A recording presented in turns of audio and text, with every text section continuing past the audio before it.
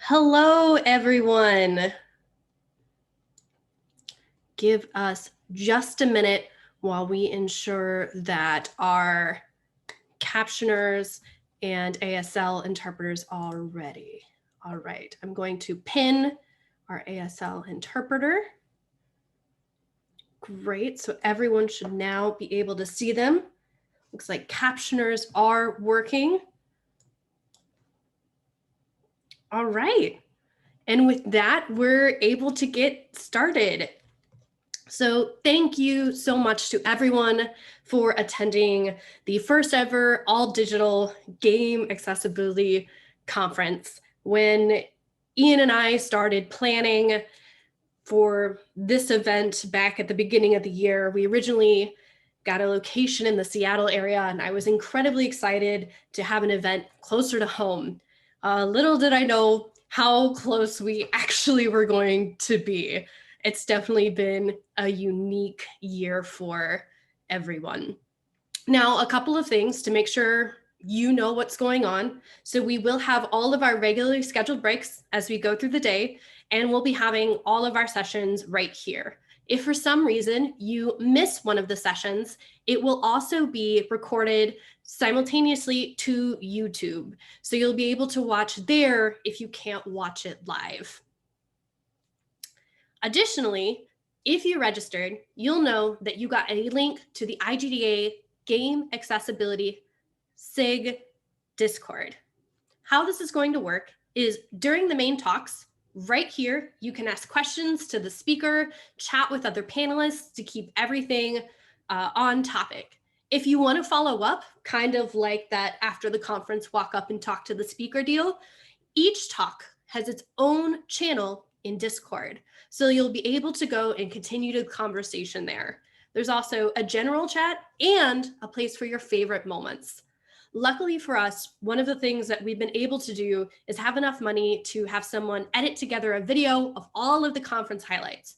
But to help us pick out what we highlight, we need you and your input to help us make this possible.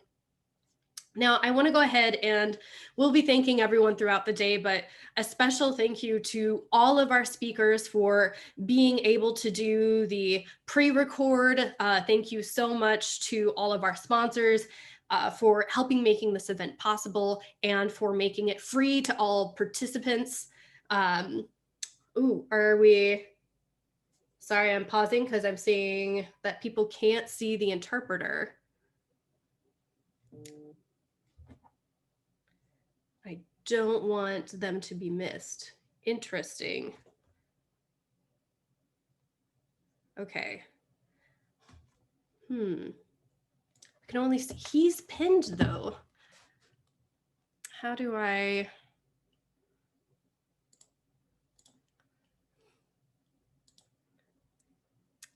Spotlight.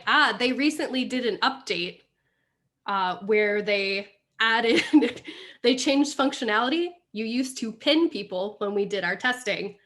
And so we had to change it to Spotlight. That update literally released last Wednesday. Now you, okay. Can you see both of us now? No, now, well, look, we'll have him. He's more important than I am.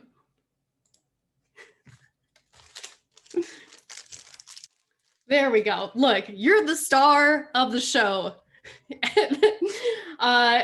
Everyone, this is Rick, one of our amazing ASL interpreters today. So we're gonna have him just. You're gonna be the main star. So I hope you enjoy that. And thank you to Zoom for adding in new functionality less than a week before our conference. It's fine. I mean, what's a live event without some technical difficulties, right? We're doing it live. I know people are saying we can multi-spotlight, but when I tried to spotlight, it took him down. Okay.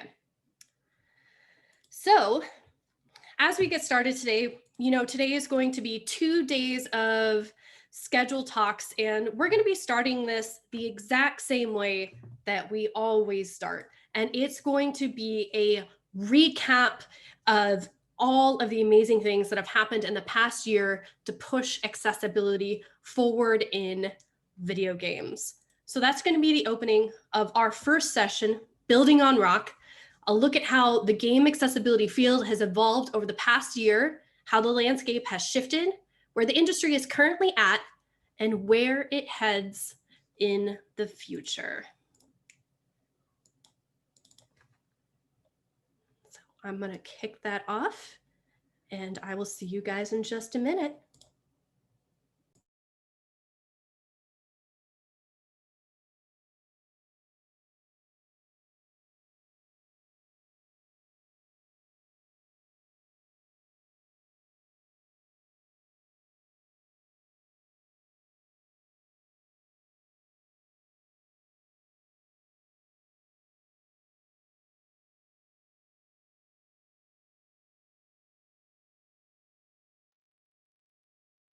Hello, my name is Ian and I am an accessibility specialist and also Tara's co-conspirator for the next couple of days.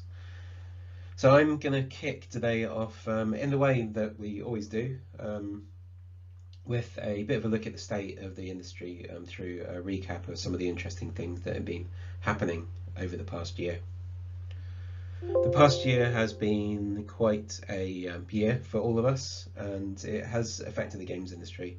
There are a whole bunch of really nice initiatives that I have seen either postponed or cancelled because of both the economic impact and the organisational impact that the virus has had on companies and organisations throughout the industry. And one way in which that has been felt has been through the charitable sector. This isn't something that's unique to the games industry. Charities across the board have been having a hard time recently, and it's because of missing out on the usual, face-to-face fundraising activities. So these are a few of the charities working in the gaming and disability space: Able Gamers, Special Effect, Warfighter Engaged, Everyone Can, Lifelights, NMA Gaming, Cap Game, Handy Gamers, Stack Up, Child's Play, Get Well Gamers, The Rockin' R. This isn't an exhaustive list by any means, but these organisations and organisations like them all do fantastic work. The industry itself would not be where it is today without them, and the gaming community would not be where it is today without them.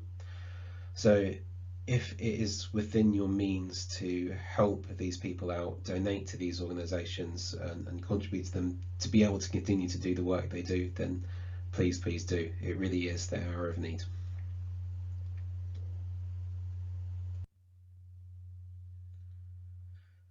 But despite the impact that the virus has had, there has still been a bunch of nice progress, and the pace of change has continued to accelerate.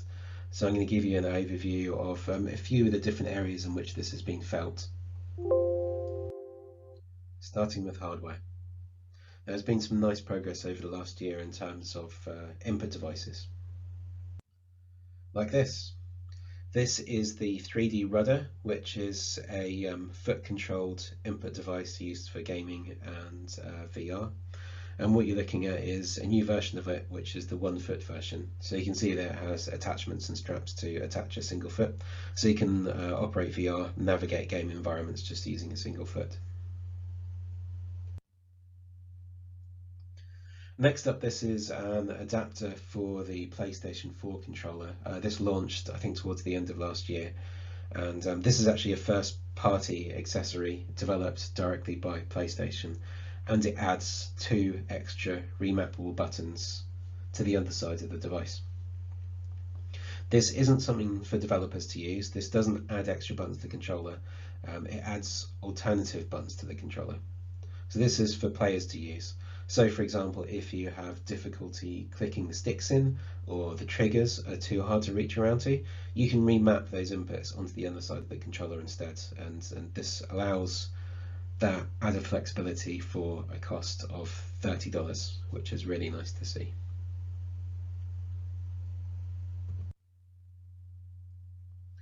Next, we have the Freedom Wing adapter. The Freedom Wing adapter is a collaboration between AT Makers and Able Gamers, and Steve Spon of Able Gamers particularly. This is his baby.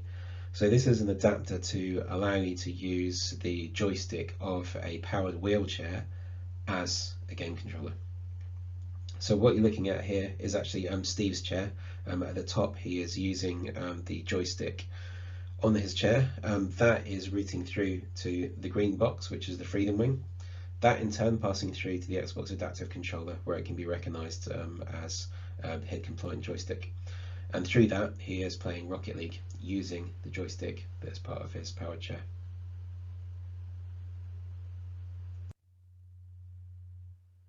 And next up, this really blew my mind when this hit. This is the Logitech Adaptive Gaming Kit. And what you're looking at here is a bunch of accessibility switches with an adaptive controller in the background.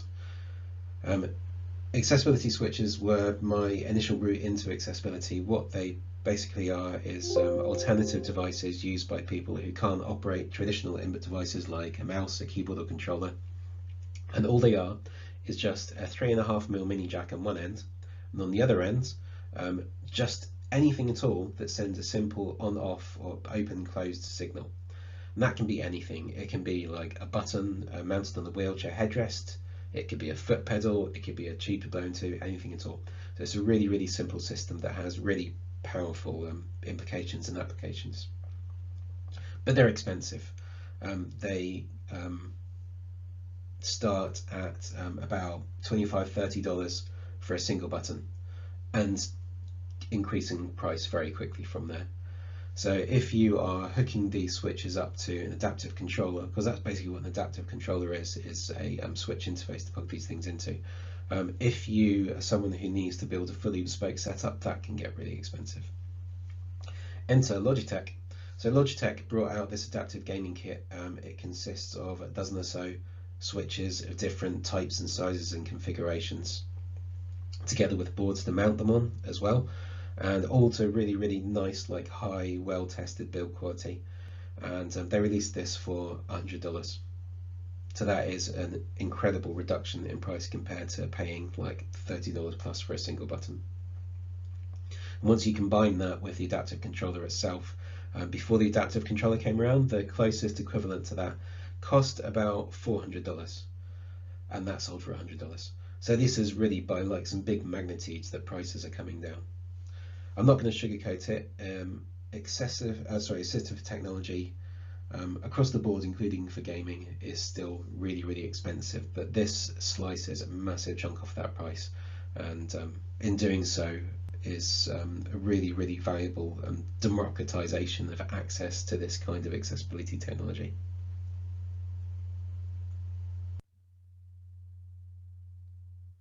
Platforms and middleware. Now, platforms, we are at an exciting turning point because we have the Please PlayStation spotlight the second interpreter. Thank you. Series S and X about to hit. The previous console generation, with the Switch, with the Xbox One, with the PS4, that's when we started to see, for the first time really, decent accessibility functionality within consoles, within the console operating systems. And those features came in part the way through that generation. When that was happening back around like 2015 or so, back then, like 5 years ago, the current generation, the PS5, the Xbox Series S and X, we're in the early stage of development. So what we're going to see now is the results of the first time ever, really, that companies are developing platforms from scratch in an environment where accessibility was part of the awareness and part of the culture from the early stages of development. Whether or not that's being acted on, we don't yet know. There have been close to, not quite, there's been a couple of little things, but close to zero information yet about what accessibility might or might not be present on those devices. But I'm hopeful. There's certainly a ton of potential. But because everyone's gearing up for the new platforms, there hasn't been so much focus on the current ones. There have still been some nice things though, like this. This is button remapping functionality at system level on the Nintendo Switch. This is something people have been calling for so long, and it is in place, and it is really nice. Just the same as when the Switch implemented their system level zoom functionality. It's clear that when Nintendo applies themselves to this kind of stuff, they can do a really good job of it.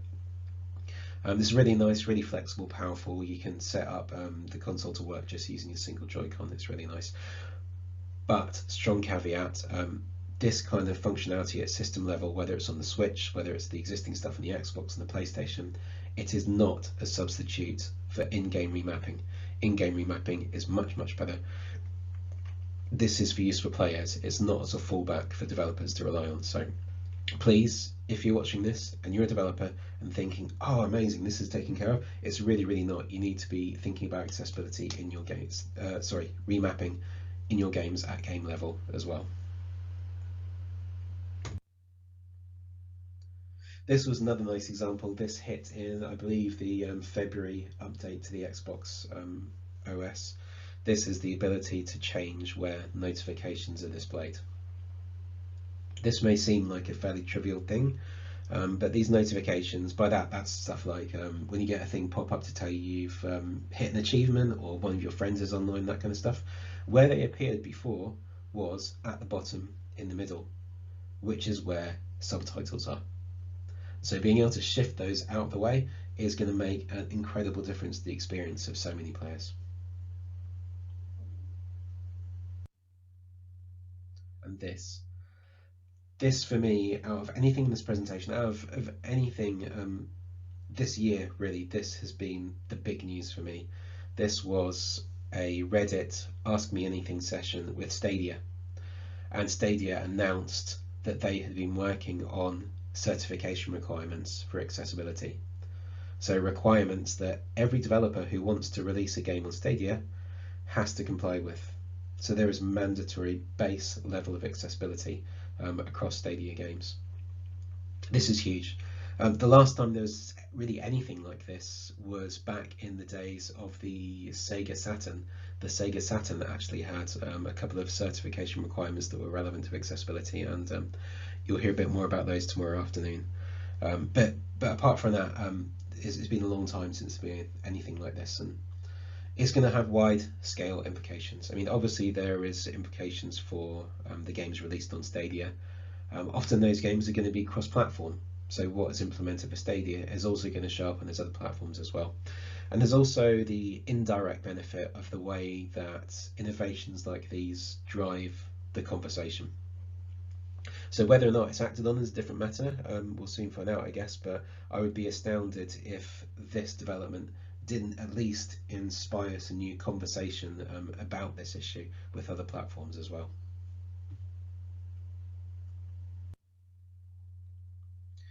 And there's been progress in the tools that developers have available to them as well. Like this is Unity's new input system. This has been in the works for years, and it finally made it to life. And basically what this does, amongst other things, is it abstracts out your inputs from your actions. Which basically means that it's much easier than it used to be to implement remapping in your games just out of the box with Unity without having to use a third-party tool. So this system could still be better. They are looking for feedback. Unity are generally asking for feedback on accessibility across the board. There are people from Unity who are taking part in the conference and who will be around the Discord, so hit them up, they want to hear from you. Something else that they've been working on, Unity and Unreal have been working on, is cross-platform native screen reader support. So that means taking the UI system, the text in that UI system, so like the labels and buttons, those kind of things, and also extra metadata like this is a button, this is a scroll bar, this kind of stuff, and passing that out to the operating system. From there, it can then be passed out to the text-to-speech software that blind people and people with low vision use to access their technology. This is huge. There are legal requirements now for a number of games that are considering communication accessibility, to implement this kind of stuff. And obviously, everyone should be doing it just to give their players a good experience anyway. So there have been a whole bunch of games that have been implementing text-to-speech voice menus, but up to this point, it has been like bespoke internal systems, which you'll hear a bit about tomorrow. Or interfacing with like basic API, text-to-speech APIs. Now it's starting to change. So of the two, Unreal is actually further along. Unreal have actually released their screen reader support. It's not a full release, it's an experimental preview build. So it's not quite as robust as they want it. They don't recommend it using it for production yet, but it is functional enough that it is out there in a game now. So this is the Halo Master Chief Collection. They have integrated it. So Halo Master Chief Collection, all its menus are fully voiced, and that is communicated directly through the screen readers that blind people already have on their computers.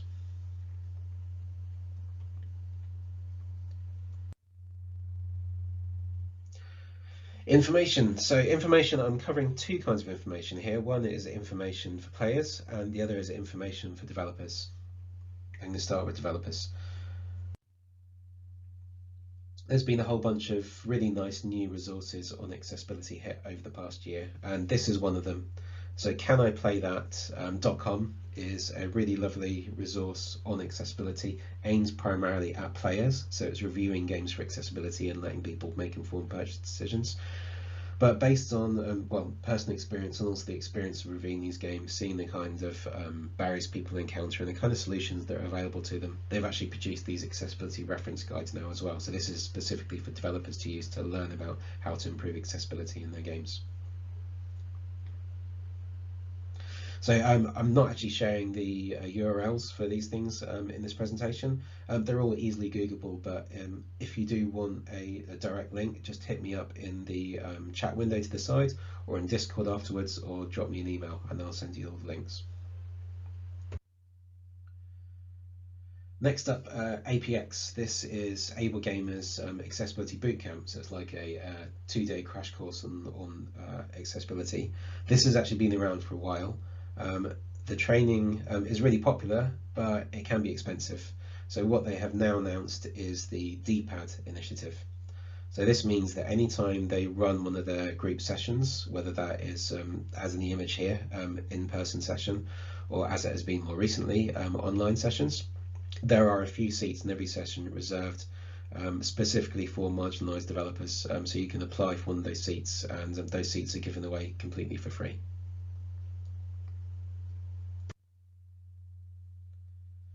And here's another resource. What you're looking at here is Brandon's A-Hand of Xbox in cartoon form. This is a series of accessibility tutorial videos that are published through the Microsoft Enable YouTube channel. And I think it's up to about 7 or 8 of them now. They're really, really nice. These animated shorts, each focusing on a specific area of accessibility. They're about 1.5 to 2 minutes each. Nice condensed bites of information, really well communicated. Definitely check these out. And something else from Xbox to check out as well is the Xbox Accessibility Guidelines. This is actually something, again, that's been around for a little while. This is an internal resource used by Xbox's own game studios, the results of which you've seen in a number of their recent games. What Xbox have now done is given this away publicly. So this is freely available on the Microsoft website for other developers to use in their own games. Again, similarly to the videos, it's a really nice balance of breadth and depth of content, so I definitely recommend checking these out as well.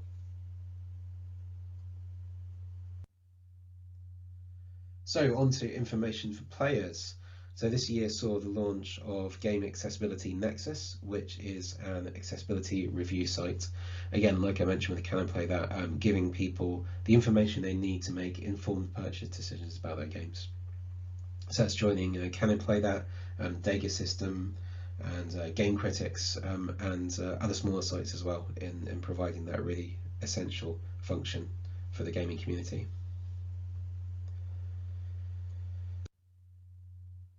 This is something kind of similar. This is the family video game database that launched this year.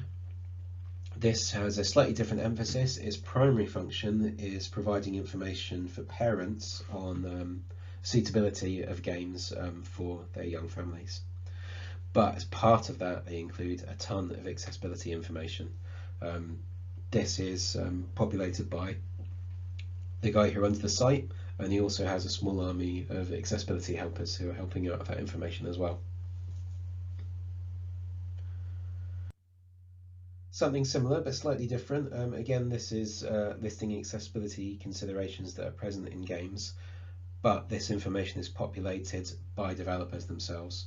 So this is back to Stadia again. This is the Stadia storefront.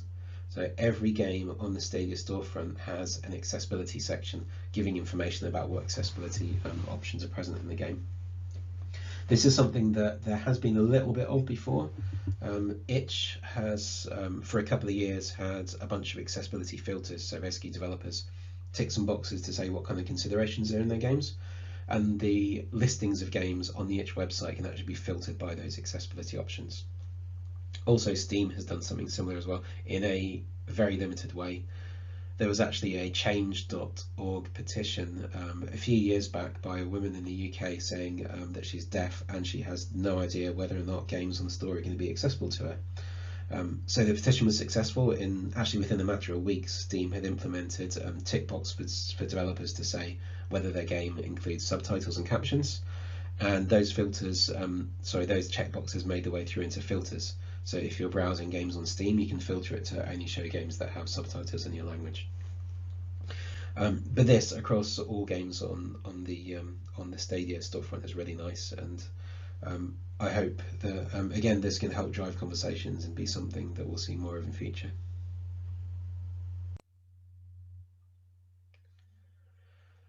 So this is that previous example was just in the form of kind of bullet points. Something that we've seen a lot of in the past year is studios publishing more information than that about accessibility, proper deep dives on the kind of considerations that are in the game. And this was something that really got up and running in the previous year. We're starting to see studios publishing this kind of information and directly giving players, like I said, the information they need to make informed purchase decisions. What has changed this year, though, has been the stage at which this information is being shared. There have been a bunch of games that have been sharing this information quite a long time before the game launches. Like this, Phoenix Rising, they published this information a couple of weeks ago, like 3 months before the game came out. That is really, really important. It's important if you're valuing disabled players in the same way as all your other players who you want to be hyped about your game. You want to bring them on that journey of excitement up to release. Having this kind of information so that people actually know that if the game is even playable is pretty important in knowing whether you should be excited about the game.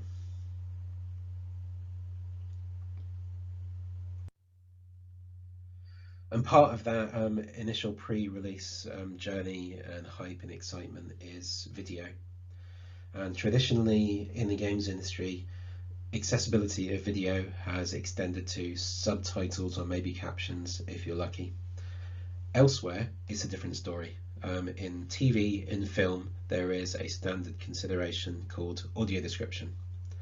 So this is basically an alternative audio track that uses gaps in the dialogue to insert a narrator describing verbally what is happening visually. So this is obviously of great use for people who are blind, also people with low vision, also people with various cognitive impairments who benefit from that extra reinforcement and explanation of what's happening. And this year, this is largely due to the efforts of one person actually, Sightless Combat, who you're going to see on a panel as part of this conference. He gave a couple of really, really good presentations on audio description at a couple of different events. and that has spurred on efforts by both Microsoft and Ubisoft in particular. They both put out a whole bunch of game trailers with audio description. Some of these games aren't particularly blind accessible, so I've seen that spur the question quite often of why would you audio describe a trailer for a game that isn't accessible? And the answer to that is all games are blind accessible. It's just a question of how blind accessible, of how much independent play is possible versus playing with assistance, or even as often happens at the moment, somebody actually having to just sit there and watch somebody else play and have it described to them. So that is one reason that basically any game can have some degree of blind player base. Another reason is a practical one, that by thinking about like a quick win, like applying it to a video, you're actually building that knowledge and expertise and workflow and process, so that as games themselves become more blind accessible, you're in a better position to implement this kind of functionality in your game for cutscenes and that kind of stuff. And also, it's always worth thinking about just the statement that it gives, well, what kind of feeling it gives to people of inclusion and being equally valued as players.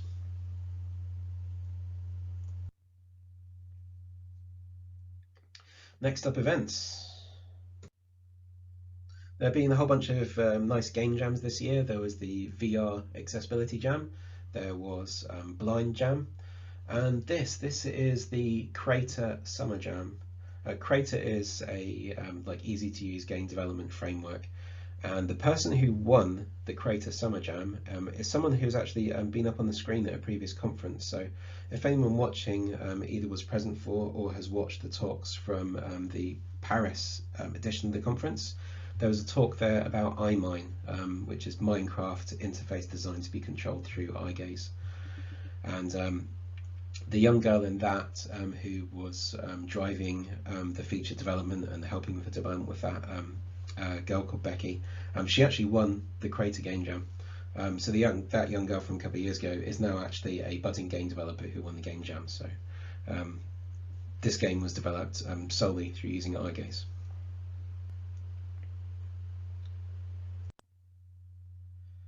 But as far as game jams go, the daddy of them all really is Global Game Jam. Global Game Jam every year, including this year, has a whole set of optional accessibility criteria which were taken up by tens of thousands of developers, often developers in formative years. So students or people early in their careers who are taking away valuable lessons about just how much value can be brought, even just in the context of like a 2-day game jam. But this year they went beyond that. They introduced the Accessibility Fund, so they had a whole bunch of generous donors donating cash, which could then be sent out to the physical Global Game Jam venues. They could then use that money to improve the accessibility of their venue to disabled participants. And that consideration of physical accessibility of venues has been something that the earlier part of the year was seeing a lot of. That continued. We saw a lot of it last year, and it continued into this year. Things like booths at conventions and that kind of stuff. And that's translated across into as we move further into this year, as those kind of events have moved online. So events like this, like Ubisoft Forward, with things like ASL sign language, live captioning, audio description, and something here actually was really nice to see was preview builds of the games that were being demonstrated were actually sent out to disabled gamers, disabled influencers, like the review sites that I was mentioning as well, so that those people can actually have that discussion, that dialogue with their communities about what these games have to offer. And again, like I was saying, bring along all of the gaming community along in that excitement and the hype for the releases. And this is really hot off the press. This was just a couple of days ago. The Game Awards. The Game Awards have announced that for this year they are adding a new category for innovation in accessibility.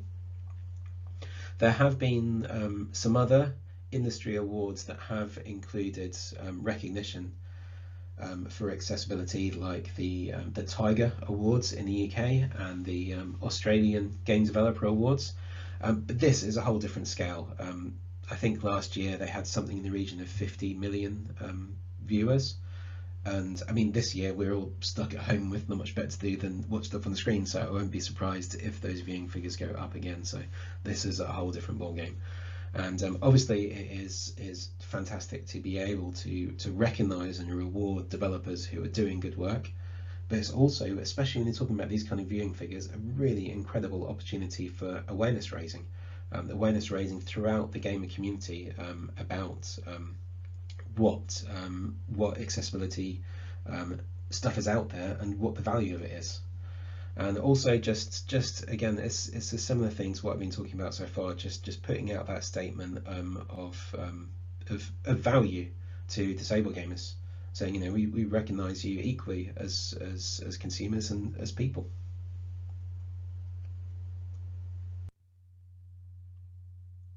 So that brings me on to games. I'm going to cheat a little bit here and read off a list. So the game that has got the attention this year, rightly so, has been The Last of Us 2.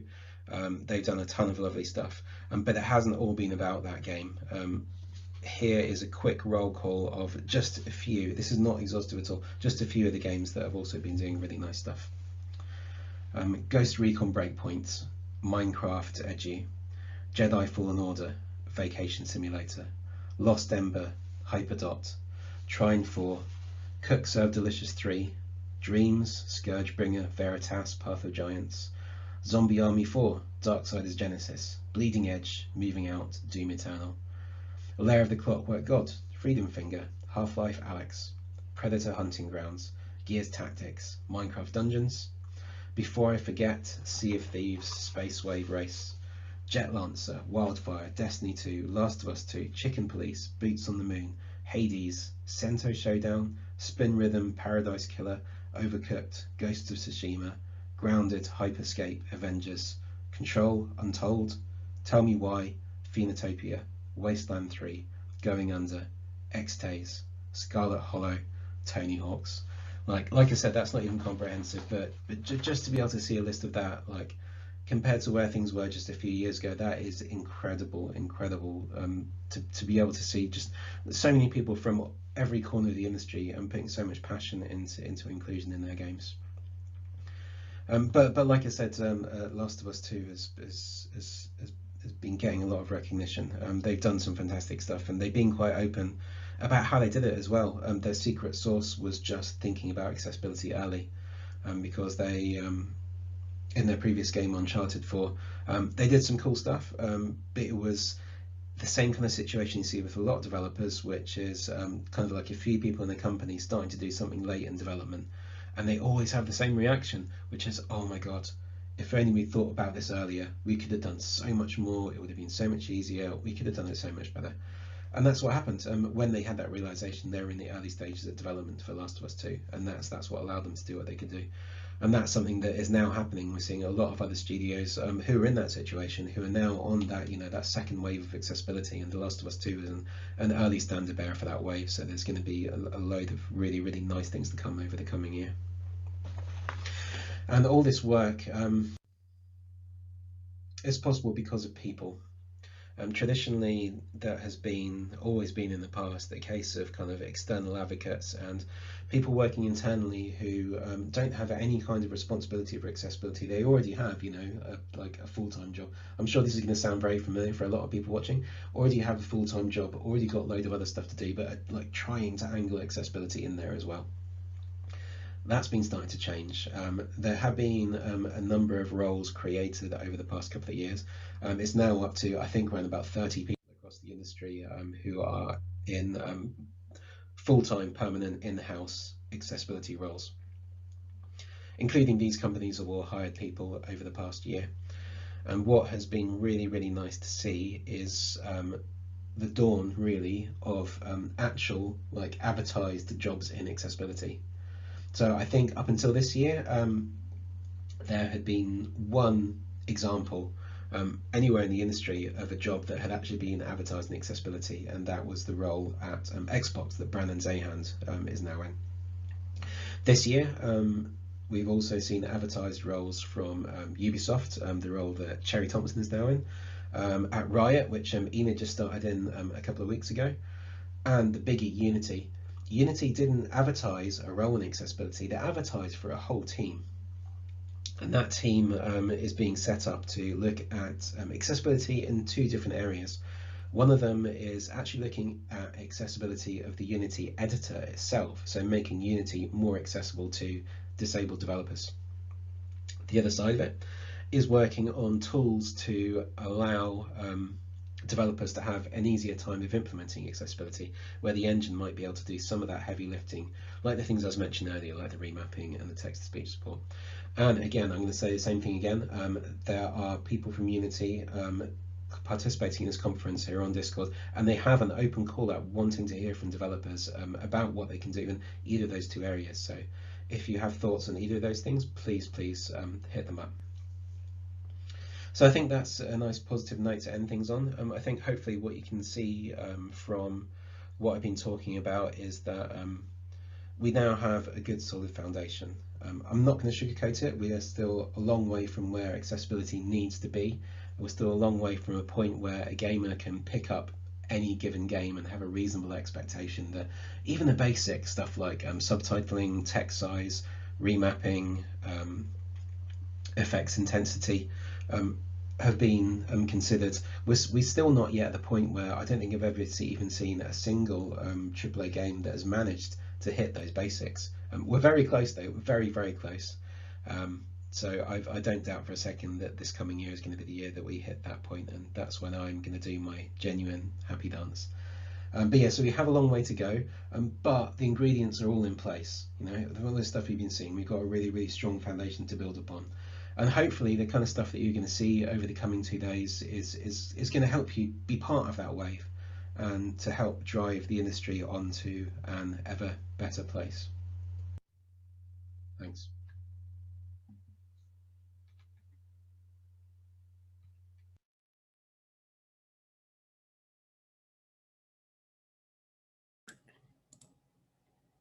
All right.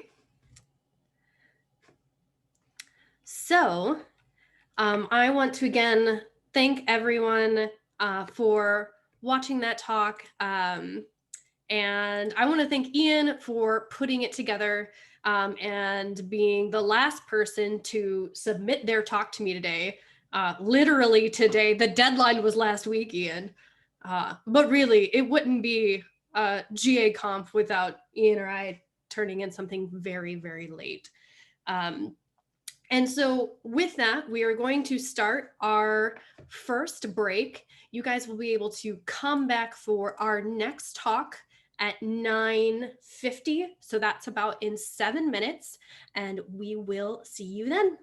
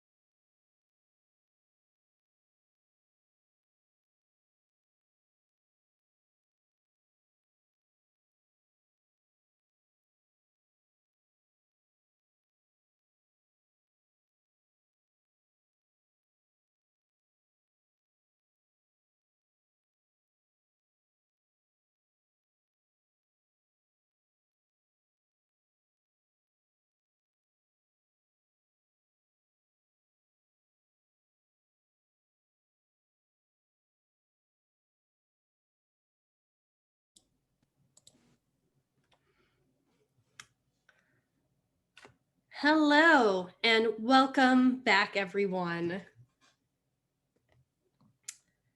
So I'm very excited about our next talk. I love when we're able to highlight small dev teams, in some cases, literally just one person who managed to make highly accessible experiences. So our next talk is Hyperdot. Or more specifically, you can play Hyperdot with what now? Hyperdot is an action arcade game which lends itself naturally to accessible design. But once the game made it into the hands of content creators with disabilities, we learned so many ways to make the game even more accessible. And so with that, I'm going to kick off our next talk.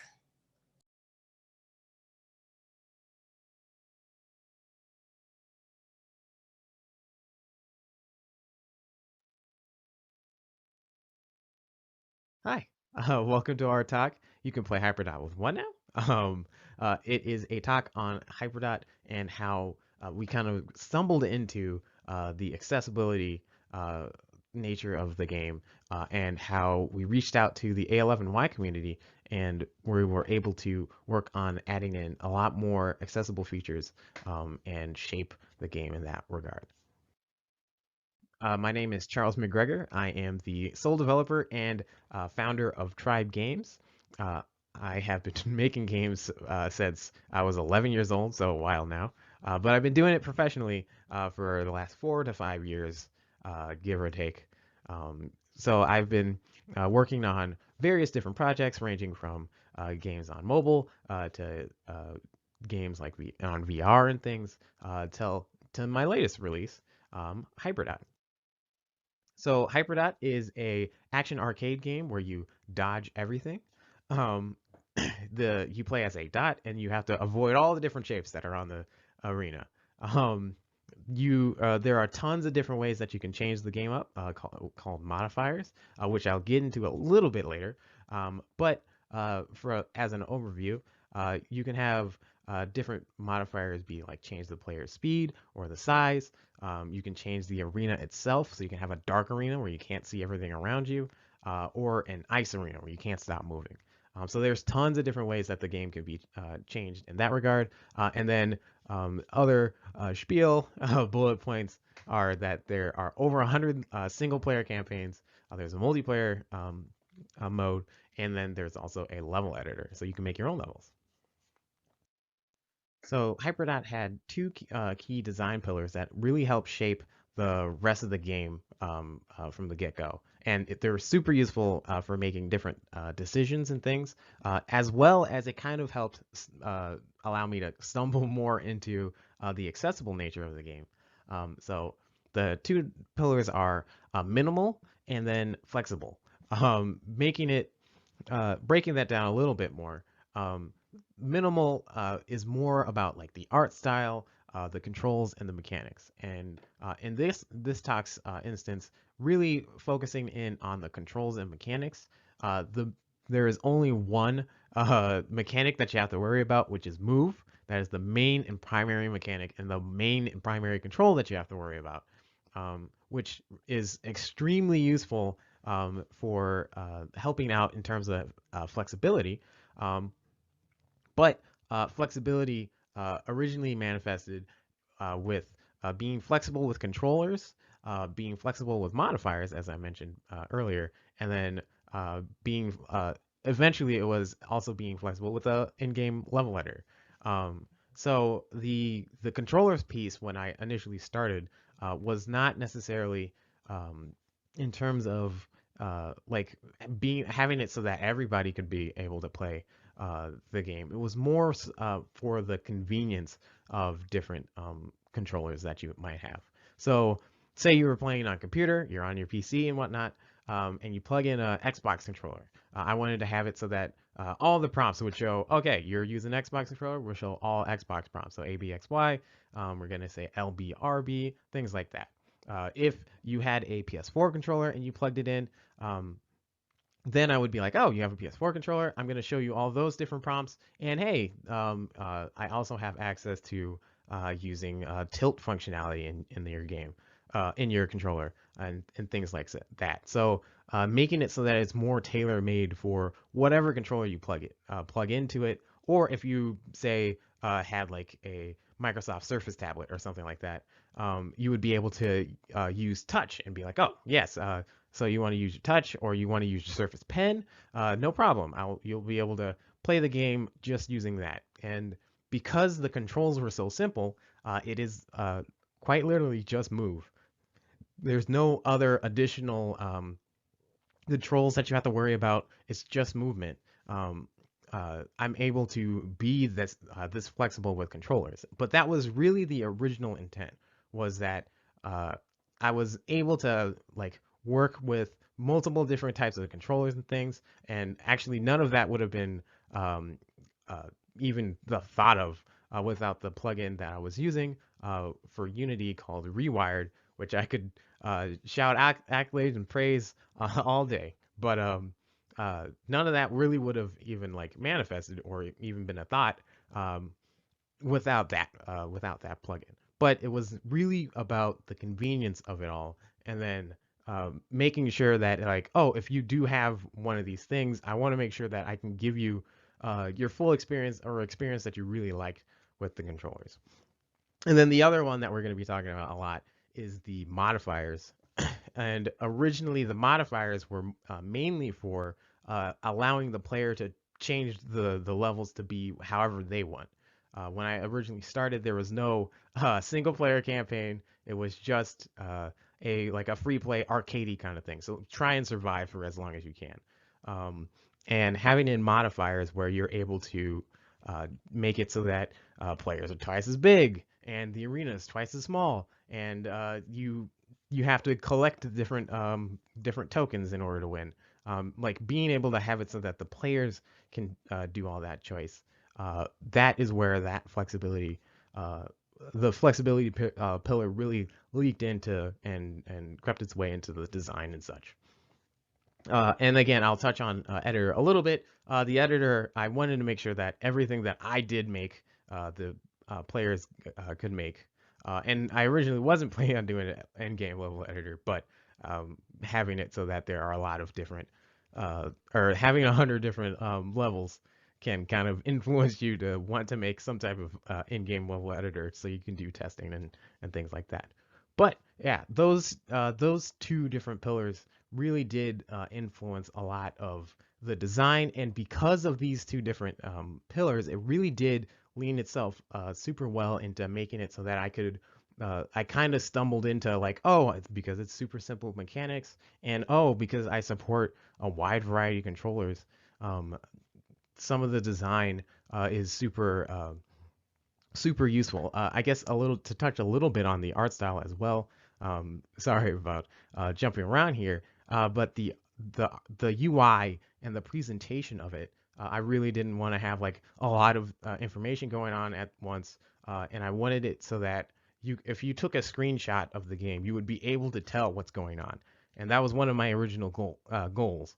But because of that, that makes it really easy and really accessible in order to get into. So there's a lot of that kind of stumbling into it, and not necessarily that's my original intent, but because of the nature of it, it really did lean itself to be pretty well. So when I first started out doing a lot of these like tests and things, when I was trying to get feedback on the game and such, I started out as many indie developers start out with.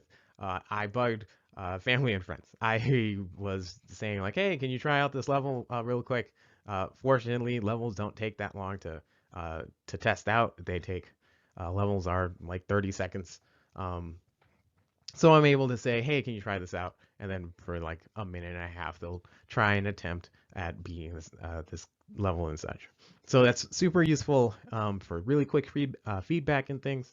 But I wasn't getting like super in-depth feedback. Fortunately, there was a local community called Glitch that had a playtest where I was able to go to a playtesting event where people from the community can bring in their games, and we're able to like showcase and get feedback from others to come in and test the games, and such. So that was super useful for me to actually have, not super formal, but it was still, I'm getting like more feedback in a more controlled environment, and it definitely helped shape the game. In fact, the game probably wouldn't have even continued going without Glitch's playtest, because the game originally started out as a school project, and then I brought it to a playtest, and people there encouraged me to keep working on it, and I really like doing working on it. So so I continued working on it there. The other place where I was getting some testing in was showcasing at conventions. Um, yes, I was doing, I was trying to market the game and be like, hey, check out Hyperdot. At the time, it was called Anti-Piracy. But I did a lot of like testing as well, looking at people's reactions and things like that. Is this game too hard? Are people checking in or like checking out halfway through playing the game? Things like that. Just so really non-informal um, ways of trying to do the art testing things in all of the scenarios. So that was what I was able to do on my own. I was alone doing all this kind of stuff, and I was just again trying to reach out with friends and family, and like reaching out with the community and things. But there was no formal process. But that all kind of changed when the local community that I was going to reached out, and we struck a chord and were able to collaborate and work together. Um, and Glitch then became my publishers. And one of the great things about them is that they are super into trying to do data and user testing. Um, and that kind of shifted my focus on making sure that like, oh yeah, let's make sure that the game is good from like a difficulty standpoint, and things like that. Again, not necessarily starting out with accessibility in mind, but really becoming more aware of like the different things that the game can or can't be doing. So I did some formal test, or we started to do some more formal testing. Nicholas was able to actually documented all of the different things inside of each level, which is something I never actually did. I was just making levels, and I had a general idea of like, oh, okay, I know what's in this level, and I know how I want the level progression to go. But all the different single player levels, I didn't actually have a systematized like, okay, this has this has that, this is you doing that, and this is the goal. And Nicholas was able to do that, which is super super useful uh, to actually see and break that down. So that helped with difficulty progression and testing that out, which was actually one of the things that we discovered later on, was that like some of the like difficulty spikes and difficulty in general is so subjective.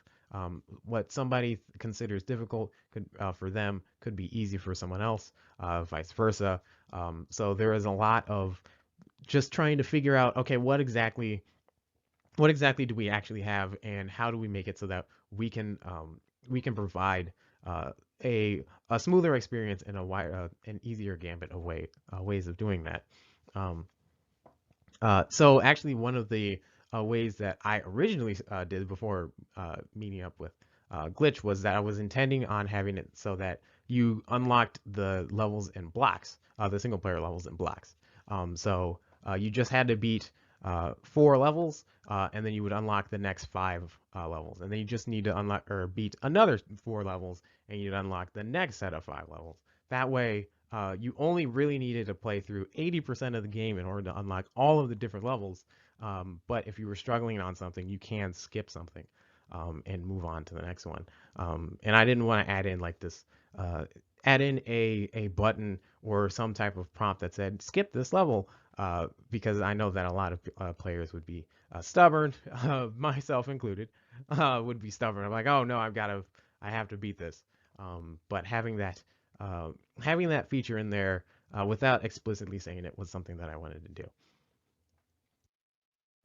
So after doing more formal tests with Glitch, we were able to, we got a lot more feedback and we're a lot more encouraged on like, hey, this game is actually fairly accessible in nature inherently, and that I was discovering that already, but it wasn't really something that I was leaning into until really collaborating with Glitch and various opportunities showing up, where I was able to be like, oh, hey, yeah, this is actually something that I can do to really push for and make the game even more accessible, and not just have it be like, oh, yes, it's passively like that, or it's like a footnote, but an actual bigger portion of the game.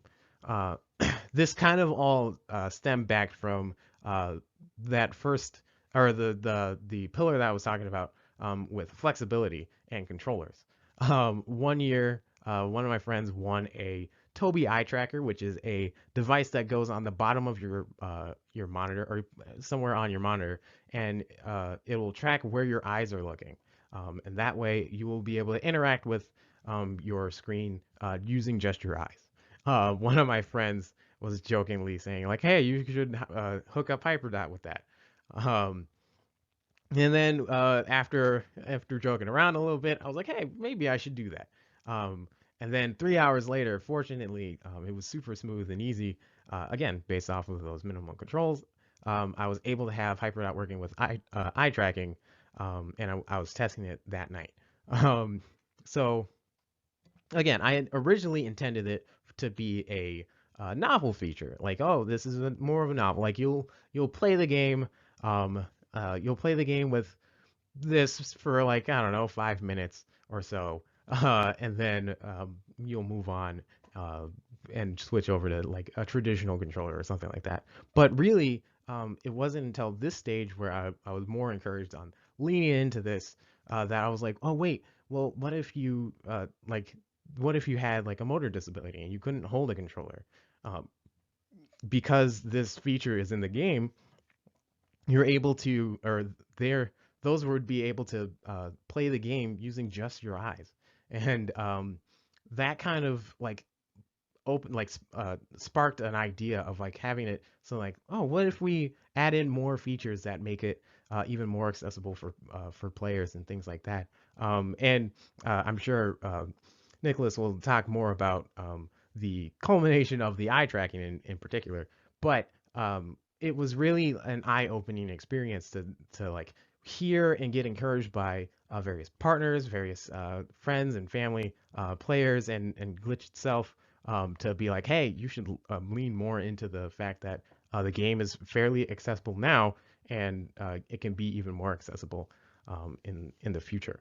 So I'm going to hand this over to Nicholas, who is going to talk more about how we actually went about like approaching all of our accessibility features by reaching out to the community. Thank you for the introduction, Charles. Again, my name is Nicholas Van Meerten, and I am the Director of Insights and one of the founders at Glitch. And Glitch is a global collective of bold new voices building the future of playable media. So today, as Charles kind of hinted at, I'll be talking about the HyperDot A11Y campaign. And in a nutshell, it's an experimental research project that we completed last year to really delve into the accessibility features for HyperDot. Some of our goals for this project were to, of course, identify barriers that players faced with HyperDot, address those barriers with updates to the game so as many people as possible can enjoy the game. Really put a spotlight on the content creators who were a big part of making HyperDot A11Y happen. And of course, position HyperDot as a challenging yet accessible game, because those don't always go hand in hand. And some of the people that worked on this project are Cherry Ray Thompson. They are an accessibility consultant that worked on this project with us last summer. They led the recruitment for the study.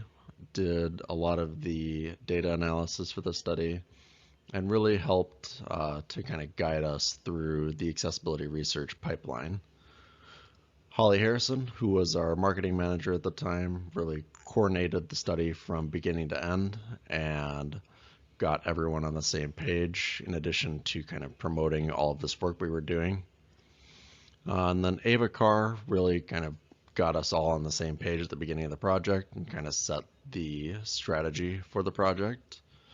And of course, Charles, as you may expect, he implemented all of the changes, or the majority of the changes, according to the findings of this study. And then I did a lot of the research design, analyzed a lot of the data alongside Cherry Ray, and helped to prioritize updates for the development pipeline in Hyperdot. So I'm going to tell you a little bit about the design of the study. In formal academic terms, we performed a qualitative observational study. And the reason we chose that kind of design is that we were interested in observing people playing Hyperdot with their own equipment in an environment where they really felt comfortable. We didn't want to have any artificial nature to this study, really.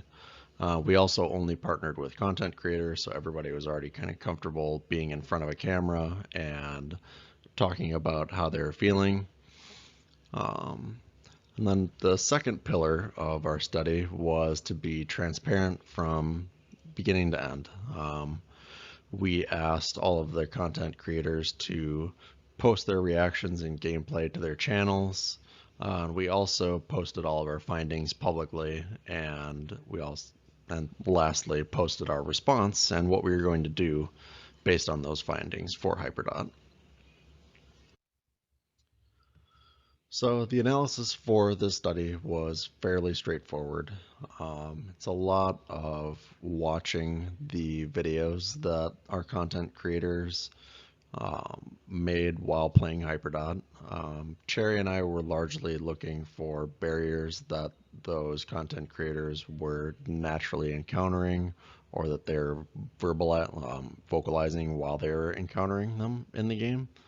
And then we just took notes about how often those types of things happened and tried to identify why they might be happening as well, so we could approach the suggestions on how to fix them later on in a very authentic and well-informed way.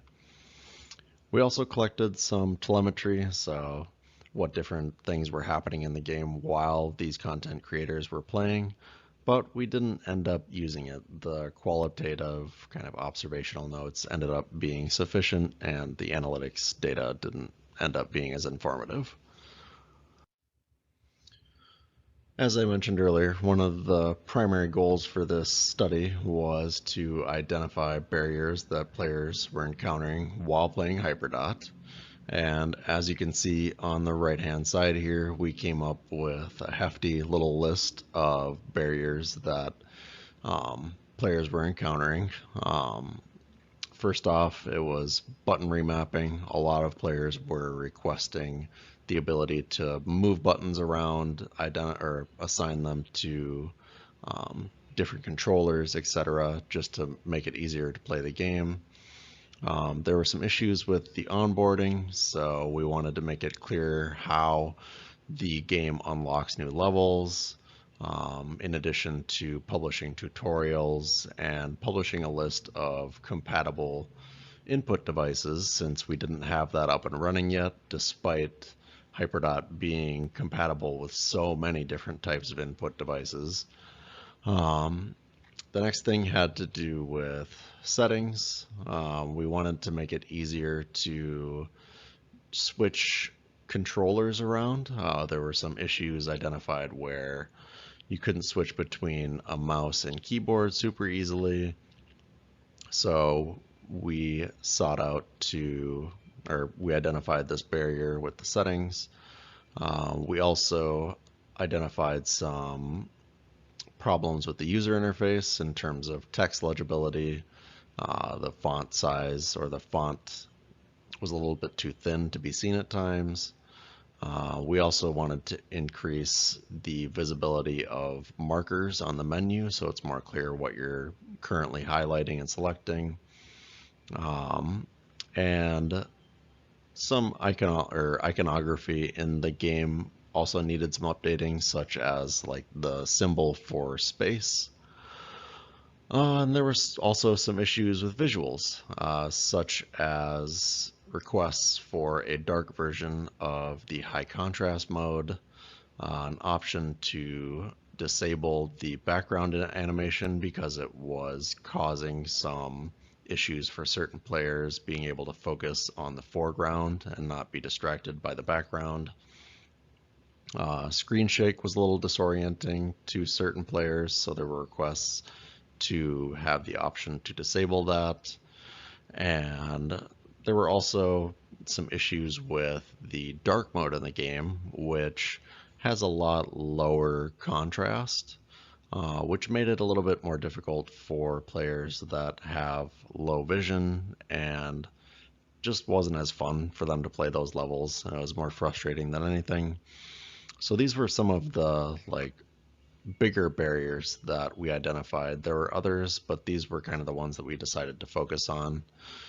And so far, we have worked on updating the game to address a lot of these different barriers that people were encountering, including the onboarding, with making it more clear how you unlock more levels.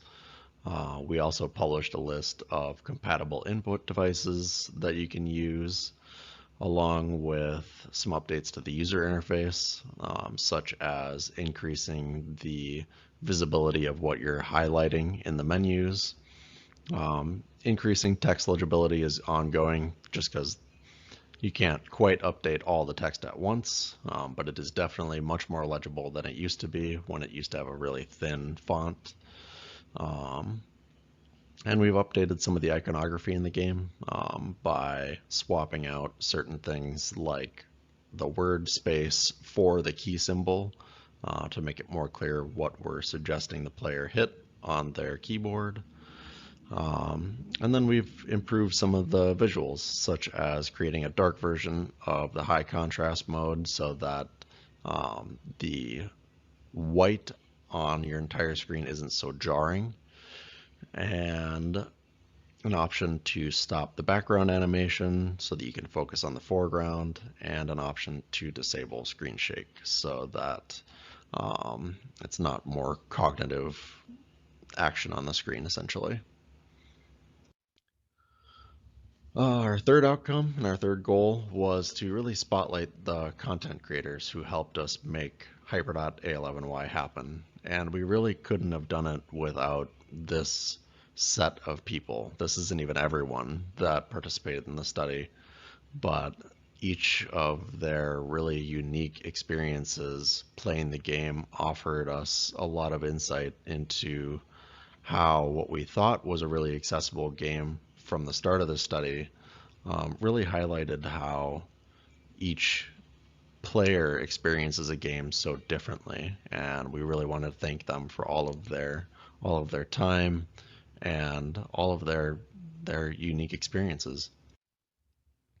And our last goal, which was to position Hyperdot as a challenging yet accessible game, really has two prongs to it. So we wanted to make sure the game was accessible, and I think Geeky Gimp's quote here is kind of indicative of her experience playing the game and how she really had a lot of respect for the way that we approached accessibility, and just goes to show that it's really important to make sure your game is accessible. And I hope more developers can use this model of testing out their game's accessibility in the future. We also received a lot of good reviews on the accessibility features within Hyperdot, which is kind of an homage to, or like further evidence that this procedure and this type of study does improve the accessibility of your game. And the game did not become any less challenging. The game is super tough. When we had it at E3, even just getting through the 5 demo levels was extremely challenging. And recently we did a promotion with Toby, our whole campaign called I Challenge You, where they challenged players in their Ghost program to go through Hyperdot and beat all 100 levels just using eye tracking. And throughout the whole campaign, there was only one person that could do it. And this is them with their Magneto just stare trying to finish the 100th level. So if you're interested, go find that clip online. It's very entertaining to watch. And ultimately, I just want to thank you all for taking the time to listen to this talk, and feel free to reach out to any one of us with questions. And yeah, thank you again. Have a nice day.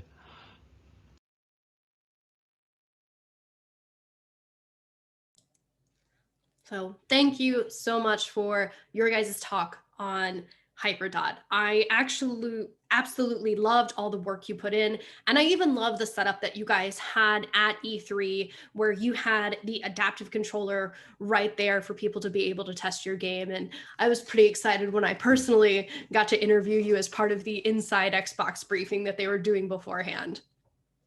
I also want to thank everyone who's been engaging both in chat and Discord, and you're free to continue the conversation wherever you want. We've seen a number of people already tagging our Twitter account, as well as using hashtag GaConf to continue the conversation. We absolutely love that. Feel free to put all of your favorite learnings right on social media, and we might just be able to retweet you as well.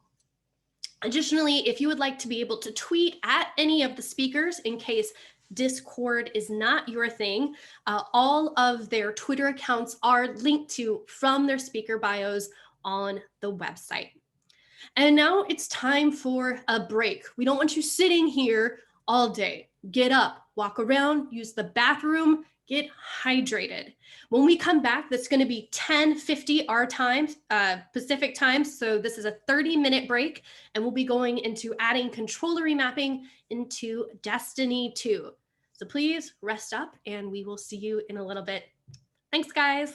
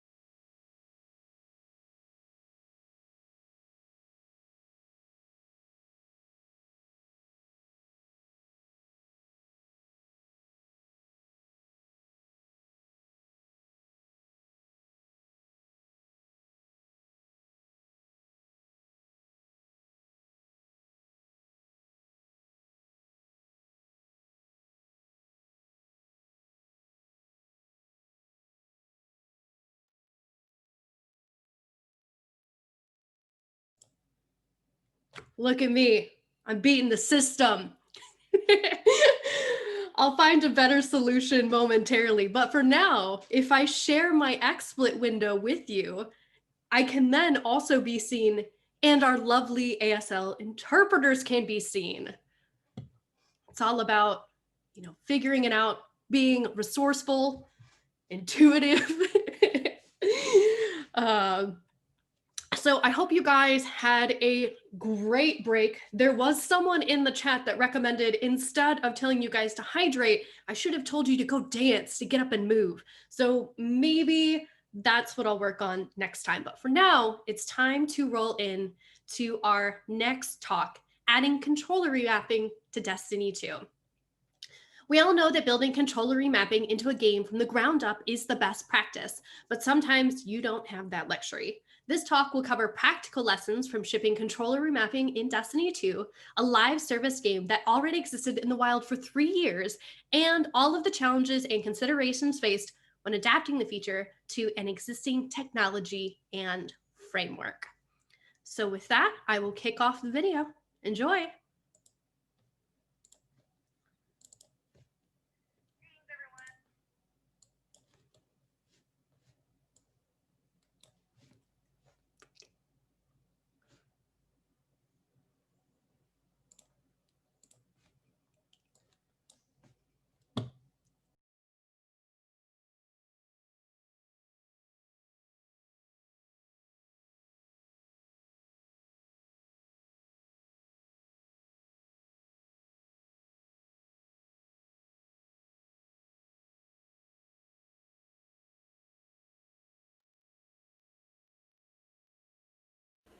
Greetings everyone, thank you for coming to our talk about adding controller remapping to Destiny 2. My name is Lisa Brown. I am a gameplay systems designer, and while I was at Bungie, I was the feature lead on controller remapping. Hi, I'm Jen Ash. I was the UX designer and feature lead for the player identity UI UX small team that worked on controller remapping. So this summer, in the Season of Arrivals release for Destiny 2, we shipped controller remapping. We're going to talk today about the journey of how we got there and some of the challenges we faced with retrofitting controller mapping to an existing, established live game rather than building it from the ground up. Jen will do a review of the implementation details of our remapping screen, and then we'll go over some surprises we ran into and some tips for folks who maybe need to do something similar for their game. If you're unfamiliar with Destiny, it is a first-person shooter that's a live service game with a big audience. Destiny 2 launched in 2017 and has been continuously updated with expansions and seasonal content, meaning we didn't have the advantages of building controller to existing systems. One of the things Destiny and Bungie are known for are buttery smooth, responsive controls. This is key for an action game and something we had to maintain while building remapping.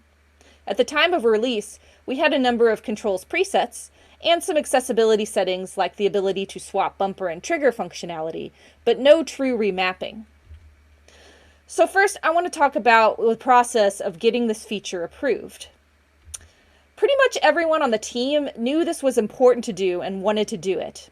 Our player identity team had done explorations on accessibility resources and potential areas of the game to improve, and controller remapping was high on the priority list.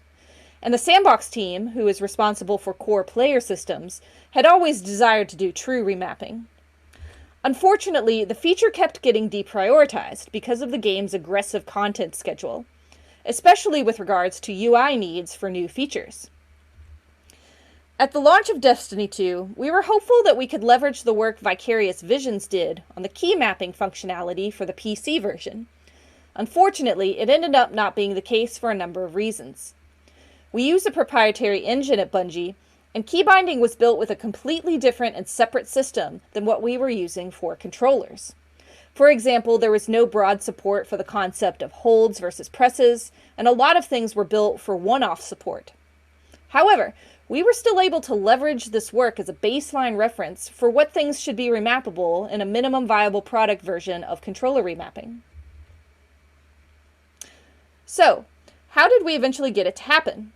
I got together a small team of accessibility passionate folks and we did some due diligence research to figure out exactly what the scope and the resources we would need to ship this feature.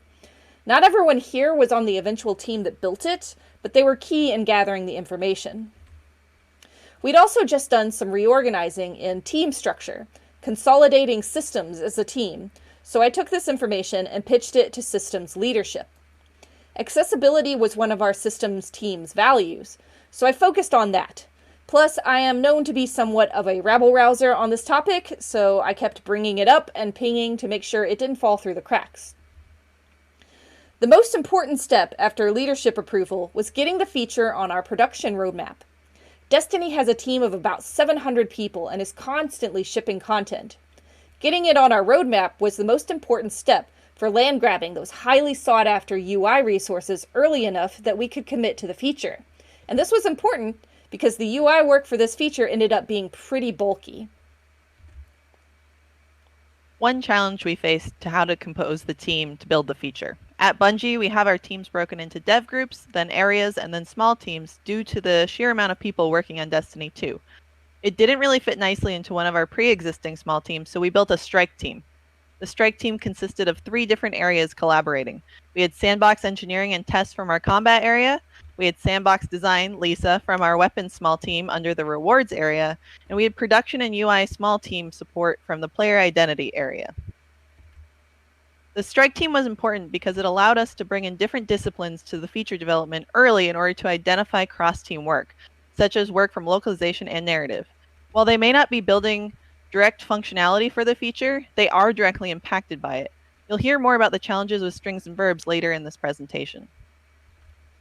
A very important tip if you find yourself in a similar situation, make sure to give the feature an official home, where it lives in the backlog, etc. This helps to make sure nothing slips through the cracks and also makes it so it won't get lost for future development.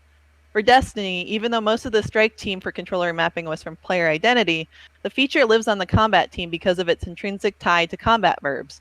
So if Bungie wants to do another round of improvements later, it'll start with the combat team. In addition, we knew it was important to get accessibility consultants on early. We had Cherry Ray Thompson and Ian Hamilton as consultants. Cherry had actually come to Bungie and given a talk about accessibility as part of our diversity speaker series. So we were like, oh, we definitely need to get them. Our producers handled obtaining the contracts and the budget for that. We frequently sent our consultants questions on how to prioritize aspects of the feature, layouts for reviews, and sought help on general feedback regarding the feature. So now I'm going to talk about some challenges that were specific to our game that we faced when we began developing controller remapping. We looked at a good number of competitive games for both feature identification and implementation details. We tried to focus on games that had similar complexity, specifically ones called out by the accessibility community as having done controller remapping really well. It definitely helped us understand the problem space better, but we discovered that Destiny had specific challenges that these other games didn't, and we would have to figure those out. The biggest is that Destiny has a ton of verbs. A verb, in this sense, is an action that the player can take in the game, like shooting or jumping or crouching. And we had more verbs than there were buttons available on the controller. We were already overloading it. Simple button swapping wasn't going to get us what we needed, because we had things like double press the crouch button to dodge, and hold the grenade and melee buttons to cast super, and press this button to throw a grenade, but hold the button to consume the grenade. We were going to need a lot more. Our solution to this was to leverage input types that we were already having players do, and make them mappable separate from the button. These input types were press, so for example press B to crouch, long press, like holding the button to cast rift or barricade, and double press, like the hunter dodge. Doing this helped open up our button space and also reduce cognitive load for people already familiar with the game, since they were doing these actions anyway. We also leveraged the fact that we had a chord in our game. A chord is when 2 buttons can be pressed at the same time to register as its own input. In Destiny, our chord was pressing both bumpers at the same time to cast your super. We ended up generalizing chord support so that any 2 buttons could combine to become a chord. Lastly, we prioritized flexibility, meaning that we didn't have restrictions on what could be mapped to what. These 3 things gave us enough room for a robust remapping system. After we committed to this direction, The Ghost Recon beta came out and showed us that they were doing something similar as far as letting players map input type. So we were reassured that this method wasn't too far off the mark. Now I'm going to go over some decision criteria that we had on the gameplay implementation side. Basically, how we made decisions on what to add and what to leave behind when getting the MVP version of the feature built within scope. For technical implementation, we found we were making decisions about this feature in a sort of informal decision-making triangle because there were three things we were always trying to balance with each other. Those things were user-facing complexity, adherence to the original player experience, and one-off handling in code. So for example, if something required one-off code to make the player experience more like the original, how would we balance those two things? Here are some examples of how these manifested. In general, we tried to avoid adding user-facing complexity where possible. For example, when thinking about our three input types, press, double press, and long press, we realized that press could be broken down into two other types. A tap, where the action initiates on button down, and then a press where the action doesn't initiate until button release. This would have opened up even more options for the players to remap. But we decided in the end that the user-facing complexity this would add to the remapping screen and explaining what exactly these terms meant to players was going to add more cognitive load without much payoff. So we stuck to our original three inputs. One place we did add user-facing complexity to good effect was adding a slider to let players adjust the delay between button presses for it to count as a double press. Even though this involved additional UI, it was straightforward to explain and had a high accessibility payoff. Adherence to the original player experience was an important consideration anytime we thought about adding complexity or one-off code. One example of how this worked was weapon swapping. In the pre-mapped world, you pressed the Y button to switch between kinetic and energy weapons, and held the Y button to swap to your power weapon. With remapping, we followed the less complex PC options for how to swap weapons. You could map a binding to the three weapon slots separately, or bind to a previous next weapon model. However, we chose to still keep that original weapon swapping paradigm, even though it added complexity, because we didn't want to disrupt how most players were used to swapping weapons. On the flip side, one place where we didn't nail the original player experience was how we implemented remappable sprint. We had followed the PC paradigm of having an option for hold sprint and an option for toggle sprint. However, on the console version, our sprint button wasn't a true toggle. It was more of an initiate sprint button. So you'd press the button to sprint, but if you already were sprinting and pressed it again, it wouldn't turn off the sprint, it would just reinitiate it. When the feature shipped with sprint re-implemented as a toggle, we ended up breaking some things, including a skill called sprint canceling, which is when people used the sprint button to cut a weapon reload animation short. Now when they did this, they stopped sprinting altogether, which was not adhering to the original player experience. We fixed this bug in live by making the toggle back to a sprint initiate behavior. But in truth, we really needed three sprint options: hold, toggle, and then one for press to initiate. Next up was one-off handling of things in code. We tried to reduce this where we could for scope and complexity, which meant prioritizing player flexibility in their options instead of trying to protect them from bad states. Here's one example of how this manifested. If you map melee to press X and then map finisher to long press X, the finisher will never happen. This is because the time it takes the melee action to resolve is shorter than the threshold for a long press to kick in. We poked at this problem a lot to see if there was a way to resolve it in a one-off way, since this was a specific case we expected players might want to do. But ultimately, we decided to reduce the need for a one-off handling case and left it in. There were still cases where we decided to add one-off complexity, though. One example of this is how our code handles supers. Before we added general chord support, supers were built as a chord interacting with the melee and grenade throw actions. In the new system, we still rebuilt the super in this way, which was different from how other chords worked. This trade-off was to maintain the original player experience in terms of how our action resolution worked, as well as caught a lot of situations that would rely on this old paradigm. Now I'm going to turn it over to Jen, who will go over the details of the UI implementation of our remapping screens. There are many ways to approach controller remapping for individual games, and there are a number of subtle differences, so I wanted to cover some of the details we included in our version. One aspect that often gets brought up is there isn't enough time to implement this feature. The UI UX team that worked on the feature was the Player Identity UI UX small team. We were fortunate to have 2 engineers on our small team so that we could have 1 dedicated engineer on the feature and still be able to react to other features being developed during the release. That said, the tech spec still took about a month to complete. Implementation was intended to run for 2 months. However, due to complications with verbs and strings, which will be covered in the next section of this talk, it ended up taking about 3 months of dedicated engineering time to complete. The takeaway? Always include buffer time in your schedule. Buffer time can account for holiday vacations, illness, etc., but it's also important to consider the unknowns that might crop up due to found work. Another aspect that gets brought up often is why not include UI remapping as part of the feature. From our technical UX designer, Andrew Davis, there were a number of different reasons we didn't implement UI input remapping. Our sandbox system already had the conceptual basis for swapping out which actions were tied to which button presses to support the various controller layout presets, but the UI systems did not.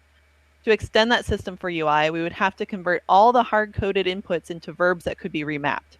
Once we updated each system that captures input to understand the remap buttons, we would then need to touch hundreds, if not thousands, of places in the UI where we were looking for that particular button press. It would also add to the potential of additional button conflicts. Sandbox has an input priority system to handle those, but UI currently does not.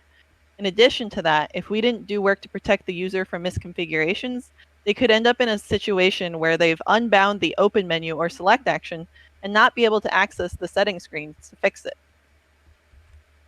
Destiny 2 already had preset profiles that players could choose from, such as mirror and green thumb.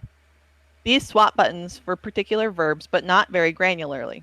We knew we had to integrate a new profile into the 6 existing profiles we had, so we created a drop-down at the top of the page to allow players to select an existing preset, and it allowed us to have flexibility to add future profiles to the bottom of the list.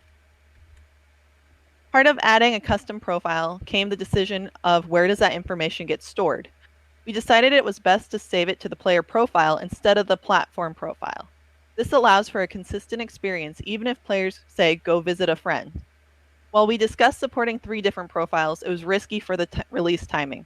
With only supporting 1, we allowed ourselves buffer time to support discovered work, which ended up being necessary.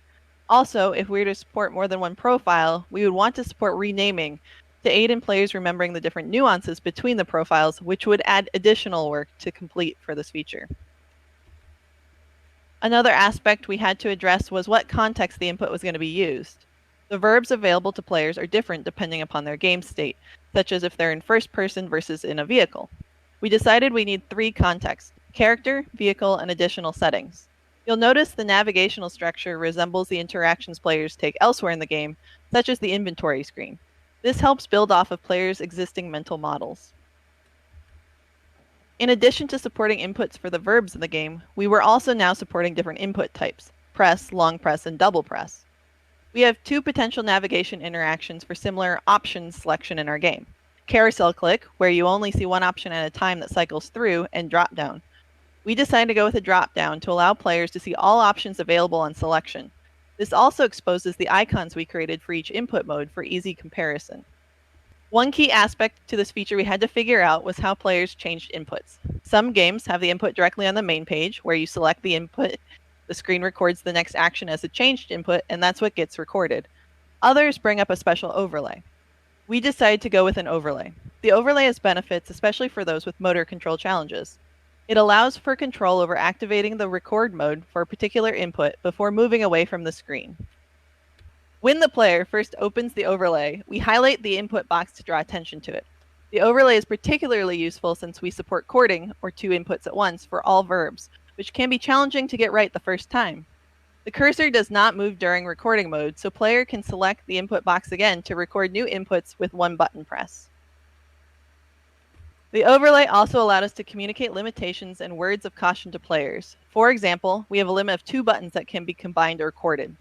We can be upfront with players about those limitations so they understand what's available to them. We also didn't have time during the release to implement smart conflict notifications, So we wanted to highlight this to players by including it in a caution box. One feature our consultant Cherry called out was adding the text description for input. This aids players in not having to identify the button glyph by itself, but also enhances the input choice with the description. Once a player has selected a new input, we draw attention to the confirm button by coloring it green. This helps provide feedback that the input was accepted through both color and state change, and the player can choose to continue or not. We implemented a reset to preset option for players for 2 reasons.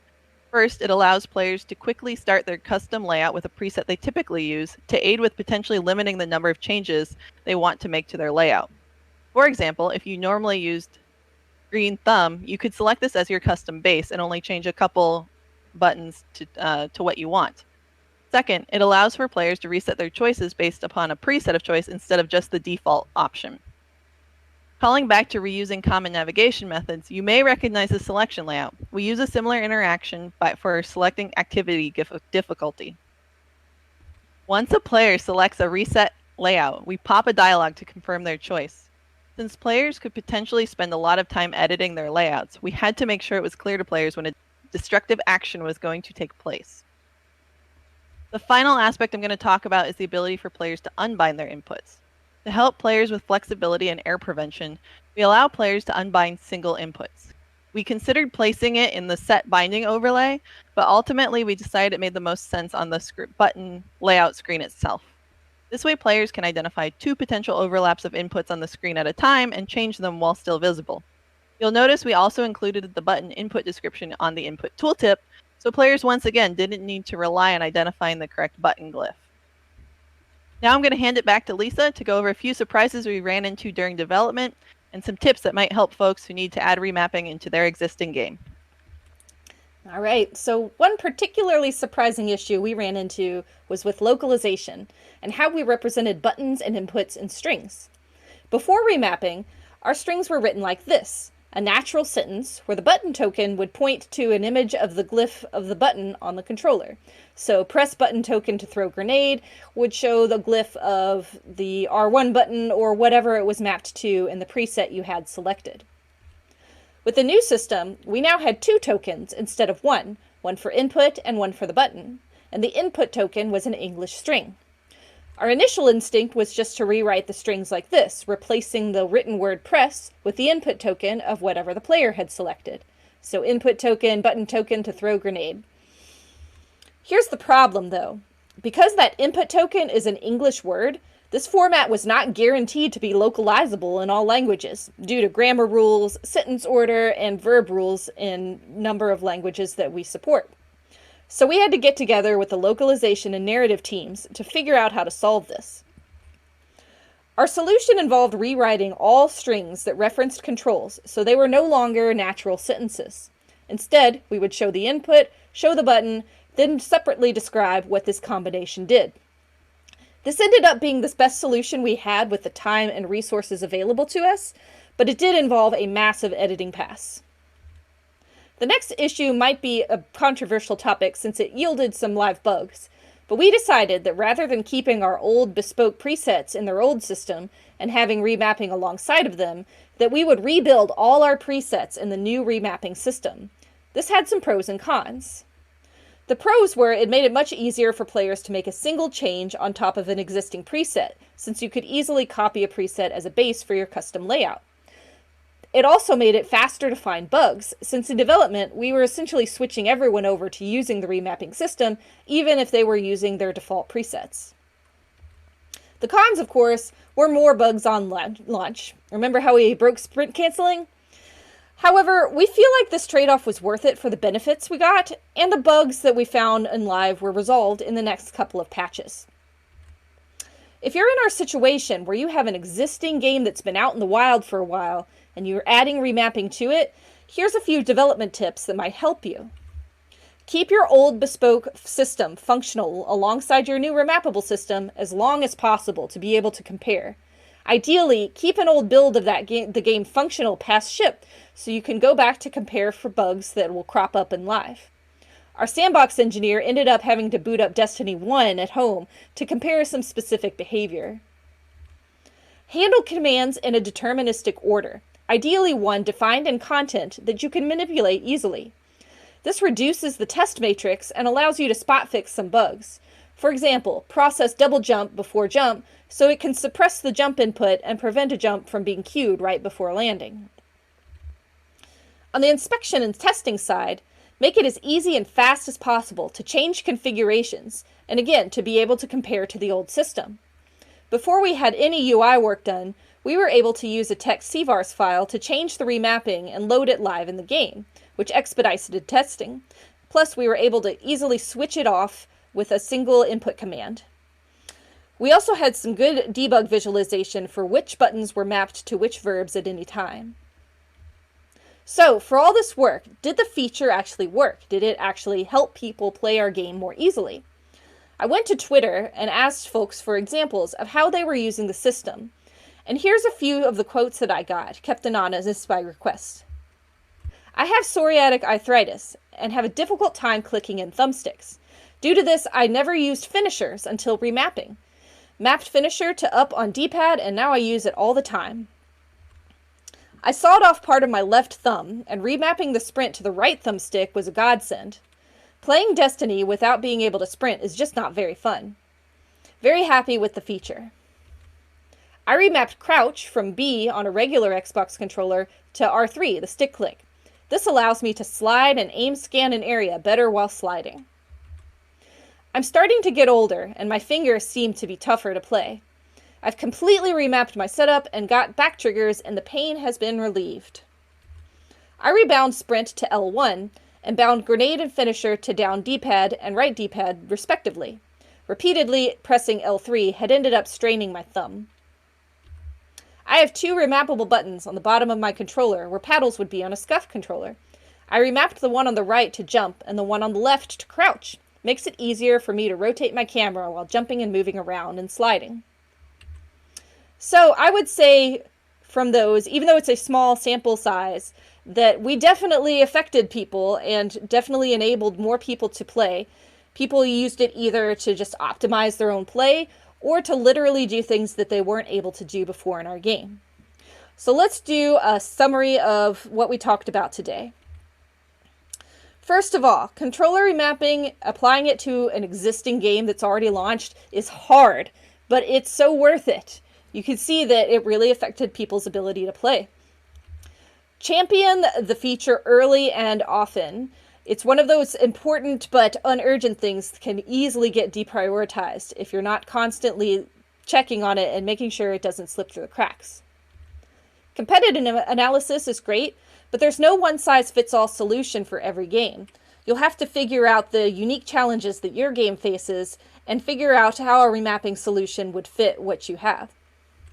Use consultants. Our accessibility consultants were so helpful in calling out things that we would have completely missed without them.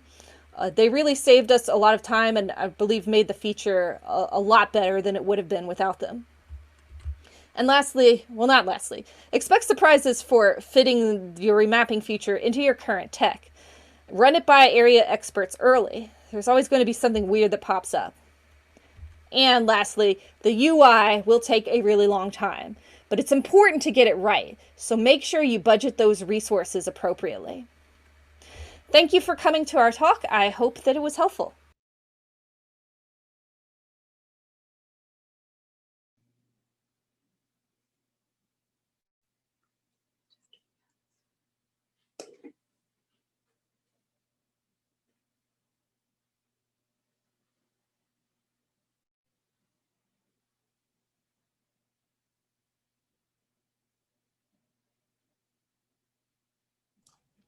Look, it's not a live conference if you don't forget to unmute yourself, at least once.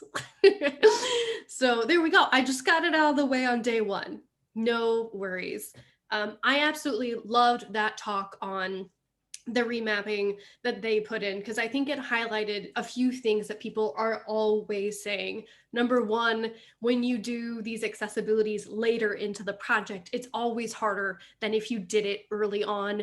But advocate early, advocate often, and it really shows the difference that it can make for both your development cycle, but also for the gamers when the feature finally comes out. So thank you guys so much for your deep dive into the Destiny 2 remapping. I know a lot of people were excited about that. So we're getting ready to go into our next 10-minute break, but I did want to give a little shout out. So we've had several parents register for the conference today who've never been able to attend before, including Ian's mom. So shout out to Ian's mom. He didn't tell me what your name was. So Ian's mom, yay! We're so excited you're here. So with that, we will be returning at 11:30 a.m. PST, which is about in 9 minutes for our first panel of the day, seeing gaming from different angles, differing experiences of gaming without sight. So we will be back after this short break.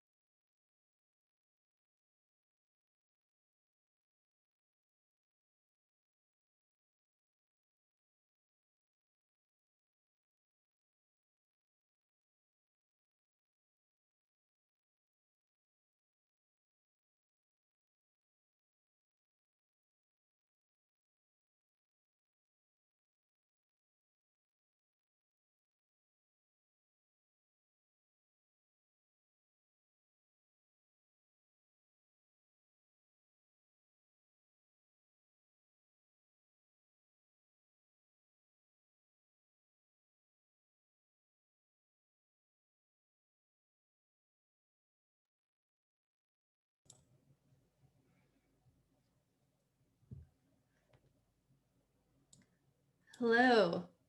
Waiting for a captioner.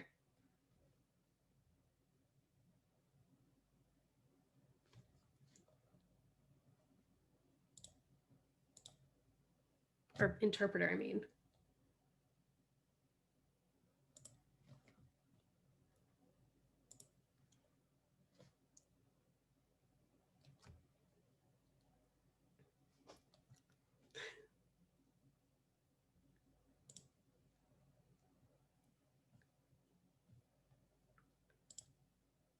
There we go.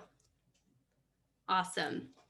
Well, welcome back, everyone. I hope that you are ready as we move on to our next presentation. Now, one of the things that we absolutely love doing at the Game Accessibility Conference is ensuring that players with disabilities are able to speak about their own experiences in their own voices directly to developers. And that's why we always have at least one panel that is exclusively dedicated to these gamers telling their own stories. For this edition, we have Seeing Gaming from Different Angles, Different Experiences of Gaming Without Sight. A panel of 4 blind gamers, each with different experiences and perspectives, come together to discuss just what gaming is all about. From opinions on audio-only titles and their personal preference for platform, to just where they'd like to see the industry go in the next several years. And with that, I'm going to kick off our next video. Thank you.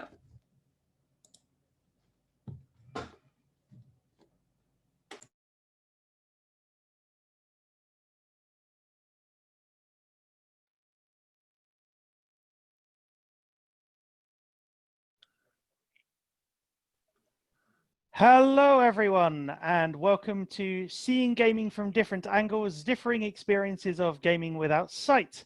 I am Sightless Combat, and I am joined by 3 amazing panelists who are going to offer their own insights into the world of what some may term as blind gaming, though we will come on to that as a part of discussions later.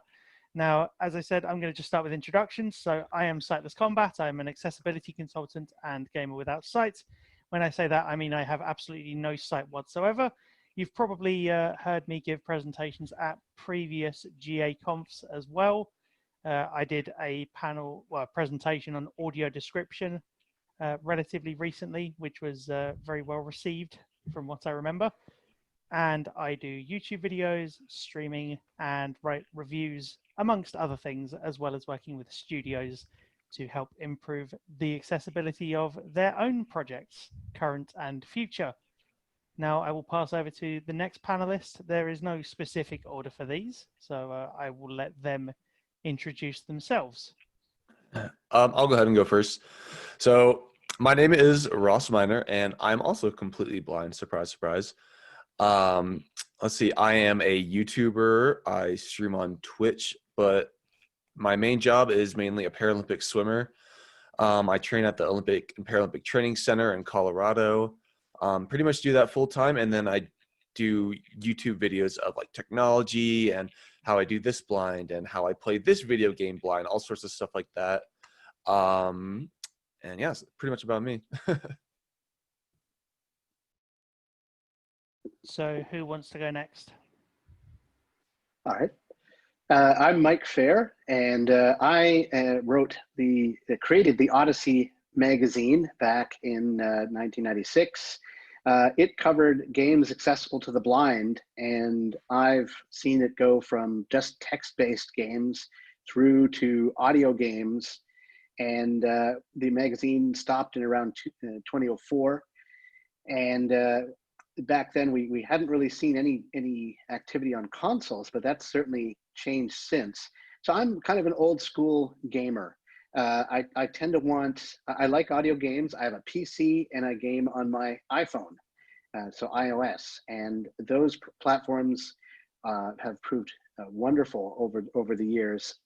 And I'm a little hesitant to get into the console space. It just seems like a lot of extra dollars for a questionable amount of games. So I'm more, I guess, an old school. I want everything in audio, and I don't want to lose out on any information. And we will come on to that later. We will come on to that part of the discussion later, definitely, Mike. And we have our final panelist who will give an introduction before we start going into those topics a little deeper. Hi, I am Lucy Greco. I am an accessibility evangelist. I work on web accessibility primarily, but my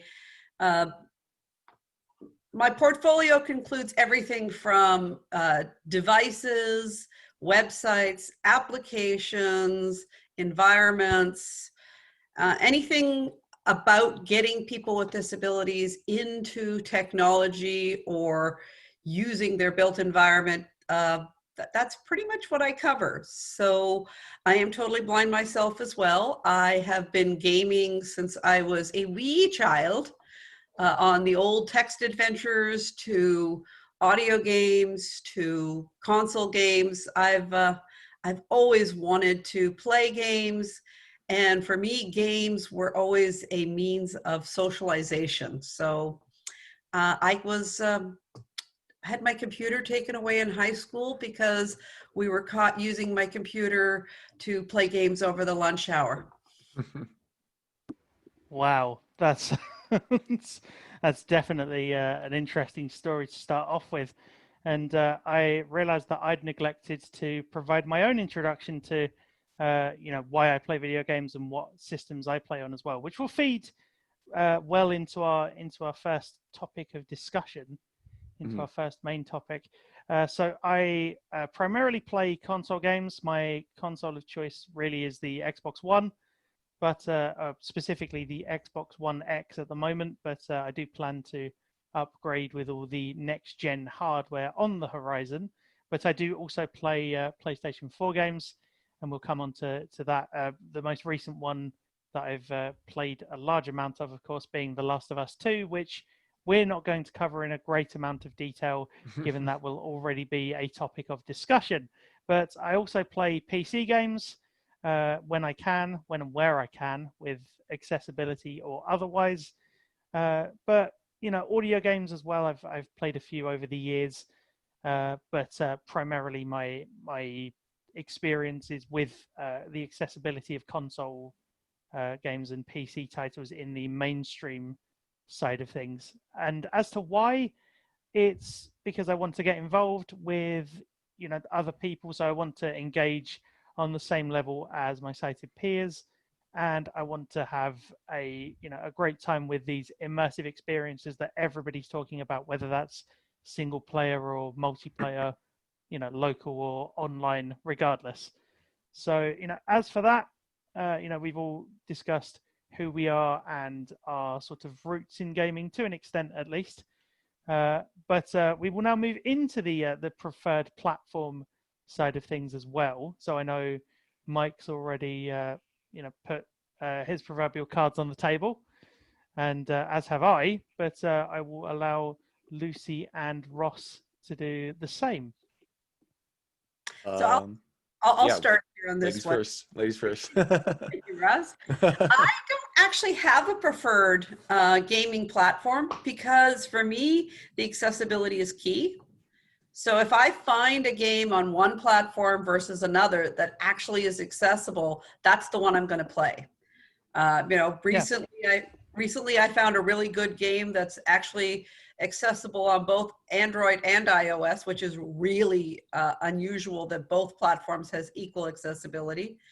And so I played it on both just because that's what you do, is you play on both. I play on PC a lot. I play on console when I can get my hands on a console. I don't own one, but I'm a little bit like Mike in that I'm not willing to make the investment for a few games, but if there were more games, I would probably be buying the console that had the most accessible games. Makes a lot of sense. Actually, Lucy, which game was that you were referring to that's accessible on both Android and iOS? Just want to make sure. It's called Untold, so it's an RPG. Yes, Untold RPG, yes. I was hesitant to pay the money, but then I realized, wait a minute, you've already spent 4 hours playing this, so I spent my money, and I'm only about another hour into the additional 8 hours of entertainment. I think the cool thing is that personally, I've never heard of this game. Just absolutely never heard of it. And I think that's interesting because I usually don't touch many mobile games, and that kind of just highlights my preferences, I suppose.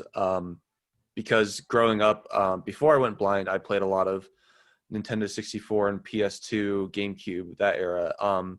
After I went blind, I I really didn't pick up Xbox or PC until I was in high school. I mainly just played on my DS as a gamer.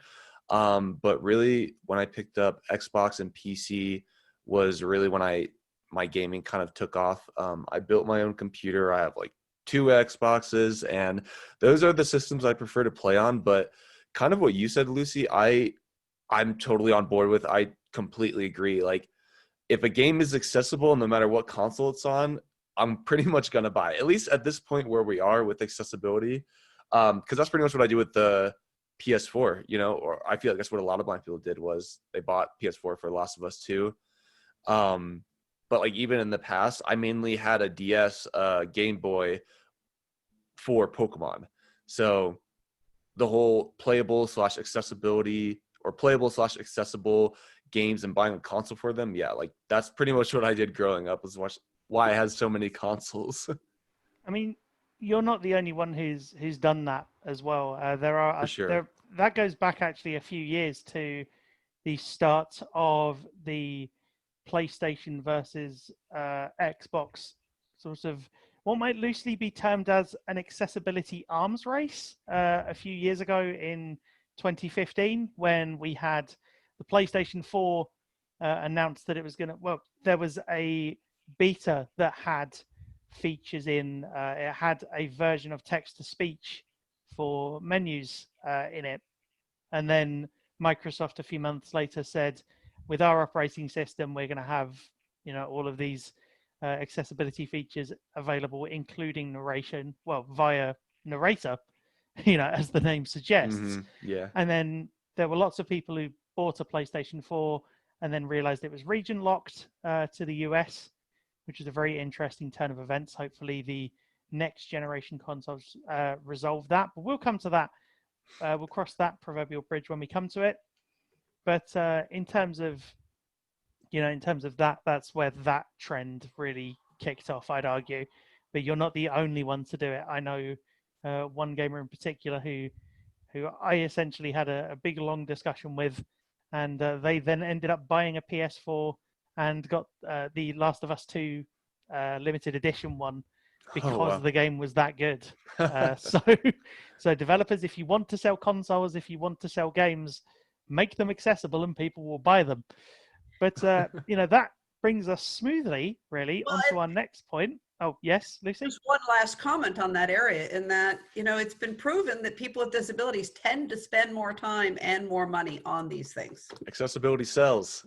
It does. Yes. It really does. I mean, yes, brand loyalty is what I was going to term it as. There's exactly.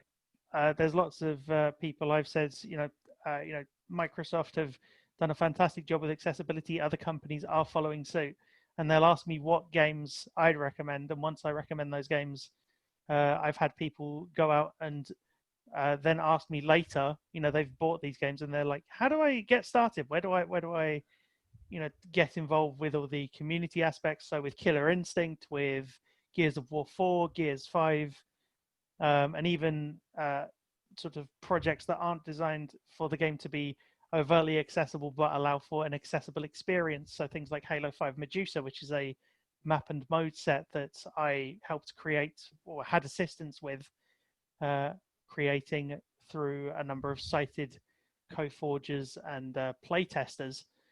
Even things like that, I've had people say to me, "Oh, can I possibly play this with you?" And I'm like, "We can probably set that up." So it's not just the standard accessibility features that people will look at. They will look at ways to enjoy the game in their own unique fashions, I think, is a reasonable way of putting it.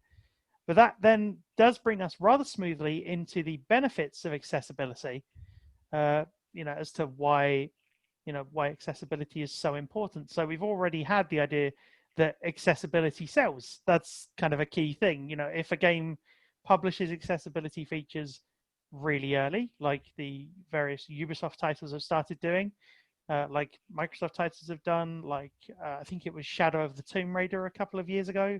They published their things for their information 4 weeks before launch, and that got a massive amount of hype generated for it.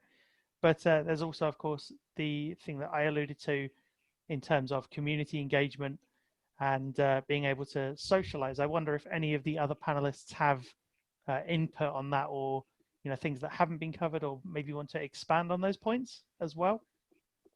I Certainly. find. Go ahead, Mike. Certainly, I'm really after a fun experience. That's priority number one, and it has to be where I'm not feeling I'm missing out on anything. So, for example, if I know that a game like 6 Ages, Ride Like the Wind, that is a single-player game on iOS, but it is one of the most accessible with voiceover and one of the richest story-driven experiences I've ever had. It's a sort of a choose your own adventure meets a strategy sim.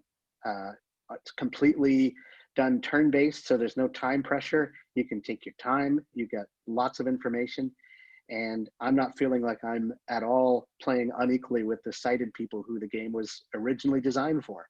So that if I know that a game has been made that accessible, I'll play it. And we've seen that also with things like Solera, which was unfortunately it's no longer around, but it lasted a long time. And part of the reason for that was that blind people were spending a lot on the extras that the DLC, the content that you pay for in terms of perks, in terms of extra advantages that you had to buy with real money.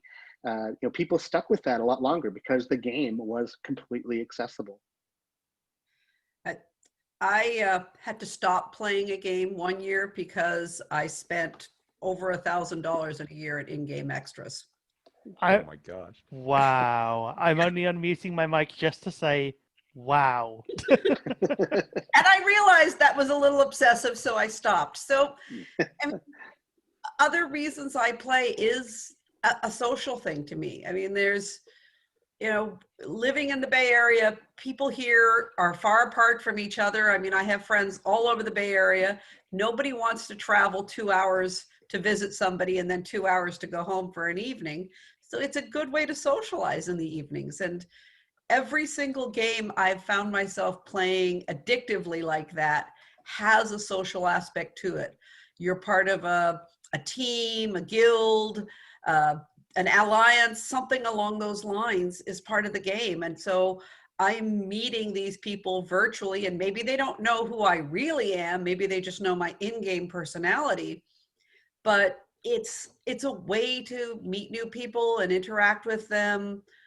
It's really quite cool. I mean, some of the people I interact with in these games are people I'd probably, if they were living next door to me, never interact with, but because we're very similar to each other, I'm interacting with these people and getting to know more about these people than I would ever have otherwise been.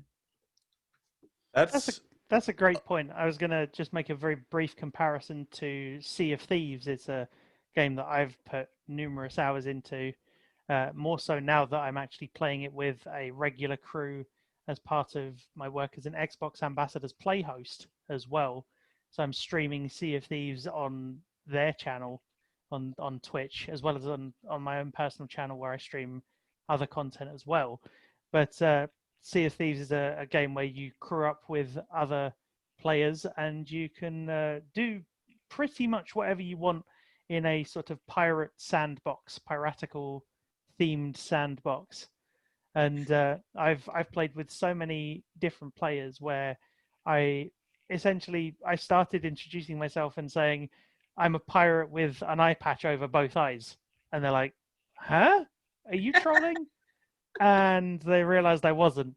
And that got a good number of conversations started. I think, Lucy, just one quick question before Ross chimes in. Which game did you spend $1,000 on? I think we're all slightly curious. I'm a little ashamed. I've spent over, it actually in the end when we did the math was $1,700 in about 15 months on Travian. I've never heard of the game, but it's even it's a role-playing game, or not a turn-based real-time strategy game. Interesting. So yeah, Ross, you had a point you wanted to raise there. Sorry, I chimed Yeah, in I was just early. going to talk about essentially, why I play video games, why accessibility matters to me. Just because I probably should have mentioned this in the intro, to be honest, but I haven't always been blind. I was blinded from a gunshot when I was 8. And so essentially before that, before I went blind, I was used to being able to play all these video games. And then afterward, I wasn't able to do any of that. But that's kind of what my whole life was based around at the time. And so essentially after I went blind, I wasn't willing to let go of that social aspect. And that's why I play video games as well, as the social aspect, is because back when I went, like, I was in 3rd grade when I went back to school after I went blind, and I didn't know how to socialize with all the people there because they were in their side of world. I was in my blind world, and I was a kid and it was hard to find things to relate about. But video games and Pokemon as a kid was a way for me to socialize and make friends. If I didn't have that, like, my life would actually be much, much different. Yeah, I think video games are hugely beneficial when you're blind, just whether it's socialization or learning like areas in your head, all that in the name of accessibility is why I've stuck with video games throughout my entire childhood, and it's why I'm still playing video games. See, I guess that's a bit of a difference with my experiences. I've really gone after more of the single player games, and that has led to socialization on lists and of course of the Odyssey magazine that I had started about approaching these different experiences and what we wanted. And there is that desperation. There's a real hunger. We want to play the same things that everyone else wants to play, and it's painful when something seems like it should be accessible and would give us the chance to really socialize, but unfortunately it's not made accessible to blind people. I've run into that frequently, and that's super annoying. Honestly, yeah, like the word you use, the hunger, like I feel like so many blind people probably understand just what that one word really conveys, because it's like we're all starving for accessibility. We're starving for a chance to play with our sighted counterparts and all that. Any blind person or even person with disability, I feel like will understand that. Yeah, the hunger for it. Yeah, I mean, exactly. I mean, that your story and your reasoning goes exactly back to why I got my computer taken away, because I snuck other kids into the resource center. Exactly. Computer. I mean, I wanted these kids to like me, and because I had access to video games and they didn't, I was going to break the rules. You were giving those people for lack of a better word, well, actually a freedom, really.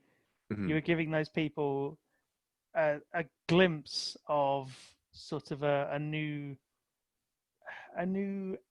avenue, a new outlet, perspective. Essentially.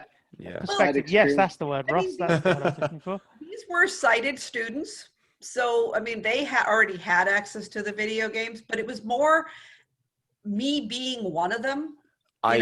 They were all playing video games already at home, but the fact that, I was able to play video games with them didn't make me that blind kid off on the corner doing their own blind kid thing.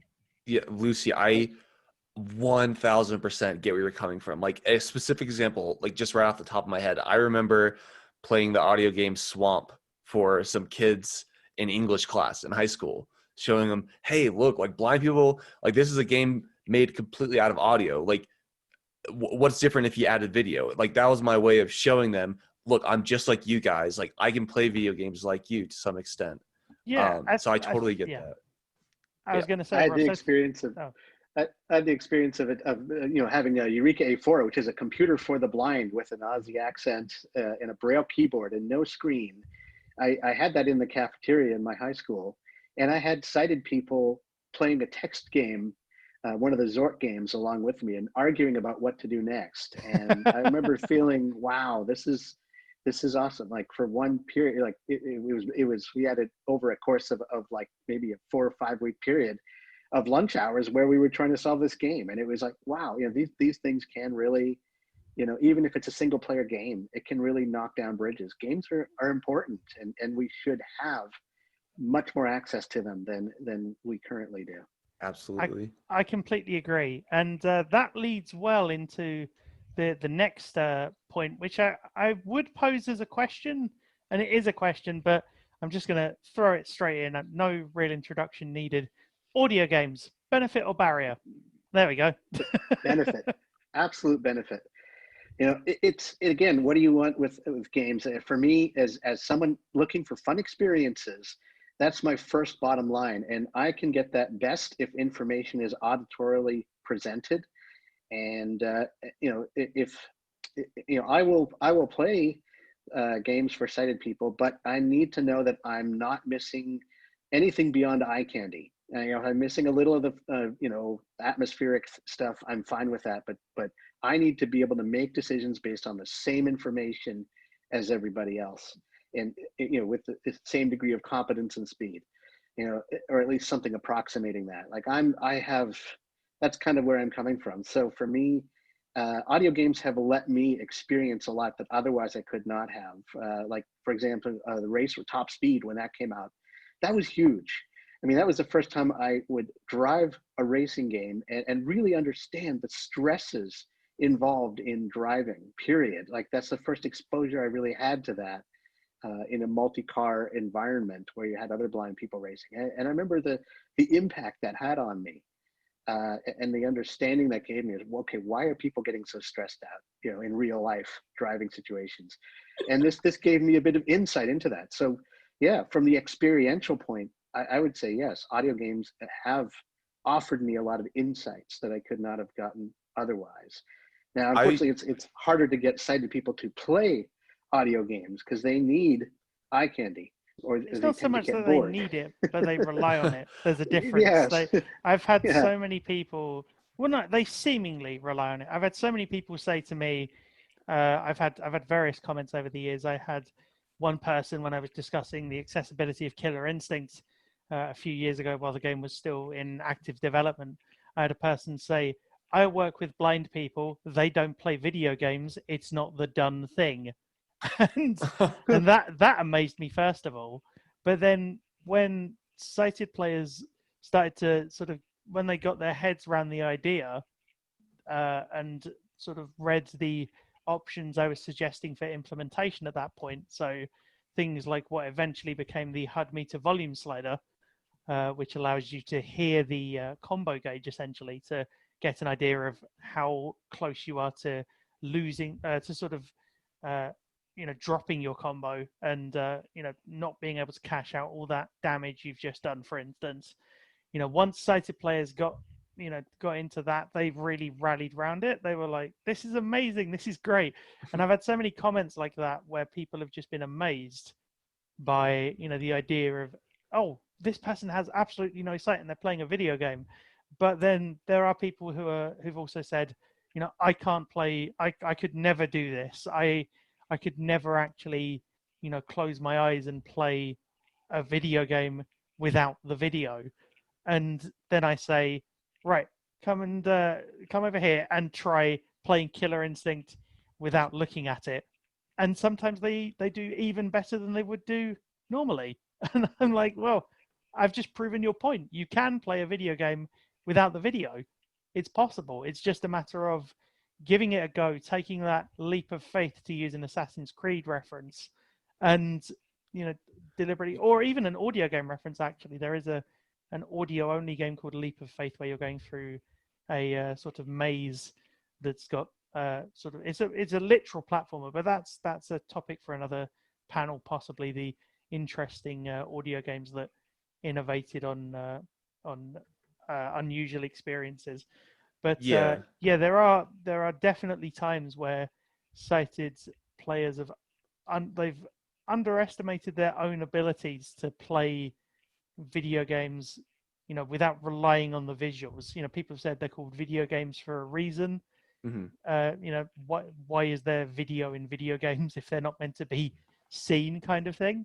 But it's important to remember that video games weren't always these visual powerhouses. They started as very blocky graphics on a computer with things like Space War and Pong and all of those kinds of games, but then they've gradually just become reliant on the visuals to appeal and give spectacle. So I'm going to hand back over to the panelists and let them continue that train of thought should they so wish, and then we'll come to our final topic after that. I do want to touch on something that Mike said, and that's it. Audio games bring experiences that weren't really available at the time through video games. I mean, like Top Speed was a great one, like a racing game. Even Entombed, like a dungeon crawler. I can't think of many like accessible dungeon crawlers at the time Entombed came out. Same with a lot of side scrollers. So Indeed. I think a lot of people, especially a lot of blind people, try to make it feel like a console war. Like you can't like audio games if you like video games, or you can't like video games if you like audio games. But really, I find that audio games kind of supplement video games, because in a way they kind of foster what discussions and what accessibility features need to be added to video games, right? Because you have these indie blind audio game developers that make let's see, an RPG, and it's like, oh wow, that was a really good design. Like if something like that was in this mainstream RPG, it would be playable. And so that's why I think audio games really still have a lot to teach us. And if anything, like video games aside, they show that blind people can program and code, and that's another just huge accessibility benefit. So yeah, I can see your logic. I think the thing we have to think about when it comes to audio games and versus video games versus it's just another genre. I mean, the video gaming industry has hundreds of genres. We have RPGs, we have real-time strategies, we have combat, we have, storytelling, all kinds of different genres. And audio games is just another genre. I tried to play real sound RTS with a low vision person, and she actually got into a state of panic because she could not keep the map in her mind. And that's just her learning pattern. That's just... I completely understand. I tried that. Same situation for me. Yeah, coming from somebody's learning perspective and how somebody thinks and how somebody, interacts with the world. I mean, going into my academic mode, we have visual learners, we have tactile learners, we have audio learners, and all these games fit those different environments.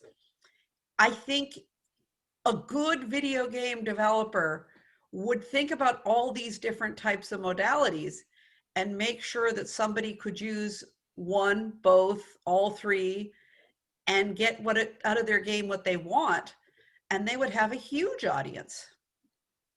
And from there, I think, Lucy, that's a great point to make. The fact that, games can reach a massive audience, but regardless of the genre, they have the potential to reach a massive audience if there's enough accessibility there as well.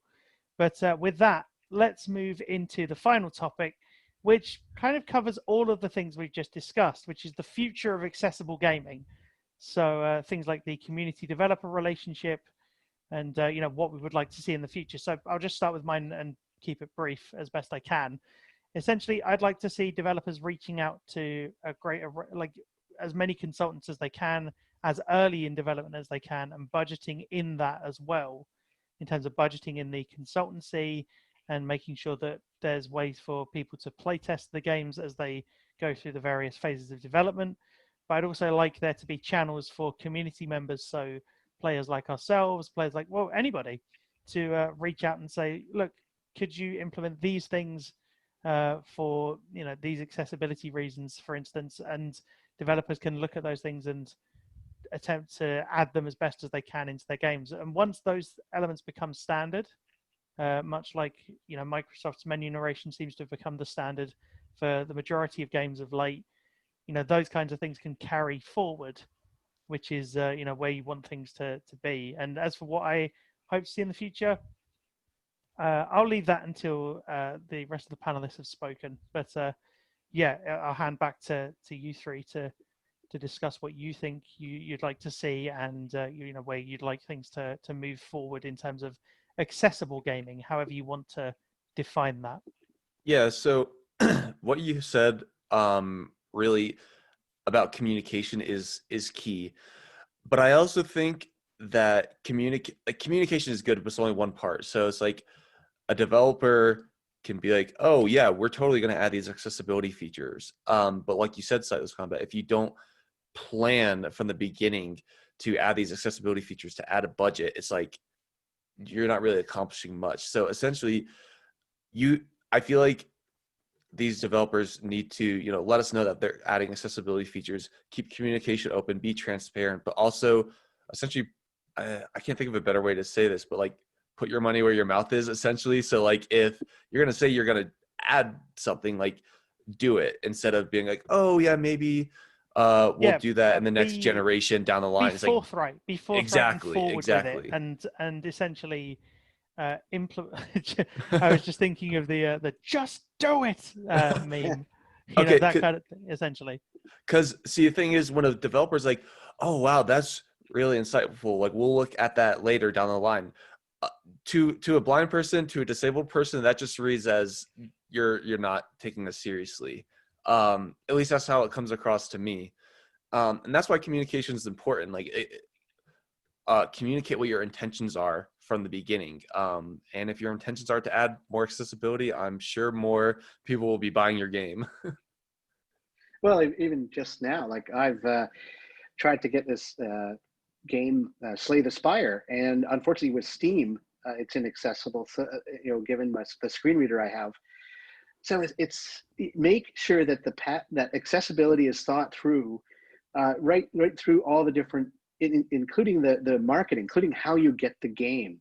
Right, I would love a deck building roguelike. That just sounds wonderful, and I would be playing it nonstop probably, but I can't because Steam is inaccessible. Therefore, I can't get the component that someone else made to make this game accessible. They shouldn't even have to have done that. I feel like that's something that an original company should have done. But again, it's awareness. We have to.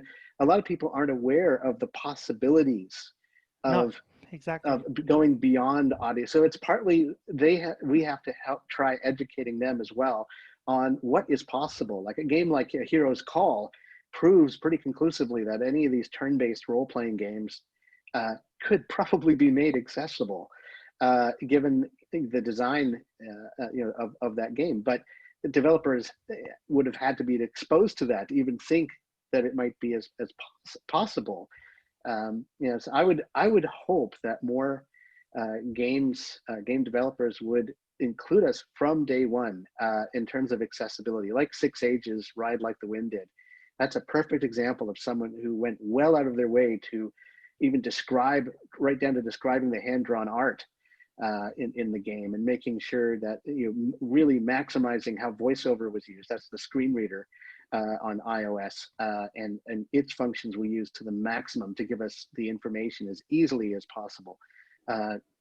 Efforts like that do pay off, but you have to know that it's possible to do that before you contemplate that, adding in these features. So and that seems that sorry, is a, sorry to cut you off, Michael, but so essentially what you're saying is platform accessibility as well. So all aspects should be as accessible as possible. So platform that the game's going to run on, the platforms that the game is going to run on, the marketing, the game itself, everything surrounding that. I just wanted to give time for Lucy to lend her perspective to this before we wrap up.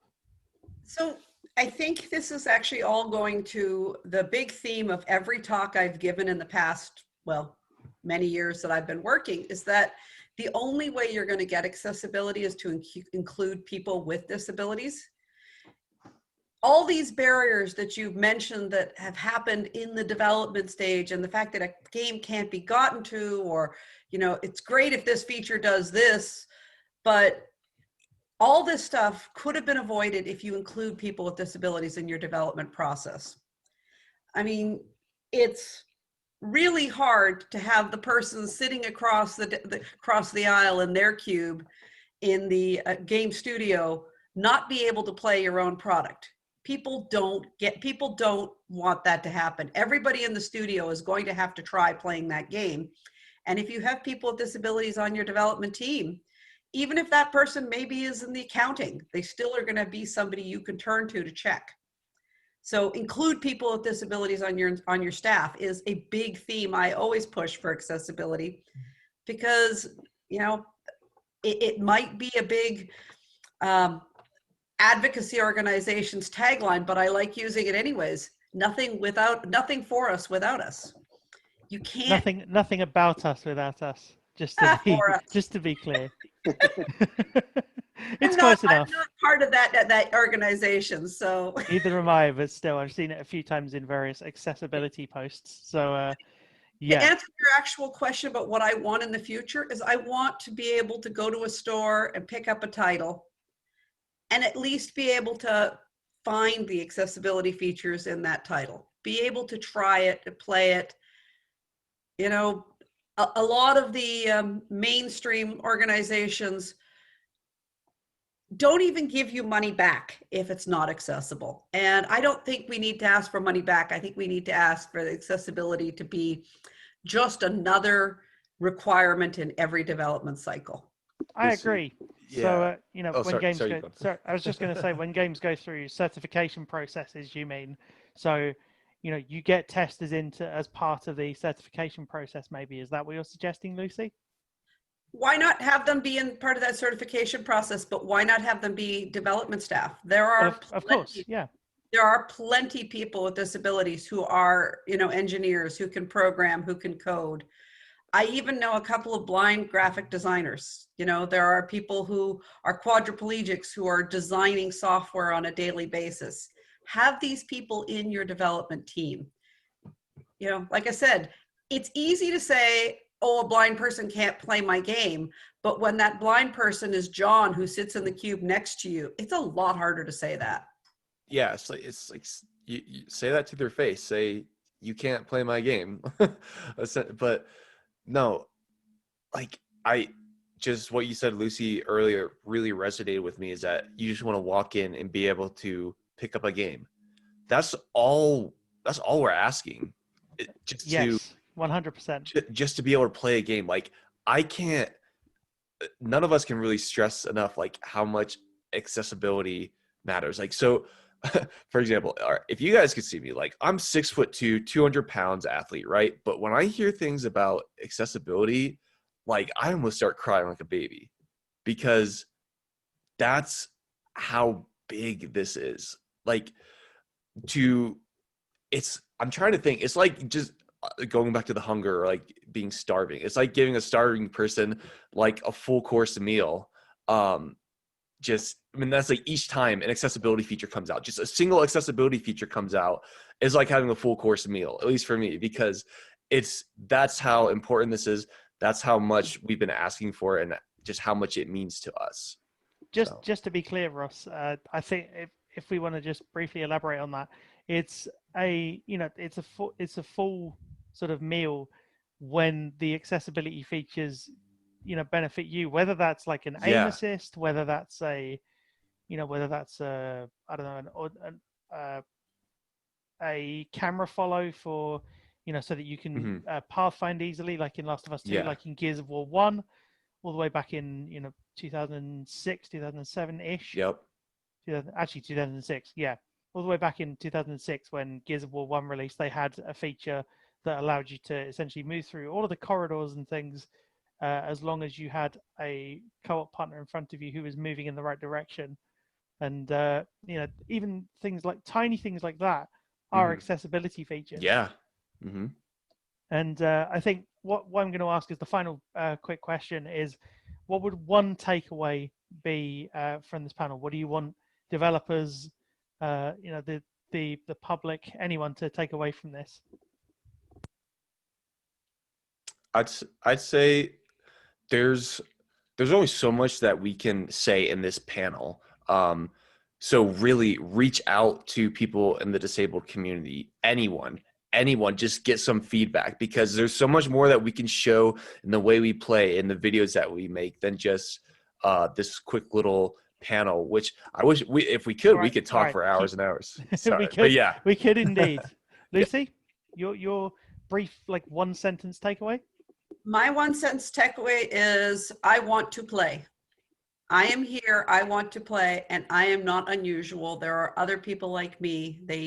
You need to reach out to them, and you need to make your games so that everyone can play. Not just me, not just you, but everyone can play. Yes. And Mike? I would say, if you can include enough accessibility features to let me play the game fully and not feel I'm missing out, then I will be one very loyal customer. I will chase that experience, particularly if it's a popular one that a lot of people are playing as well. I will want that experience and I will chase it and I will stay with that because there are less options for one thing. I don't have any other really escapes. So every time an accessible game comes out, it's pounced on by the blind community, and because it's usually the only one that comes out at a given time. I'd love to see that change, it could, I think. Yeah, we're going to have to end it here, unfortunately, but I'll leave with my takeaway, and I will echo the sentiments of all our panelists here and use the slogan from the Microsoft Super Bowl ad, the critically acclaimed Super Bowl ad, and say, when everybody plays, we all win. And I think that still holds true, regardless of how many times it's said in terms of accessibility. I'd like to thank all the panelists here. I'd like to thank Ross. I'd like to thank Lucy. And I'd like to thank Mike. And I'd also like to thank all of you for coming along and watching, as well as the GaConf team for allowing us to put this panel together. So if you do have any questions, feel free to ask us. We will have likely been in the chat answering questions already, but we will be there for discussions as well. And you should be able to reach us via other means as well, should you need to, through the GaConf website too. So hope you all have a great rest of your day and a great rest of the conference. Stay safe and stay well. And we will likely all see you in a game at some point in the future.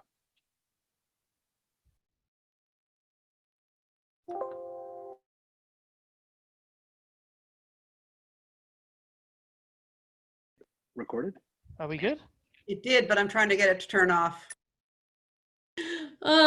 They had a little tale of, everyone having their fun technical challenges there at the end. I absolutely loved that panel. Our gamer panels are always incredibly powerful, and there were so many good takeaways from this one. I can't even summarize. I've been watching the Gaming Without Sight chat on the Discord, and it has been blowing up, from the amazing takeaways to the raw emotional showcasing, and to being very well moderated and on time. Thank you. I will say my favorite part of this GaConf is normally I'm sitting at the end of the stage, holding up like 5-minute warnings or tapping on the stage to get people to hurry up. And so for everyone, I'm so glad you guys had a pre-record so I didn't have to figure this out digitally. That has been great. So we are now going to be breaking for lunch for me, but maybe it's dinner for you, or maybe it's just drink time, because we have viewers from around the world today. So thank you again so much. The break is going to be an hour. We will be returning at 1:15 Pacific time, and we will be returning with our first afternoon talk of deaf accessibility, the power of customization. So please get up, go dance, go eat, get hydrated, eat some food, whatever you need to do to make sure that you are here and ready for when we return in just under an hour now. All right, so see you guys then.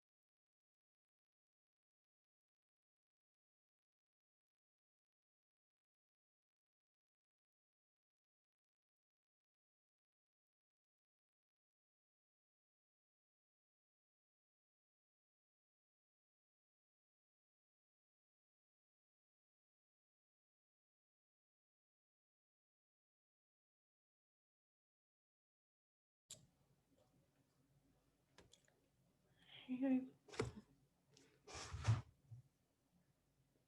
Interpret.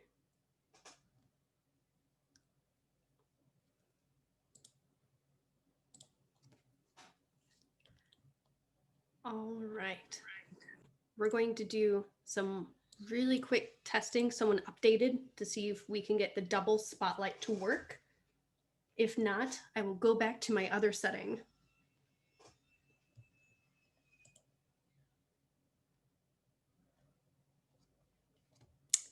I only see the interpreter, so we'll switch it back.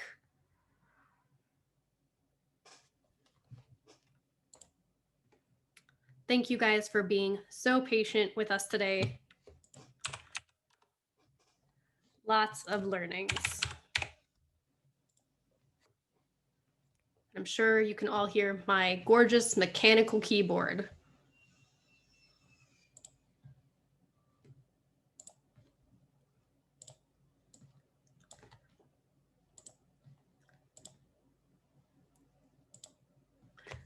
All right. So welcome back, everyone. I hope that you all had a delicious, filling lunch and that you are ready to come back with the first session that we're having it off now, where we are, kicking off this afternoon. So we're going to be diving right into our first of a series of mini talks. So these are going to be 15 minutes instead of our half hour. The first one is deaf accessibility, the power of customization. So for every deaf or hard of hearing person has a unique experience and diagnosis. Deafness can range from mild to profound, and while some people may use hearing devices, others do not.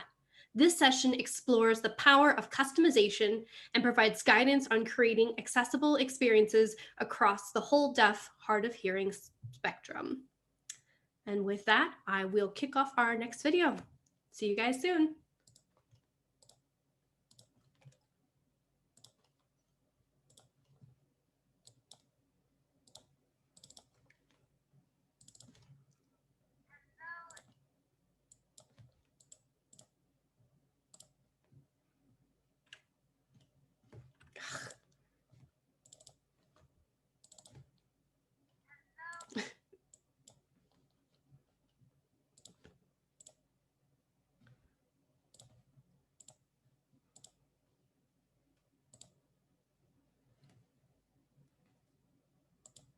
Hello, everyone. My name is Morgan Baker, and today I'm going to be talking about deaf accessibility, the power of customization.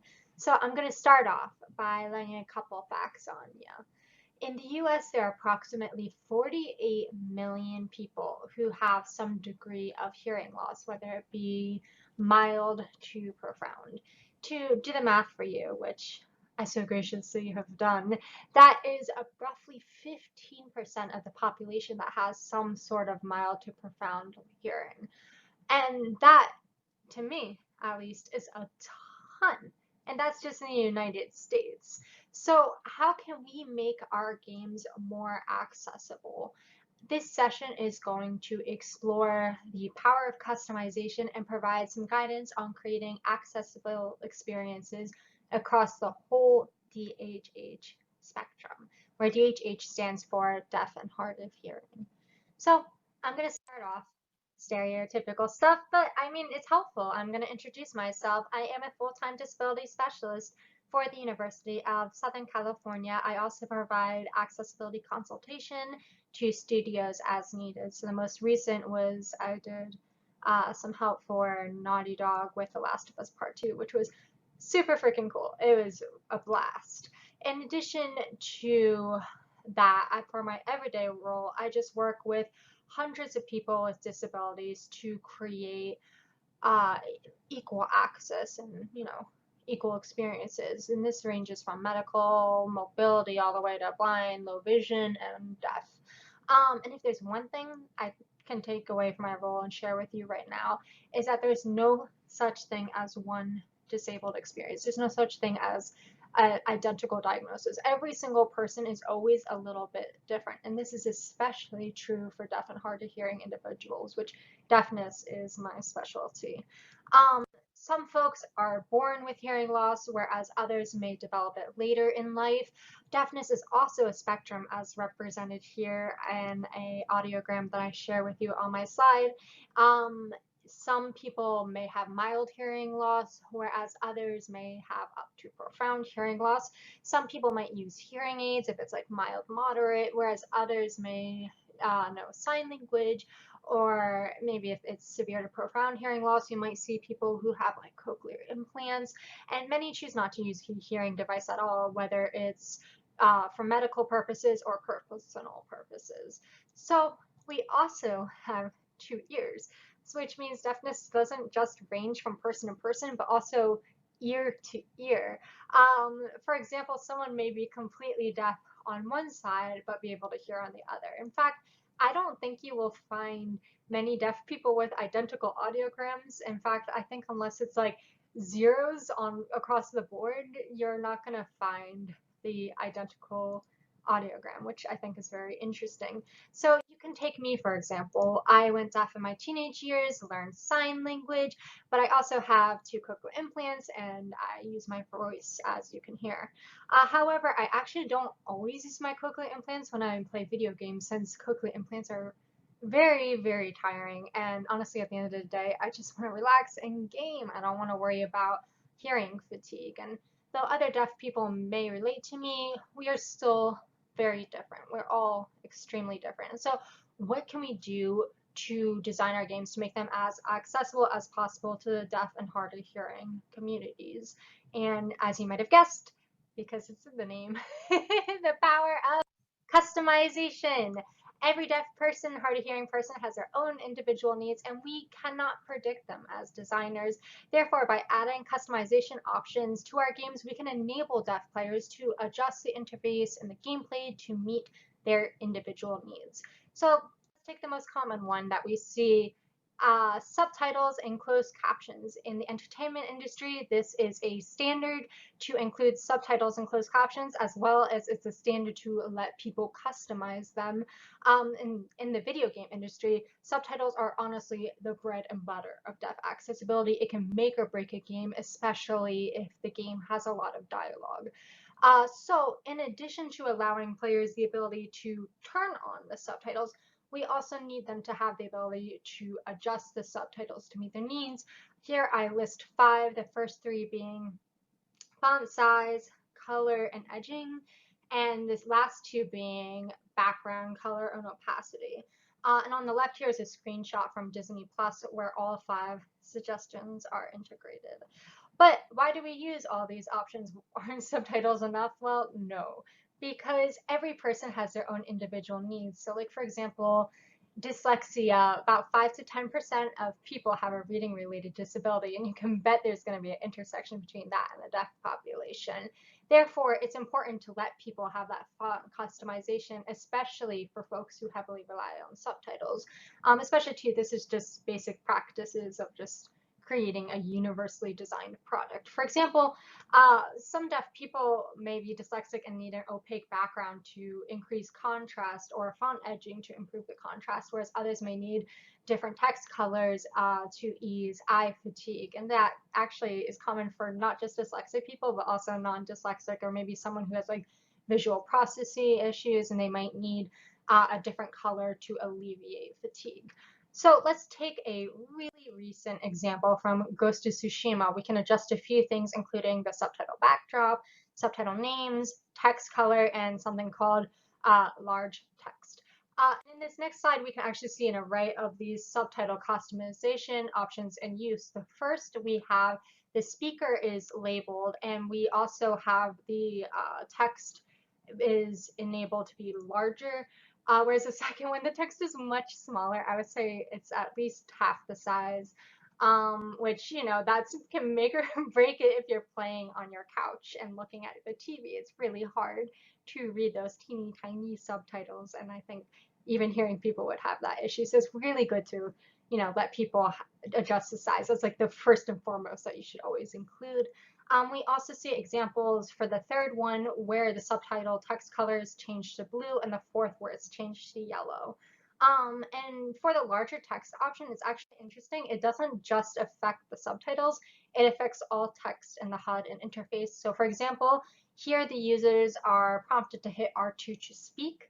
However, when large text option is enabled, the word speak is actually larger. It's a little subtle here on the side because I enlarged the actual screen for visibility, but on our television screens, when you're sitting on the couch, wow, that can make things a lot easier to read. And especially for deaf and hard of hearing individuals who highly rely on the HUD, you want to be able to read the text without any difficulty. In addition to customizing the font and background, we also need to include the option to customize what is being subtitled or closed captioned. So here I list 4 common categories. The first is direct speech, which is like immediate speech that the users may need to pay attention to. So maybe someone who's talking to you. Background speech, which might be speech that NPC is saying like nearby in like a shop or something. Combat speech, which may include something that like an enemy is speaking. And then sound effects, which is like explosions, glass shattering. You know what sound effects are. So let's take Last of Us Part 2 as another example. Again, here players are able to toggle between the two options, apologies. The first being story dialogue, which enables subtitles for the main characters, important enemy dialogue, as well as cinematics. And then we have this section option, which is combat dialogue, which is like other subtitles that enemies might be saying that may not necessarily be critical but would be beneficial for a player immersion. We see something similar for Overwatch by Blizzard, where users can toggle between no subtitles at all, critical gameplays such as like ultimate voice lines, ability voice lines, announcer dialogue. And then you can also do critical gameplay plus conversations, where the conversations might be like cute things that, you know, the enemies or allies might be saying that don't necessarily pertain or are linked to any sort of gameplay, like in terms of combat, but might just help with immersion. And the last one is just everything. And then that's really honestly important. I was really glad when Blizzard added that a couple years after the game came out, because I like Overwatch. Keeping in mind that deafness is a spectrum, we also need to consider the ability to customize the option for the sound. That way, those who are like maybe hard of hearing or use hearing devices, they have control over sound output as well as those sound cues. So here I list 3 critical options to consider. The first being toggling the stereo mono, individual sound control, and the last being directional sound indicators, and that's a big one. So once again, I did an example just quickly for Last of Us Part 2, where you can customize the sound effects, dialogue, music, and cinematics for the volume. You can control each volume individually, and that's really important because, for example, what if a deaf person finds that the music is just drowning out the sound for them and they can't understand the dialogue? Well, now they can just turn the music down or off altogether. Or maybe someone is having difficulty hearing certain sound effects, and so they increase the sound effects and then keep everything else around 50 instead of like 100. And that's going to be really helpful. We see this again for Fortnite, which includes the option to swap surround sound, which is here labeled as 3D headphones, to mono output. And this is critical for players who might have one-sided hearing, as they can't wear headphones, and they can't really benefit from that 3-dimensional sound, right? And so it's really important that they're able to change the sound to make it all go to one channel, rather than, you know, the sound in the game to the right goes to the right and the sound in the game to the left goes to the left, because they can't hear on the right side or the left side. That's not really helpful. That is critical. That's basically, that should be a basic that should be included. The next one here, which is the big one that Fortnite is famous for in terms of deaf accessibility, is the ability to visualize sound effects. And this is really cool. Within the visualization, there are visual cues such as like treasure chests, gliders, gunshots, and footsteps. And additionally, the colors within the visualization help distinguish which sounds are neutral. So maybe like footsteps are white versus what are dangerous. So gunshots are orange or red. And opacity is actually used to indicate the distance of the sound. So that's really cool. So we have an image here where there's a treasure chest sound cue that's directionally visualized around the player's crosshair. And we can see that there's one to the upper left and one to the mid lower right. And it's represented as yellow, which feels very treasure chest-y. I also want to point out that this visualization was actually interesting historically because when it first came out, there was kind of this debacle, this debate that what if this visualization gives hearing or deaf people a competitive advantage, which is something that's incredibly frustrating for the deaf community.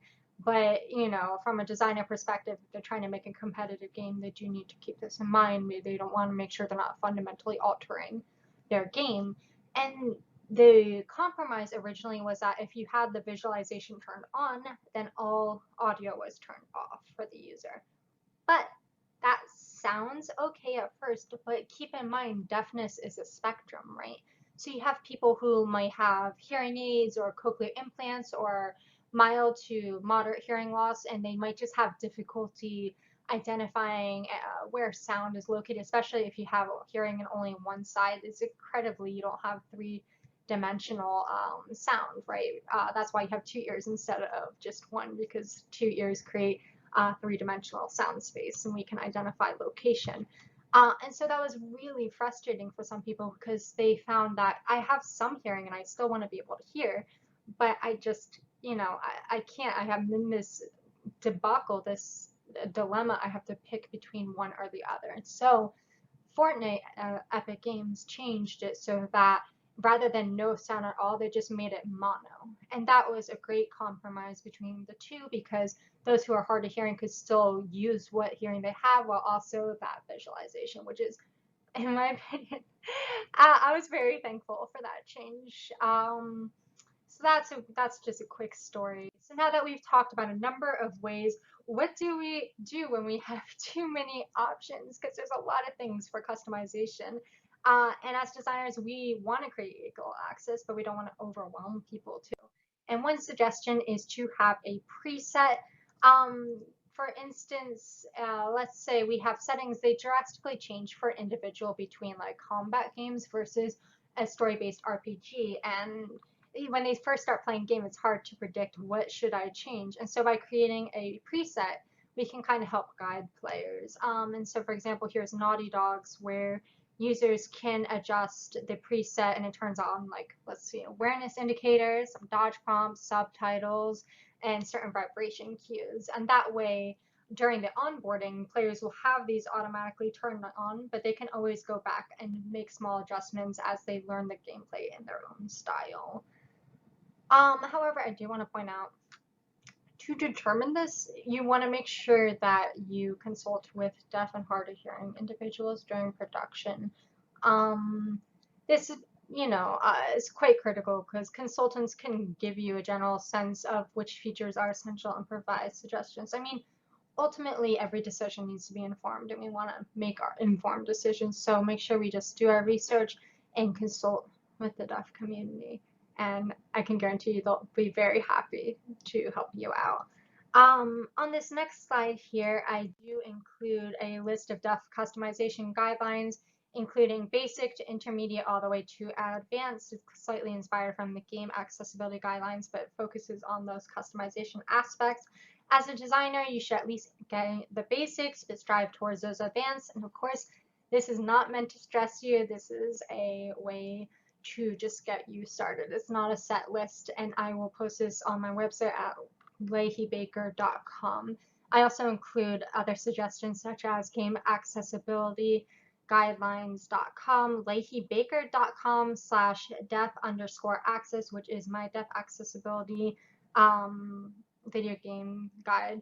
And then the last is Karen Stevens, GDC Talk. I can't hear you. It's so good. Go watch that one too because Karen really knows her stuff when it comes to deaf access.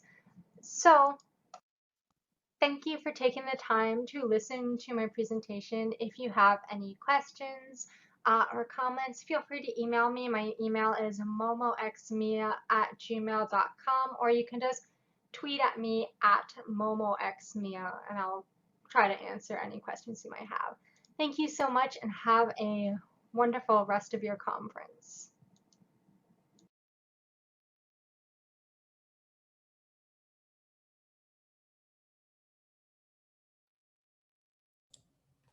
Thank you, Morgan, so much for that amazing talk. And again, we're hearing a theme here with so many of these presentations, and it's to bring in the community, bring in those who will be using the features to get their feedback, to make sure what you're building is what they need, what they want, what they will use, and finally, what will be fun. Now we're going to take a quick break here, just under 5 minutes, and then we'll be coming back with our next micro talk: expectations, frustrations, and barriers, results of the B Player One survey. So we will see you in just a few minutes.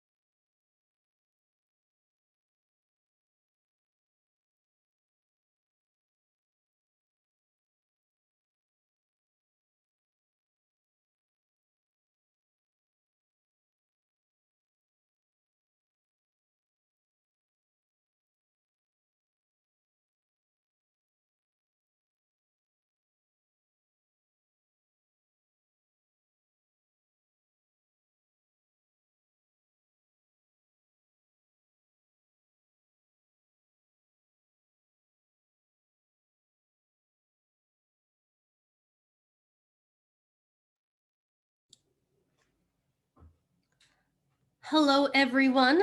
Welcome back from our very short break as we continue our series of microtalks this afternoon.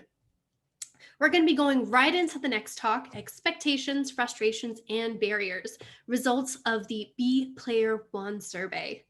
At B Player One, we wanted to know what are the expectations, frustrations, and barriers met by people with disabilities regarding video games. So we asked them, come to our talk and discover our most striking findings. And with that, we'll start our next session.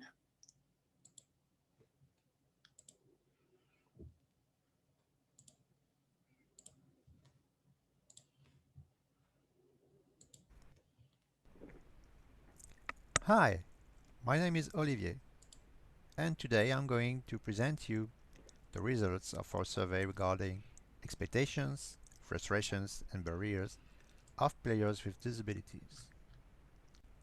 During this talk, I will tell you who we are, how we did this survey, what were the main highlights, and also a few takeaways.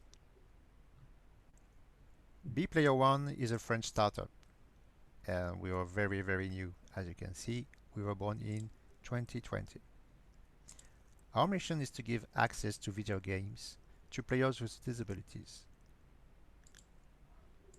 We have two axes currently of action.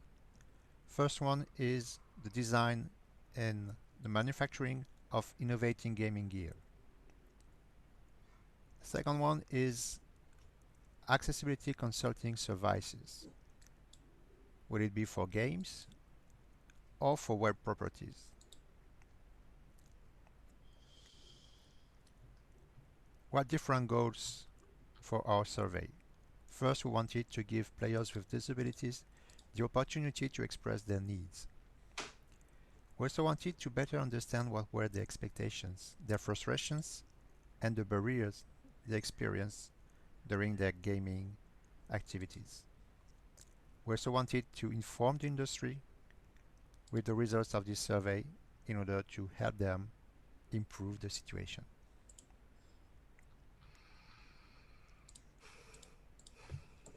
The survey was based on an online questionnaire that you can still take if you want at the URL that is shown here, survey.bplayer1allattached.com.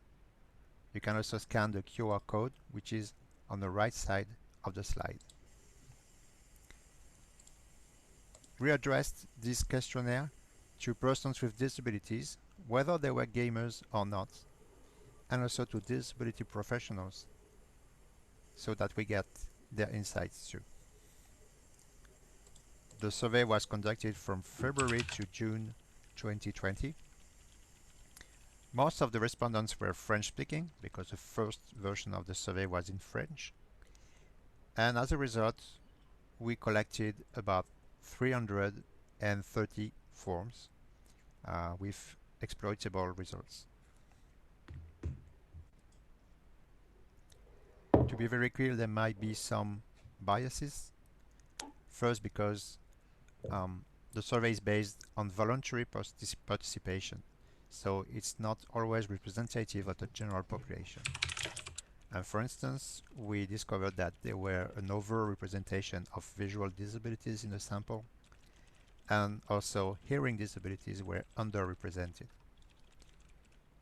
We also find out that there were a lot of middle-aged people who responded compared to the general population, where there are younger people and older people in larger numbers. It's worth noting that the survey was released before the lockdown in France, so maybe they would have different answers at some questions. And also, we believe that there is a landmark, which is The Last of Us Part 2, and this survey was released way before this game, which is a game changer when we talk about accessibility. First figures is to know what is the occupation, the main occupation for the respondents. And as you can see here, there are a large numbers of people who are unemployed or volunteers. That's 103 people in a sample. 73 people are students or at school, and the rest of the respondents are employees and self-employed mainly. So we can assume that a large number of our sample has no income or low income, so there is probably a socio-economic factor to take into account as well. And this is true for every subject related to accessibility actually. We asked them on what platforms they like to play. So the majority of them say that they played on computers. And as you can see, if you compare that to the number of the general populations, it's a bit different, because in the general population, people play a lot with mobile devices, whereas it's not the favorite platform for our respondents. It's worth noting that people with disabilities, visual disabilities, said that they played more on mobile and less on consoles than the rest of the sample. We asked what types of game they prefer, and the results were quite different from what we can infer from the sales statistics from the general population. For instance, we can see that the adventure games and role-playing games are by far the most favorite games played by people in our sample. Also, compared to the general population, strategy games, simulation games, and also fighting games are well above their counterparts in the general population. It's also worth noting that sports games, which are very popular in general, are not that popular among our sample. What is really interesting is that the type of disability seems to have no impact on the type of games that people like to play. So for us, it means that there is no reason to limit the genres of games that people can play with regards to their disability. We asked also for their motivations, and interestingly, the main motivation factor is fun. People just want to have fun actually, whether they are disabled or not. And we can also notice that there is a strong motivation which is to escape from reality. In fourth position, there was also the possibility to play without social barriers, and possibly it's distinctive of this population. It's also interesting to see that utilitarian purposes like therapy or rehab were really not sought after by people with disabilities. So making games that are utilitarian is not necessarily the way to go. People want to play games, and that's all.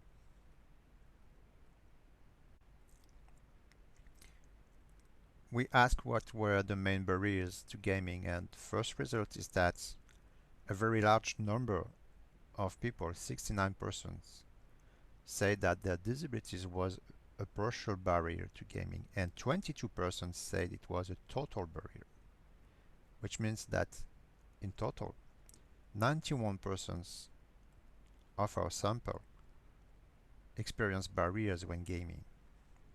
And we asked them what was in their opinion the reason, the core reason for that. And the broadest share of responses was video games are not accessible. Issues due to gaming gear, to equipment, were not the first ones. So it means that really the issue is inside games and not outside factors. Also, 2 out of 3 said they would play more if they could.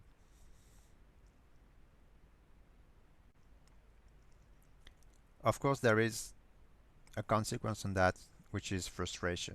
And we asked to what extent it was frustrating. And almost half of them said that it was very or extremely frustrating. Only 4% of our samples say that it was not frustrating at all. So there is, for almost everybody, a level of frustration due to difficulty in gaming. And something that is quite striking to us is that only 30% of the sample never experienced the inability to play a game they have bought, which means that 70% of the sample say that at one point they bought a game that they could not play due to the disability, or better said, the lack of accessibility in this game. And 18% say that it happened so often that they stopped buying games, which is a huge loss in terms of market share. It means that 1 people out of 5 with disabilities have stopped buying. So it's very damaging for brands, of course, for current titles, but also for future titles. If you make inaccessible games, you're alienating a large portion of people with disabilities who will stop buying your products.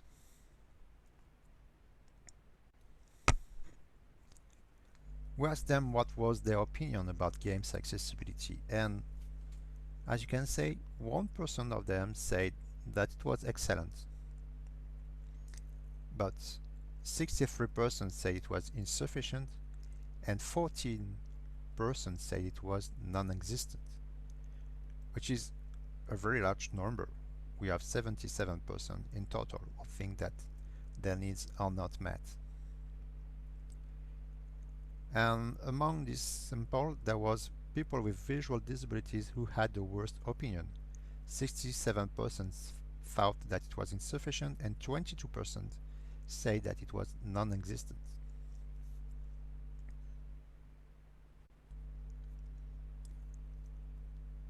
We asked them also if they thought that games publishers were aware of their disabilities and their needs.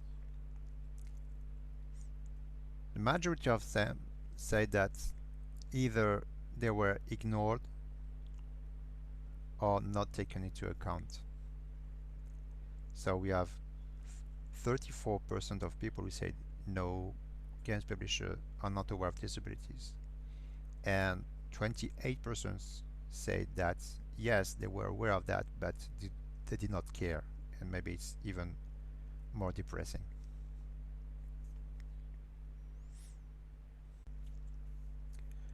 We also tried to find out if they had ideas about how to improve the situation, and the most cited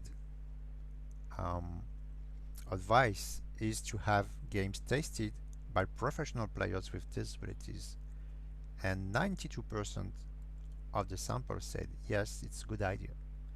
90% said that publishers should get some help from expert advice, and also 88% believe that having accessibility features printed on gaming packages or on the website is a good idea to help with accessibility. So let's wrap it up. It's obvious that players with disabilities have the same appetite as other gamers for games, video games. The people in our sample play as much and as often as the general population, and yet they say that there is a barrier to this activity for 91% of them. 45% in total said it was very or extremely frustrating. 18% have stopped buying games because of that, knowing that inaccessibility is the main reason for them for the barrier they experience. In terms of perceived solutions, specialized testing, specialized playtesting is the most cited solution, followed by expert support and also better information for players on packaging and also websites. That's it for today. We have a longer version of this survey with more data, more graphs, and also more insights that you can check at this URL survey.bplayer1.com/2020. You can also scan the QR code on the right side of this slide. Let's keep in touch. My name is Olivier Nourry. You can contact me by phone. I'm in France. The national indicative is 33 659 519320. You can also email me at olivier.nourry, Nourry, at bplayer1.com. See you soon!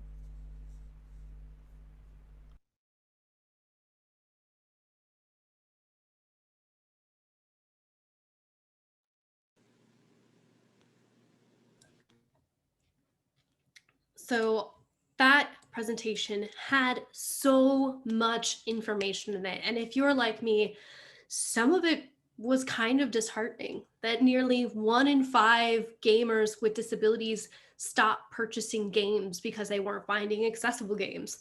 That 34% don't even think publishers are aware of game accessibility. But really, I think kind of the worst number, the one that struck me, was 28% of the survey respondents said that they thought that publishers knew about game accessibility but just didn't care. And so I think that really shows how far we need to go, and not only sharing our accessibility information, but sharing when we have people participating with us, and investing in all areas of the gaming pipeline so that players with disabilities feel included. And maybe in a couple of years, we can have this survey again and we'll have better numbers.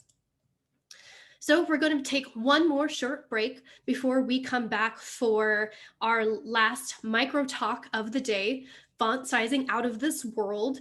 We're going to be coming back at 2:05. So we will see you in just under 10 minutes. Go take a break.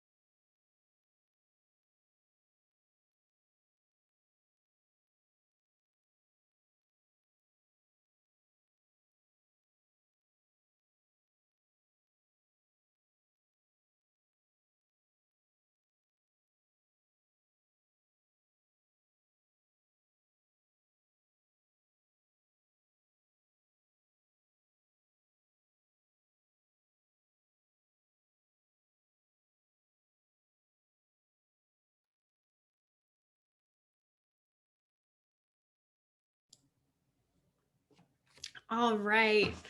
Welcome back, everyone. And it is time for our last micro talk of the day.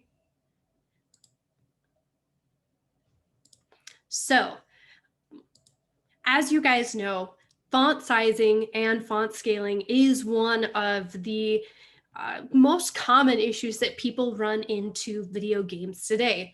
But in this next talk, Font Sizing Out of This World, you'll get to hear a post-mortem addressing the font size issues the Outer Worlds shipped with that ended up giving players one of the widest ranges of text sizes available today. So I'm going to pass it off to our next talk.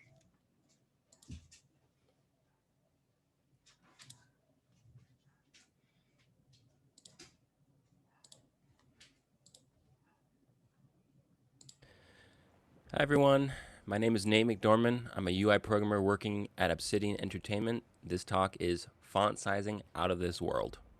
A little bit about myself. I started Obsidian in 2014. I worked on Tyranny, Pillars of Eternity 1, Pillars of Eternity 2, Pathfinder Adventures, and The Outer Worlds.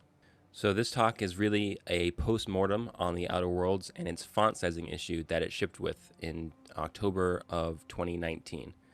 So as many of you who have already played the game or have heard about it, The Outer Worlds shipped with a pretty small font size as its default setting, and there was no accessibility options for increasing that text size at launch. This was our largest community issue that people had reported when we shipped the game, and I'm going to go a little bit into detail about that. So we had actually known about this issue before we had shipped the actual title. We didn't know how big of an issue it was going to be until we shipped. Now, the test environment at everyone at Obsidian is generally a PC in front of them, about 1 to 2 feet in front of their faces, and that was pretty much it. We did have meeting rooms with TVs set up and a controller hooked up and whatnot, and in those situations, the problem was much easier to see for the developers. Once it shipped, we knew we needed to fix it no matter what the time, cost, or anything at all. It needed to be fixed in order for people to enjoy the game that we had created.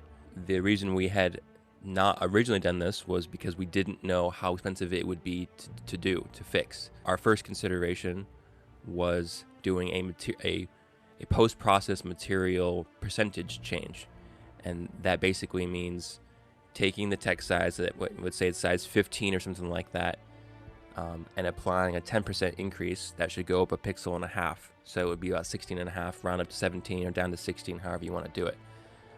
That material change we assumed was expensive, but we didn't properly evaluate it. That's not the solution we ended up going with. After we shipped, I started messing around with a couple different ways we could try and do it, and I figured why not take advantage of our existing systems. Okay, so here I'm showing the Unreal Engine editor. I know this is going to be difficult to see, so I'm going to try and zoom in and show everyone what I'm actually referring to. Okay, so in the editor, I have a specific text block selected. In Unreal, they have a text widget. We've taken that as a base, changed some of its properties, and made it more custom to work for our needs. And in general, what you need to know is that you can set an Unreal text size for each text block. So we use text styles for that. So over on the right side, this is called body minor. This is just a preset text size that we can just swap around, and anything that uses it will have the same text size. I'll go over here. This is that text size as an editable asset. Its base font size is 15. Now, what I've tried to make this as easy as possible when implementing font scaling was let's just use font size. Instead of doing a material to post-process increase the text size of the way it appears and do all this extra math and whatnot, I figured why not just increase the text size of the text block by however much the user wants to do so. And the way I did it as a test was just adding an actual modifier to the text size itself. So that's the way it's displayed to the user is it's just a slider from 0 to 10. How I came up with 10, it's just how a good chunk of the game could get before breaking too much of it. And on this right side over here, there's this max font scaling setting. Currently it's set to 9. So basically the default setting for this, because it's an opt-in solution, was 0. If it was 0, it would not change at all when a user would change the font size setting. The maximum value it can have is 10. Anything beyond that, it won't be used. It'll simply just be clamped to 10 and it won't go higher than that. And that's the maximum modifier that the setting would apply to that specific text block. When the setting is changed, all the text blocks in the game are subscribed to that change event, and it'll update the entire game on the fly. It's not a major hitch because it's in the settings, so you're not running the actual game. The game is paused while you were actually doing this, so it wasn't a performance issue at all to worry about that setting changing that on the fly. So the way the actual slider works, and it's just adding 0 to a font size. So 15 plus 1 is 16, 17, 18, 19, 20, 21, 22, 23, 24. So in the 25th one, it doesn't increase. That means 24. So that would have been 9 pixels. So it's 9 text size increments before I deemed this text block too dangerous or too drastically different functioning to present properly. So what you're looking at right now is the first test case that I got working with this implementation of the setting. I posted this on my Twitter after we announced the setting actually existed as proof of concept. So the first thing I tried doing was just increasing the description of the actual setting description using the setting. Now there was 2 ways I could have gone about doing the actual setting for developers to actually use it. I could have gone for an opt-in or an opt-out system. Basically meaning opt-in, all the text blocks in the game wouldn't use the setting by default until I told it to and gave it a maximum size increase that it could do. The alternative was an opt-out solution, which is every text block in the game would try and use the setting to its maximum potential, and I have to ramp down each text block accordingly per widget. Once I actually got the setting working, we did an opt-in system, and if I had thought about it more, I probably would have opted to do an opt-out system and had every text block in the game use it, and then worry about all the bugs that it caused and fixed it that way. Because I did an opt-in system, there was a lot of UIs that like, oh hey, I've finished font scaling in the game, everything uses it, and then I found later other UIs later on that still didn't use it. So it probably would have been better to do an opt-out system instead, but it's done. The reason I wanted to do an opt-in system because I didn't want the game to break. I wanted to be able to get that setting in and have nothing break and just slowly get each of the existing UIs in the game to work. I needed to be extra careful because the game had already shipped. This was a live product that people already had in their hands, and I know a lot of people needed it, so I needed to work on it quickly, but I needed to work on it carefully.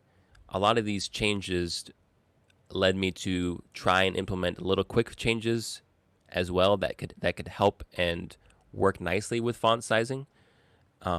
So for example, these checkboxes, these setting checkboxes, when I shrink this down, they're very small, very hard to click on, very small in general. I didn't want this massive text size next to this tiny little checkbox. So this is another little custom widget I wrote that just increases the actual presentation of the checkbox so that it would be easier to see and click on. The font sizing being small at ship was not the only problem with things being small in the game. So I tried to go above and beyond and fix as many things as I could after the fact. Even the opacity of the background of the settings thing was too low when we first shipped. We decided to change the colors to make them a little bit higher contrast, darken the backgrounds of a lot of the stuff to no longer show as much of the background as it used to. That was a combined decision before from Art, who wanted the game to look as pretty as possible, and UI, who wanted the game to be functional but still look good. It was a lot of different decisions going on that led to the state that we shipped in. One of the many problems to implementing font sizing like this was a lot of things that just come along with it. For example, this only has so much room before it'll get too long and need to go down an extra line. So For example, show floating damage text. Here, it's one line, but the way these widgets will go out a little bit further before it needs to wrap. If I increase it all the way, it's now had to wrap into a two-lined setting. So another one of the problems that came to light when I started messing with the font size setting was scroll boxes. So when we don't have a lot of text to show, this is fine. But when we go to showing a lot of text all of a sudden that didn't used to need a scroll box, that's extra code support that needs to go in to actually support that. Our scroll bars don't just inherently work with gamepad support. They needed to actually have some hard code added to make it so that when this widget is visible, the joysticks on the controller actually cause the text to scroll. So I have some debug commands that I've used to change the text on the fly without needing the settings up. So you can see the difference between what it used to look like. This is at default font size versus this is at the maximum 10 increase. Not saying this went up 10 pixels, it's what it went up whatever amount I set it to be able to go up. The first update that I did, I took the most important UIs in the game, which was our conversation window, our subtitles, and a couple others very small tweaks. Those were just the first things I could get into before I had implemented the current fix as is. So the first fix I tried, just hard coding a second set of text sizes that we could use if the user had that setting enabled. So basically, if the conversation was default size 18 and the user flipped this setting, let's increase it to 24 or something like that. So that's what I tried, and that worked to a point, but it was still too local to certain parts of the game and not a global change. So let's talk about what our existing systems actually let us do. So here's another fun one I did. So in the journal, we allow you to select quests, and it changes the text on the right. There's a general quest summary, and then there's individual objectives that you'll have to do below it. And there's a scrolling text bar here, and on some there's a scrolling text bar above as well. On a mouse and keyboard, you're able to just scroll or drag accordingly so you can see all the text. On a gamepad, we tried to keep all the text scrollable with the right joystick. So this presented a unique problem here in that if you had two scroll bars visible, what were you going to do? So I got really lucky here in that these scroll bars were able to be vertically aligned right on top of each other so that it's intuitive to just scroll down on one, and as you finish scrolling, it just pops to the other. So you're able to scroll both scroll bars with the same joystick and see all the text you want. Less than ideal, but a convenient little trick. So I mentioned earlier that we had known this was going to be an issue before we shipped, and that's very true. And the team was aware of it. We just didn't have any severity or real weight to put behind it until we shipped. Once we shipped, it was a must fix, regardless of the cost involved. Because this was a launched game and we needed to be able to ship a patch at any possible time, I did an opt-in solution so that I would manually, this is why it took me 3 months to do it, was because I had to go through every text block in the game and set that max font size modifier accordingly and test out not only in English but in all the languages we had. So what this meant for when we shipped is that often the biggest articles written about the game weren't about the game itself, but the text size involved.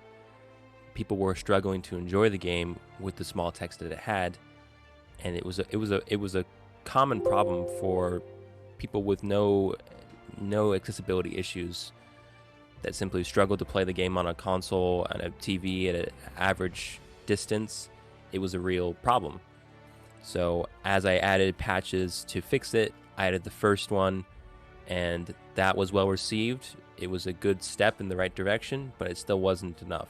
So another game that faced this kind of issue was God of War. And here's a Polygon article that they wrote about it, and they ended up shipping a font size patch that did something kind of similar. Polygon used this really cool slider to show before and afters of the changes. So that article that Polygon had written about God of War, so this is the blog that I wrote about font size, so I included that GIF I did not write this tool. This was written by Caesar, who works at Obsidian and who was very speedy about getting this available to me as a tool for the blogs.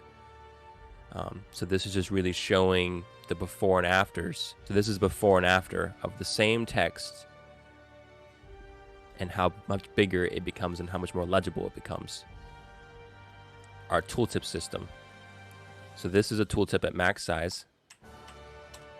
This is that same tooltip, how it shipped. Because of how delicate our tooltips were, I decided not to increase the text size in it at all, but to increase the entire size of the tooltip. It's just scaling the entire widget to be larger and present larger to a user. This has been my talk, Font Sizing Out of This World. I'm Nate. I work for Obsidian Entertainment. If you haven't got a chance to play the game, I highly recommend it, especially now that this accessibility setting is in the game and available to you. If you have any questions for me, feel free to reach out to me on Twitter. My handle is Nate L. Cabro, NateElCabro, and I appreciate your time. Thank you very much. I hope you enjoyed this.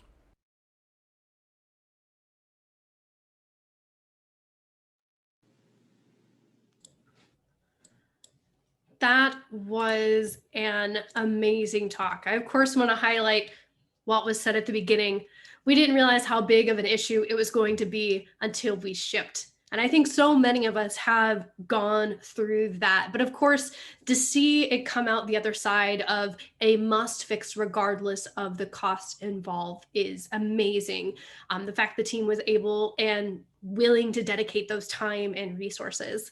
And this was obviously an incredibly comprehensive talk. So thank you so much for all of that work you put in. And I also want to give an extra shout out +1 to posting on Twitter the in progress that you were doing to kind of show that it was being worked on and that you were making progress forward. As we've heard so many times today, people want to know what's happening, and even just showing a demo of a work in progress concept totally allowed you to do that. So that is the last of our micro talks, and we're going to head and go into our afternoon break. Now, this break is going to be a half-hour break, and so we will be coming back at 2:50. So be sure to get up, move around, and get some water, get some snacks, get whatever you need to do, and we will see you when we come back. Thanks.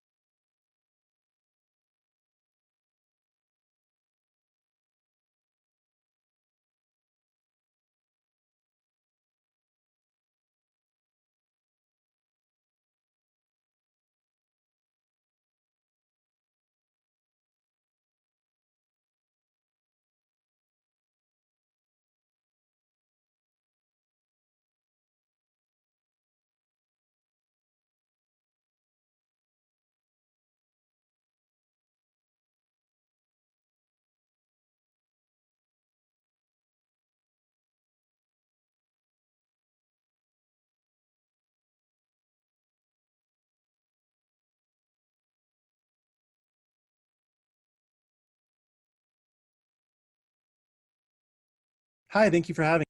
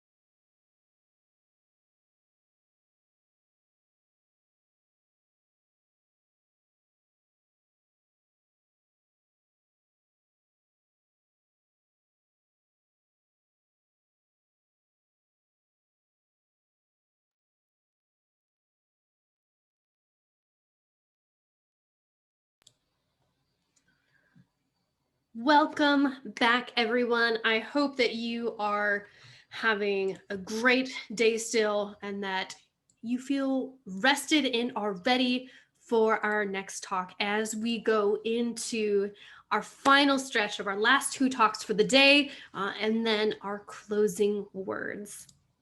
So going into our next talk, designing one-button games for accessibility. Members of the Numinous design team will share the challenges and opportunities in designing accessibility-first games.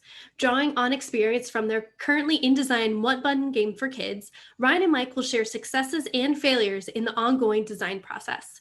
They will also share how their game fits into a broader playability initiative, which is seeking to build a coalition of players, advocates, and designers to connect disabled players with the games they love.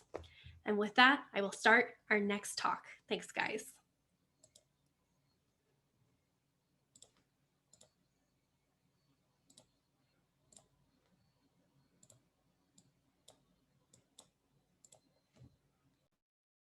Hi, thank you for having us. My name is Ryan Green, and I'm the co-founder, along with Joshua Larson, of an indie game studio called Numinous Games. Now, Numinous is known for our emotional narrative projects, but we also work in serious games and now games accessibility. Yes, thank you for having us. My name is Mike Peroto, and I'm the development manager here at Numinous Games, and we're excited to share with you a new accessible games initiative focused on fun. We're also going to spend some time today talking about a few lessons we've learned as we become intentional about designing for accessibility.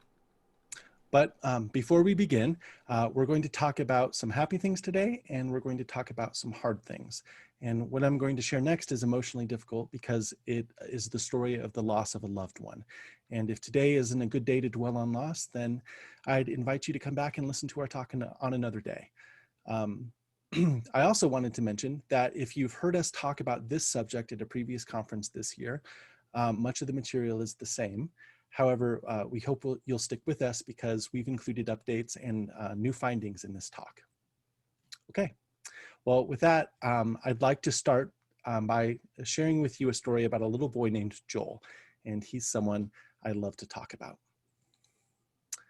This is Joel. He had my heart from the day he was born.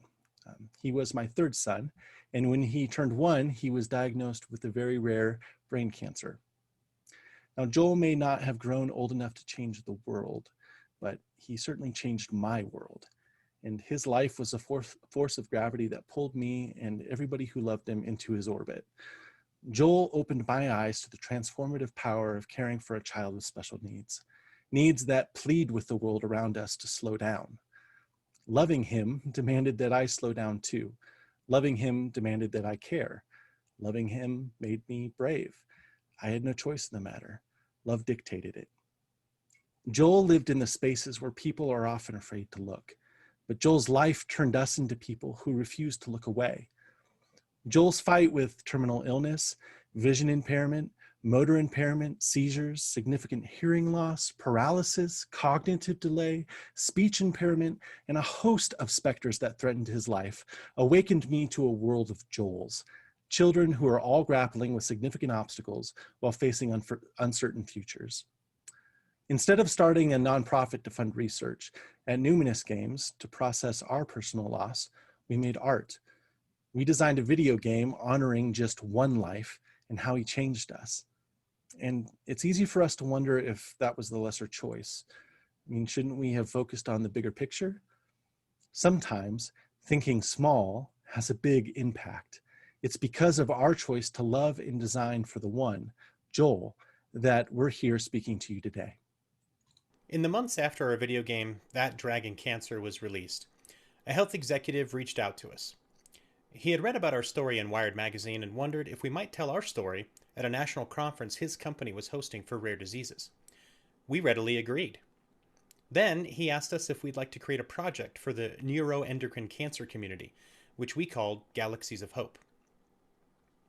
Designing a game to honor one boy compelled one executive to ask us to serve many others. And a few years later, this executive came to us again and asked us if we could use games to serve another group, children with spinal muscular atrophy, a rare, debilitating, and degenerative disease that causes motor neuron death.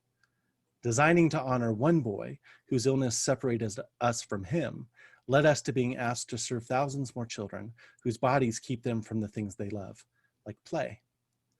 Play was how we connected with Joel.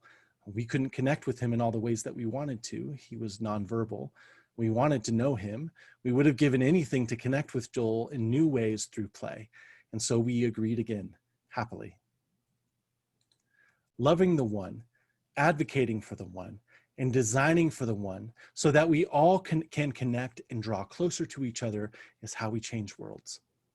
Today, we'd like to introduce you to a project we call the Playability Initiative, which seeks to connect kids and their loved ones through play.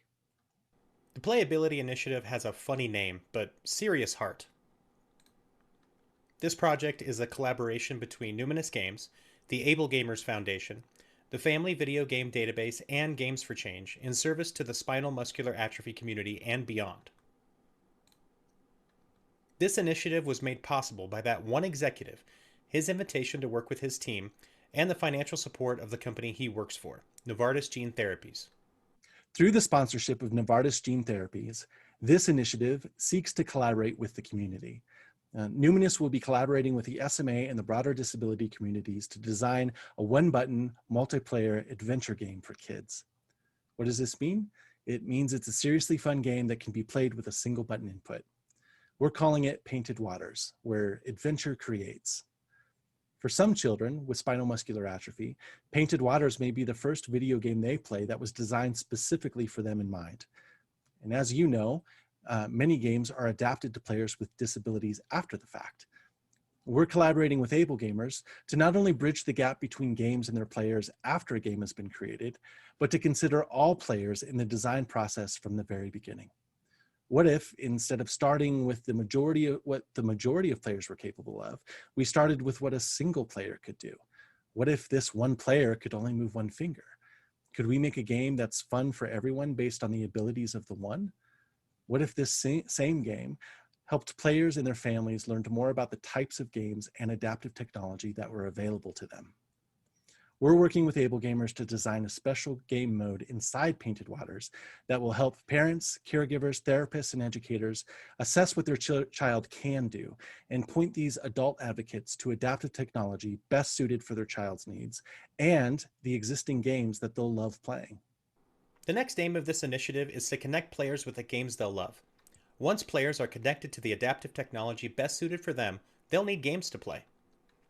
When a parent of a child with a disability tries to find a suitable game for their child, as you all know, it isn't as easy as looking for the E for everyone rating. Everyone usually doesn't mean their child. Everyone is not the one. Each child has unique abilities. Where is the labeling that says what kind of manual dexterity is required for gameplay, or how much rapid motor function is needed, or whether or not eye tracking is supported? Finding an accessible game is not as simple as a label indicating a game is compatible with adaptive technology. Parents need specific details relating to their unique child's abilities. This is why we've teamed up with Andy Robertson, a games journalist out of the UK who's an expert in family gaming. His work encourages parents to meaningfully engage with their children through gaming by providing them resources and recommendations through his various popular social media channels. Andy's latest project, the Family Video Game Database, is growing into a treasure trove of curated game lists and powerful search features that connect adult advocates and their children with games they'll love. Thanks to the support of the Playability Initiative, Andy and his database partner Rich have been hard at work enriching the datasets in the database to include a wealth of accessibility search filters. Andy's also been working with accessibility experts in the community to expand the database listings with accessibility data on over 150 games. Thanks to the community collaborators, this list is growing. And if you have a favorite set of accessible games you'd like to see added to the database, we'd like to hear from you. We're also seeking to engage members of the SMA community to share their experiences in gaming. Jack Friedman, one of our collaborators, is writing blogs about his gaming life, covering subjects like why he doesn't like timers in games and how designers can consider players like him. If you're interested in connecting kids to games, encouraging creative expression in the disabled community through digital tools, or inspiring game designers to think inclusively, we want to hear from you.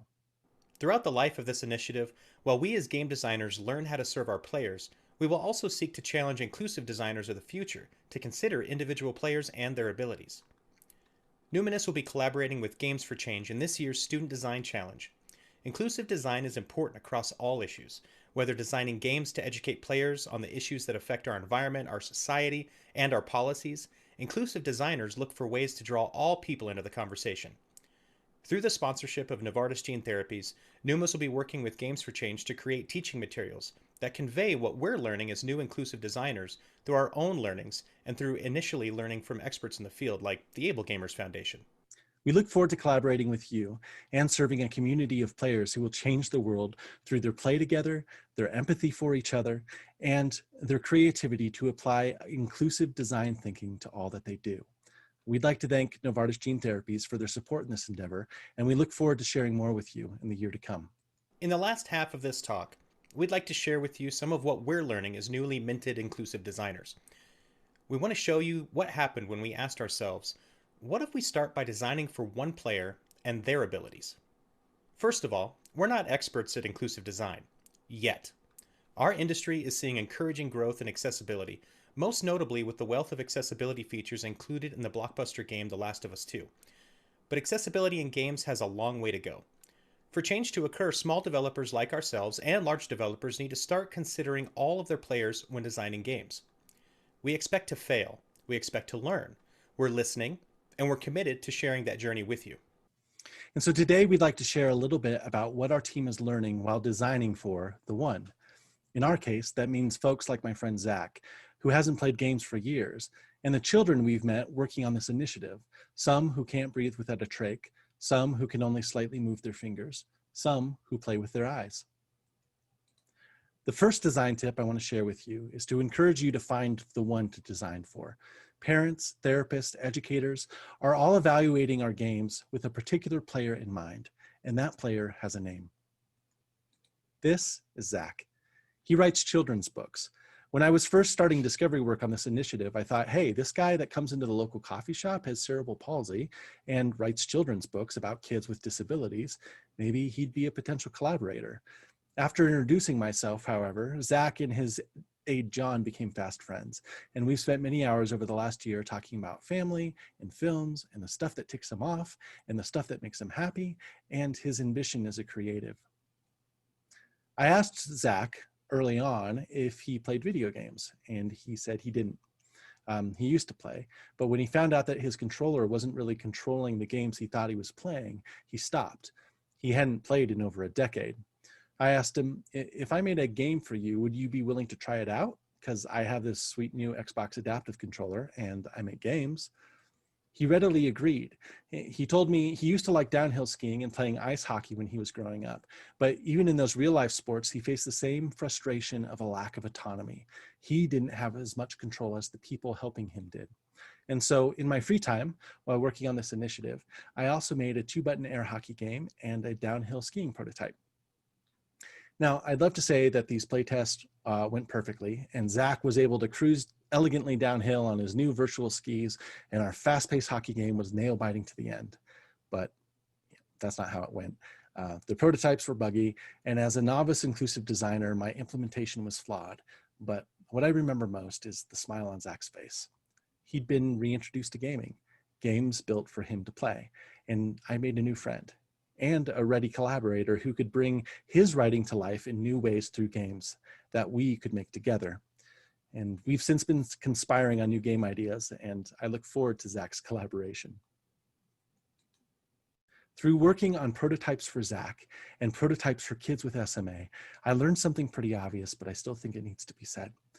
Designing for adaptive technology doesn't automatically make a game accessible. In this early prototype, I had designed a digital instrument for kids to play. Moving a joystick around in 8 directions allowed kids to play music by hitting notes. I focused on adapting the joystick movement, patting myself on the back for allowing the player to interact with touch and adaptive joysticks and eye gaze control. However, I had neglected one-button players by only giving them the ability to tell the animals to sing. Some of my players could compose beautiful jazzy riffs, but some of my players could only conduct the choir by pressing start and stop.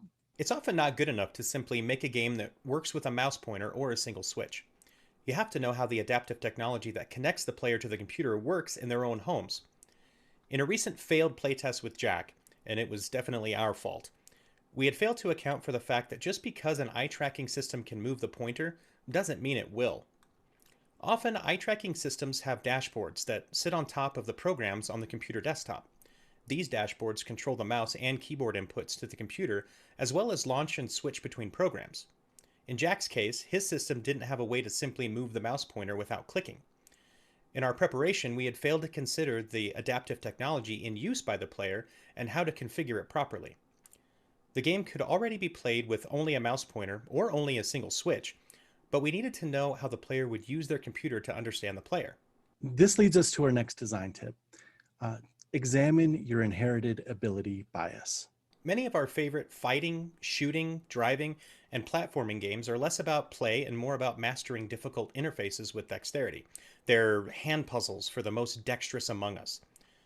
With players who can do this, it's no wonder I can never last more than a few minutes in Fortnite, and I really would like to play Fortnite. Knowing that I needed to avoid the trap of designing for dexterity, I focused on simple controls. I researched adaptive technology, special ordering custom 3D printed joysticks, but I brought in my own inherited bias as well by designing for joystick-based movement. Here you see, in my play tests, some players were able to navigate the joystick or touchpad to make the unicorn draw pictures on the pond. But for my eye-tracked player, I had neglected to support gaze-only input. Since they couldn't use any of the fancy switches I brought, they couldn't look and press a button like the game required. Likewise, players who could use a one-switch setup weren't able to move as freely as their joystick-powered peers. Our assumptions about most players being able to play neglected the one player who plays with a single button. Thankfully, Numinous recently hired another talented designer who recently evaluated our early prototypes. His name is Hayden, and he had the following observation. Prioritizing joystick movement makes using adaptive input tedious and annoying. Hayden isn't one to mince words. And so, back in May of this year, he recommended we pause our design with our mountain of ideas and mechanics and themes for this new game we're making, and asked us the following. What does the player want to do, and what is preventing them from doing it? So, we decided to zero in on the movement problem. If some players are able to play with only a single switch, do we care about their play experience? And if we do, then is joystick-based movement really a core value of our game? What will players want to do, and what is preventing them from doing it? When we focus on what most players could do, instead of focusing on one player, we mourn our losses when we can't use the flashy interface or the fancy adaptive controller. But when we focus on the one, we create a gift for them that isn't about us at all. And when we do it well, it serves everyone. Hayden introduced us to some new references, and we explored new ideas on how to design our maps. What would happen if we allowed players to focus on their desired destination rather than just their next step? We looked at bus routes and footpaths.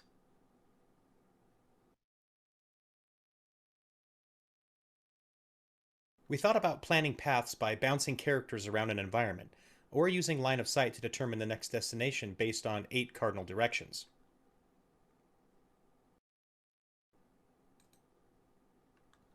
When we thought about it, we realized that we don't plan our steps in real life, we plan our destinations, and for many of us, our movement is as involuntary as a heartbeat.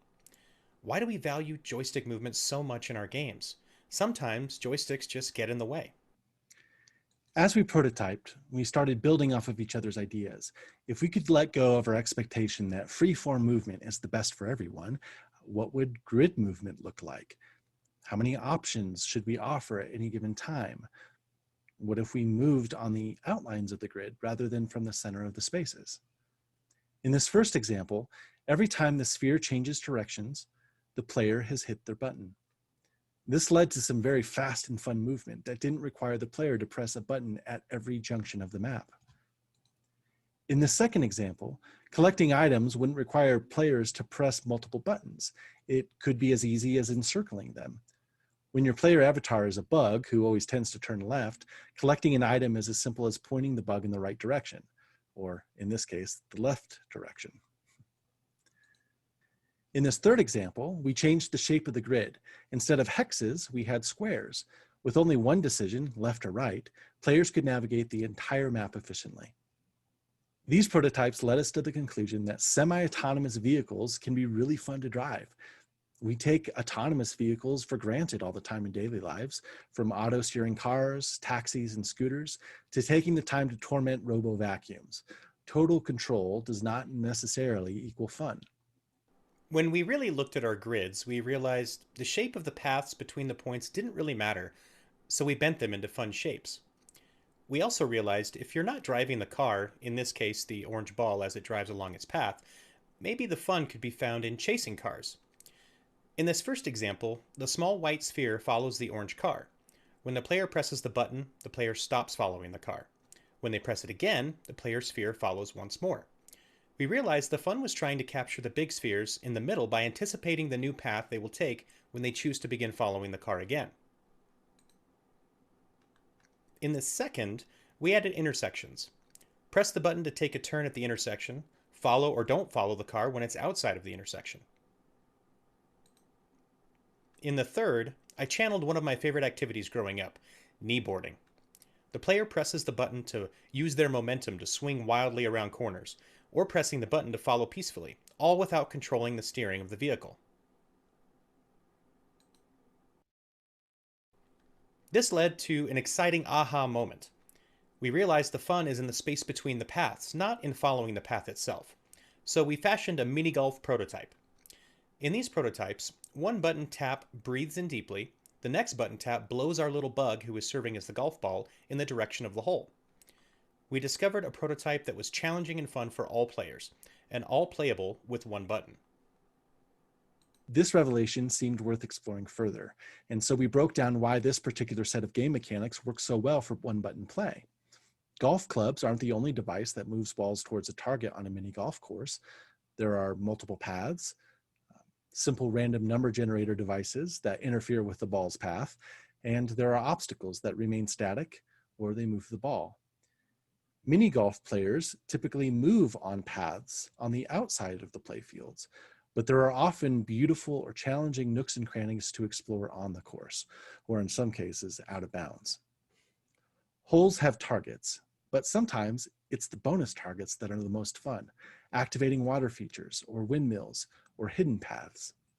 Hayden, inspired by Plinko, Pachinko, Pinball, Peggle, and other marble-centric games, has been designing physics experiments to discover fun and engaging playfield designs, with just the right amount of balance between strategy and chaos to move objects from one side of a field to the other using gadgets activated by the player.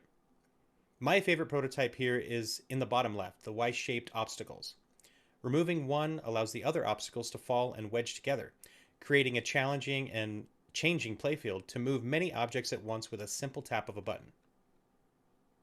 Brock and I have been taking what we've learned through working with our collaborators about player input and UI and UX essentials, and from Hayden's design notebooks to start to lay out some prototype level designs. We're looking forward to our playtests in the coming months with Playability Initiative Facebook group members and our collaborators. We look forward to Painted Waters becoming a relaxing and a fun place for all ages and abilities to express their own creativity, problem solving, and desire for adventure as they play together. This leads us back to Hayden's original challenge to us. Instead of dwelling on player movement, he challenged us to find the fun. We'll leave you with this. My bias could only be confronted by knowing the players I'm serving and by designing for them instead of to meet my own needs. By gathering a team willing and able to challenge assumptions, we continue to uncover design bias together. And as one of the co-founders of Numinous, I recognize we have a long way to go as we seek new collaborators, listen, learn, and practice inclusive design.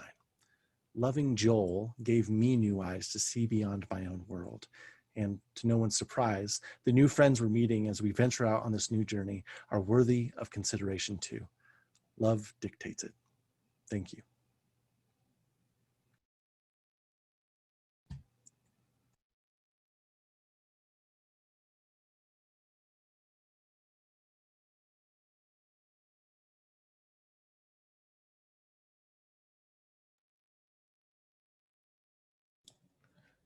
Thank you so much for your guys' amazing story that was both personal, emotional, but yet incredibly informative. I love this idea of the failed playtest that really highlighted the importance of making sure that when you're testing, that you're making sure that adaptive technology is in part of that test case. And I love that, it got around to, instead of prioritizing joystick input, which was making accessible tech hard to use, we should focus on what finding the fun actually is. And we're going to be taking a short 10-minute break before we go into our last talk of the day before our closing words, which is creating an inclusive design culture at the Coalition. So that talk is going to be coming to you at 3:30. And so we will see you in about 15 minutes. So see you soon.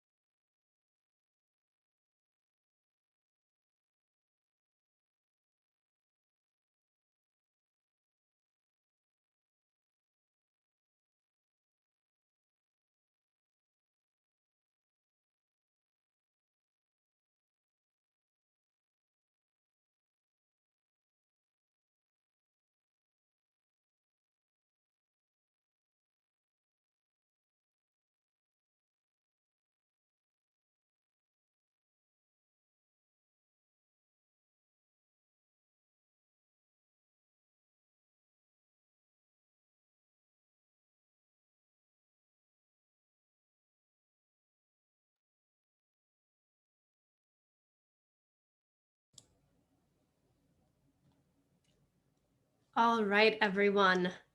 Welcome back as we head into our last talk of the day. There we go. As we head into the last talk of the day, before our closing words, wrapping up day one of the first ever online edition of GaConf. So this is something I'm very excited about, being a part of the Xbox family. So this talk is creating an inclusive design culture at the Coalition. This talk will take you on the journey of a AAA game studio as they learned about the importance of inclusive design and how they grew the passion of a few into a studio-wide expectation for the Gears of War franchise. Gears 5 released in 2019, and while we know we still have a lot of work to do, it garnered some of the highest accessibility scores of this generation. And with that, I'll start our last talk of the day.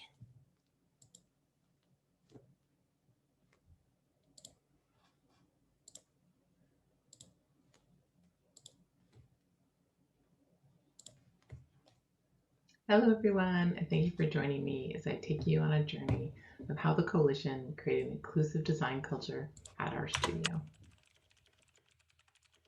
First of all, just a quick introduction to me. I'm Zoe Curnow and a principal producer at the Coalition. I was the lead campaign producer on Gears of War 4 and 5. And you're probably wondering why I chose a photo of myself looking pretty tired with a cat sleeping on me. She's also incidentally sleeping on top of a heating pad. Very opportunistic cat. Well, I thought, like with any journey, it usually starts with a personal journey. So I wanted to share a bit of my own with you. In this photo, I'm in the depths of pain and I'm suffering with a second bout of frozen shoulder. In 2013, I injured my shoulder, and over a few months, it's turned into frozen shoulder, an incredibly painful, although temporary condition.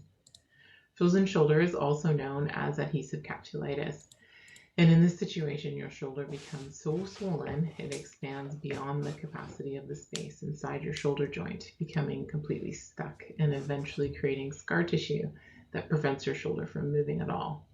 It also causes pain that is like nothing I had even imagined. Now, I don't have children, but my doctor told me many women describe the pain as worse than childbirth. And I'll just have to take her word for it, but I certainly believe it from what I went through. During this time, I lost the ability to do regular day-to-day things that I had taken completely for granted, like washing my hair, driving, reading a book, and especially playing games, either with a controller or a mouse and keyboard. So it started me on my own journey of looking for ways to overcome these problems, such as getting a Kindle so that I could read without the weight of the book causing me pain, playing games on my laptop that only required use of a trackpad with one hand. And it also started me thinking about how many things like these things we use day to day that aren't formally classified anymore as accessibility features, such as being able to make the text larger on a Kindle because I couldn't necessarily hold it close enough, to my face, or just a remote control so that I didn't have to get up off the couch and change the channels. But we've normalized these features in our regular day-to-day lives, and we don't refer to them as accessibility features anymore. And that I started thinking about how we need to start thinking about accessibility in the same way as we create the games that we make. Incidentally, in 2017, my frozen shoulder came back. That's when this photo is from, but in the other shoulder. And so I went through the same cycle of seeking out ways that would help me adapt to my situation. Well, now that I've told you a little bit about me, I need to tell you just a brief history about our studio, in case you aren't familiar with us and know what we do and the types of games that we make. Our studio is a part of the Xbox family of studios inside Microsoft, and up until 2014, we were known as Black Tusk. Microsoft acquired the Gears of War intellectual property in 2014, and we then became known as the Coalition. The first game we shipped as a studio was Gears of War Ultimate Edition, which was a fully upgraded re-release of the original Gears of War from 2006 for Xbox One. We then fully took on reimagining Gears of War and the franchise, which was previously produced by Epic Games, and we put our own stamp on it with Gears of War 4. I would say at this stage we were very lightly dipping our toe into the accessibility pool. There are a few features that Gears had previously, such as playing a split screen co-op. You can have 2 players, each pick a different difficulty. We had they had gore controls, so you could turn on or off gore depending on violence, and we also had obscenity filters and things like that. One of the new features we introduced in Gears of War 4 was something we called face controls. And so it was a control scheme that allowed players to not have to use the triggers on the bottom of the controller. A lot of our awareness at that time of a need for features like this came from members of the military in our community, with which our game is very popular. So at Xbox, we have 2 full-time accessibility program managers, but they are not dedicated to specific studios or titles, and they are a resource for us, and they assist us with compliance issues as well as being a wealth of knowledge. And they were invaluable to us, absolutely, on shipping both of our games. But in the end, accessibility really is the responsibility of each individual studio and then each team within those Xbox studios. So when did our real inclusive design culture journey begin? And I would say it was during pre-production on Gears 5. It became more of a topic of conversation in our studio, but just exactly how to move forward and what we needed to do was I think, still a little bit fuzzy. When I started to think about this journey and how it played out, this idea around how teams come together and how they figure out how to work together was a pretty great analogy for our own journey. On this slide, we have the 4 stages of team growth as established by organizational psychologist Bruce Tuckman in 1965. And they are forming, storming, norming, and performing, which is a nice little pithy rhyme that helps you not forget it. So in the forming stage is when you're beginning to understand the problem that the team has come together to tackle. And you're starting to figure out, okay, there's a goal here. We think we're all going in the same direction. Let's figure this out. And storming is when you'll see the most conflict. You're overcoming challenges and barriers. You know what the goal is you need to achieve, but you're not quite sure how to get there. And there's usually quite a bit of discussion, let's say, and kind of just figuring things out and how to work together. And then in norming, this is when you're really stabilizing as a team. And for us, what I like to talk about is this is when we were normalizing our conversations about accessibility. And then as a team, this is really when you're recognize that you have a shared responsibility to push the thing forward that you're focusing on.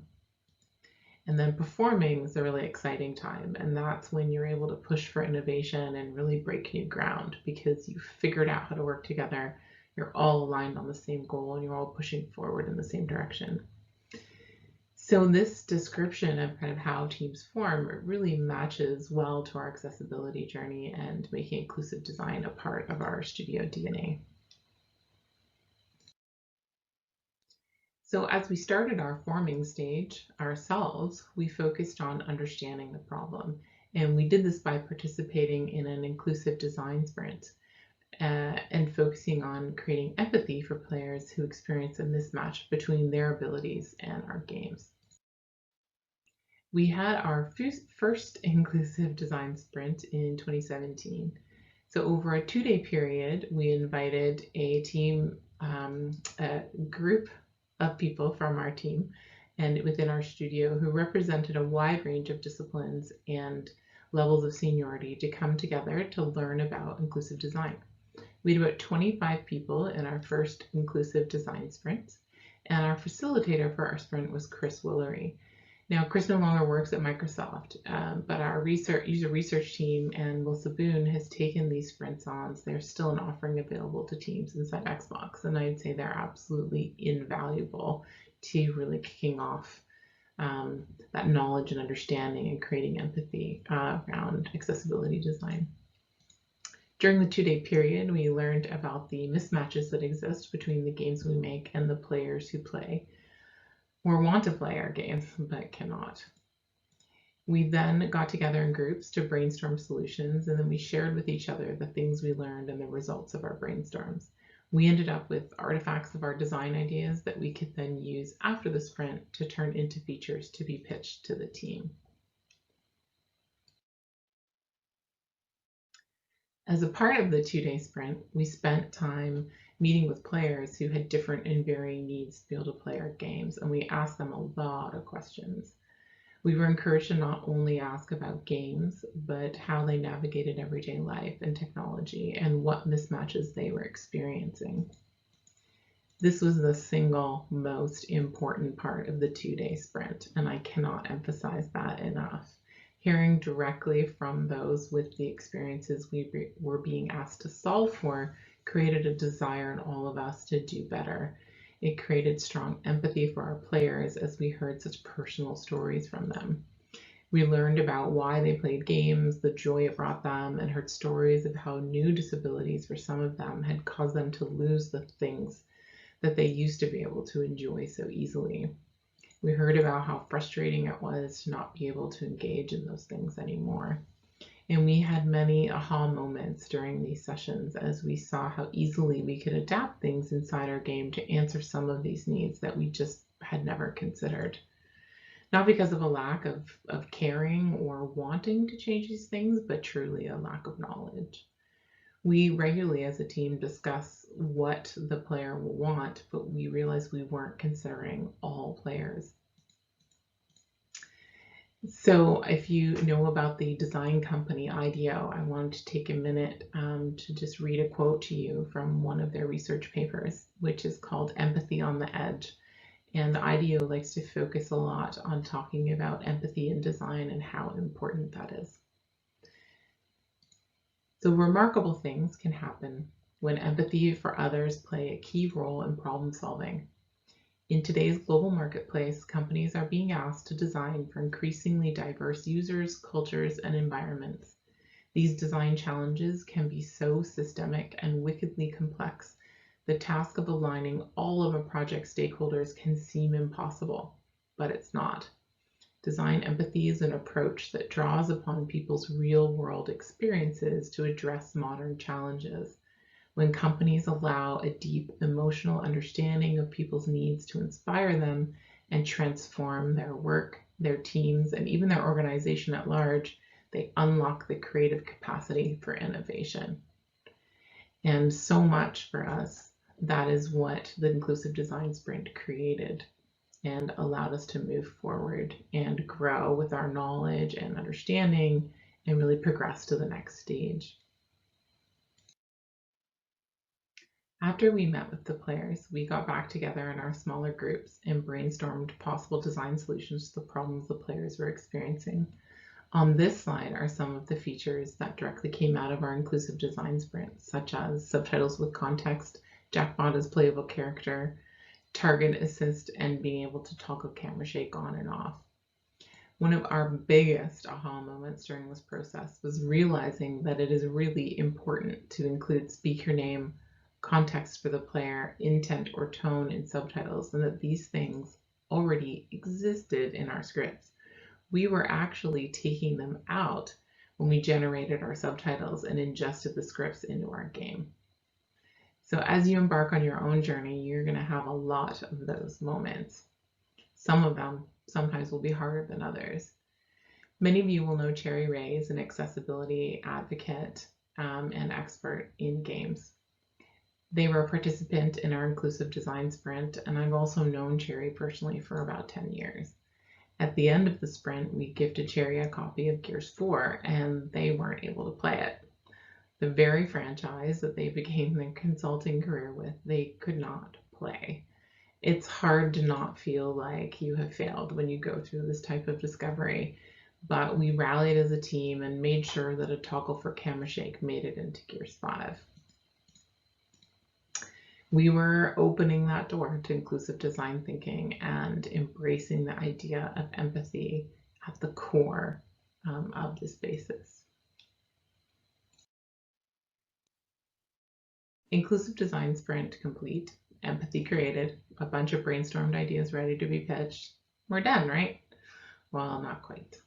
So getting those features into the game is the goal, and that takes a lot more than just education and advocacy. I think during this time, the thing we heard the most was, but how many players will use insert accessibility feature here? And knowing how to overcome these types of challenges and barriers is really key to your success. How many of you have heard that argument when proposing accessibility features? I'm really curious what types of things you've heard and how you overcame them. And I'd love it if you posted those in the chat with other people that are watching this talk. And we can hear from each other, just kind of the things that we're experiencing. Because this talk is pre-recorded, I'm watching the chat as well, so I'll chime in and feel free to ask me questions too if you'd like to. I'm going to pause with a little bit of silence here to give you time to have a little bit of a chat, and then I'll move on to the next slide.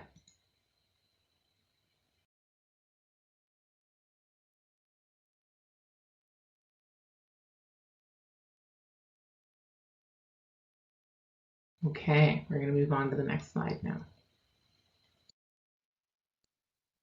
So for us, our key challenges were socializing the idea that accessibility features and considerations are not niche features that only a fraction of our players use, and ensuring that our leadership team was also behind these initiatives.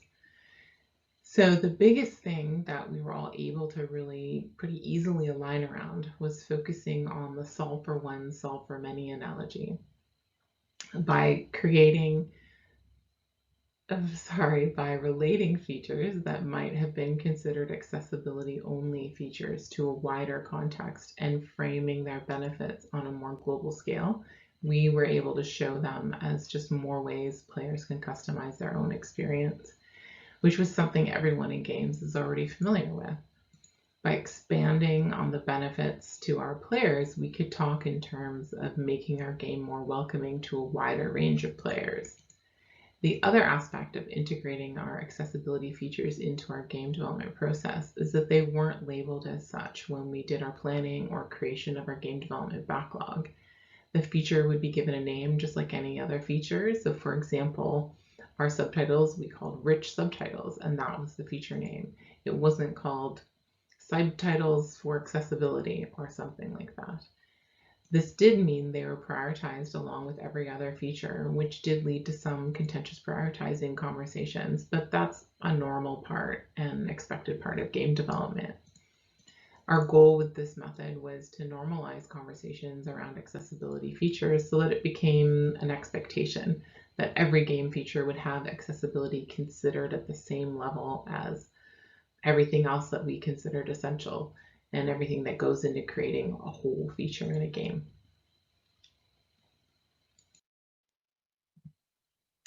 Probably the most important thing we had in our studio is that our leadership got on board with accessibility as a priority early on. Rod Ferguson, our former studio head, attended the last day of our inclusive design sprint. Matt Searcy and Ryan Cleven, our campaign and multiplayer design directors, also participated in the entire design sprint. And Otto Ottoson, our multiplayer lead producer, was also the accessibility lead for our studio. By engaging this many leaders this early in development, we were able to weave the idea of inclusive design into our leadership culture, and it meant we had advocates at the highest level in our studio. We were very lucky. We also had myself, our tech director Mike Rayner, and our audio director John Morgan on board from the beginning as well, and they also participated in our inclusive design sprint. But I know our experience isn't typical, so I wanted to make sure I recognize that and recognize that some of you may have much more challenging struggles than we did with getting leadership on board. But I also want to emphasize why I think we were so successful with many of our accessibility initiatives on Gears 5 is that we had the support and momentum of our studio and project leadership. But if you want to sustain that momentum, it can't just be a few, and it can't just be a few people in leadership positions. You really need buy-in from a much larger group. So that actually brings me to this next slide. So I've talked about kicking off our accessibility journey by participating in Inclusive Design Sprint, getting the creative juices flowing with a small subset of our team through brainstorming, getting buy-in from leadership, and integrating accessibility design into our normal day-to-day planning inside game development. But the problem with relying on just a few leaders to keep pushing this forward, even if you have created what you think is a solid foundation, is your team probably doesn't feel completely invested in that culture shift, and it could leave the studio when those leaders might leave.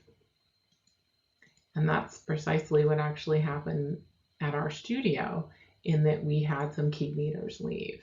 So Otto, our accessibility lead and multiplayer producer, left in December of 2019, followed by Rod, our studio head, in February, and then Ryan, our multiplayer design director, in the spring. So we knew we had a few things we had to do to keep that momentum going that we had on Gears 5. Just going backwards wasn't an option for us, and we were very proud of what we achieved on that game. So we needed a new accessibility champion who could breathe some new life into our thinking around accessibility. We needed to create an avenue in the studio for more of our team to get officially involved in accessibility initiatives, brainstorming and problem solving for current and new feature development. They were there. We just hadn't created a system or communication channel for them to see how they could get involved. And to be honest, that wasn't entirely fair to people in our studio that were really passionate about this as well. So as well, something that Otto and I had talked about a lot on Gears 5 was that we firmly believed that we needed a game designer more closely involved in accessibility leadership and ownership in the studio, and that we needed a team of people supporting that person so the responsibility wasn't just laid at one person's feet. So earlier this year, we had Katie Scott join us as a senior designer, and she is our new accessibility champion in our studio.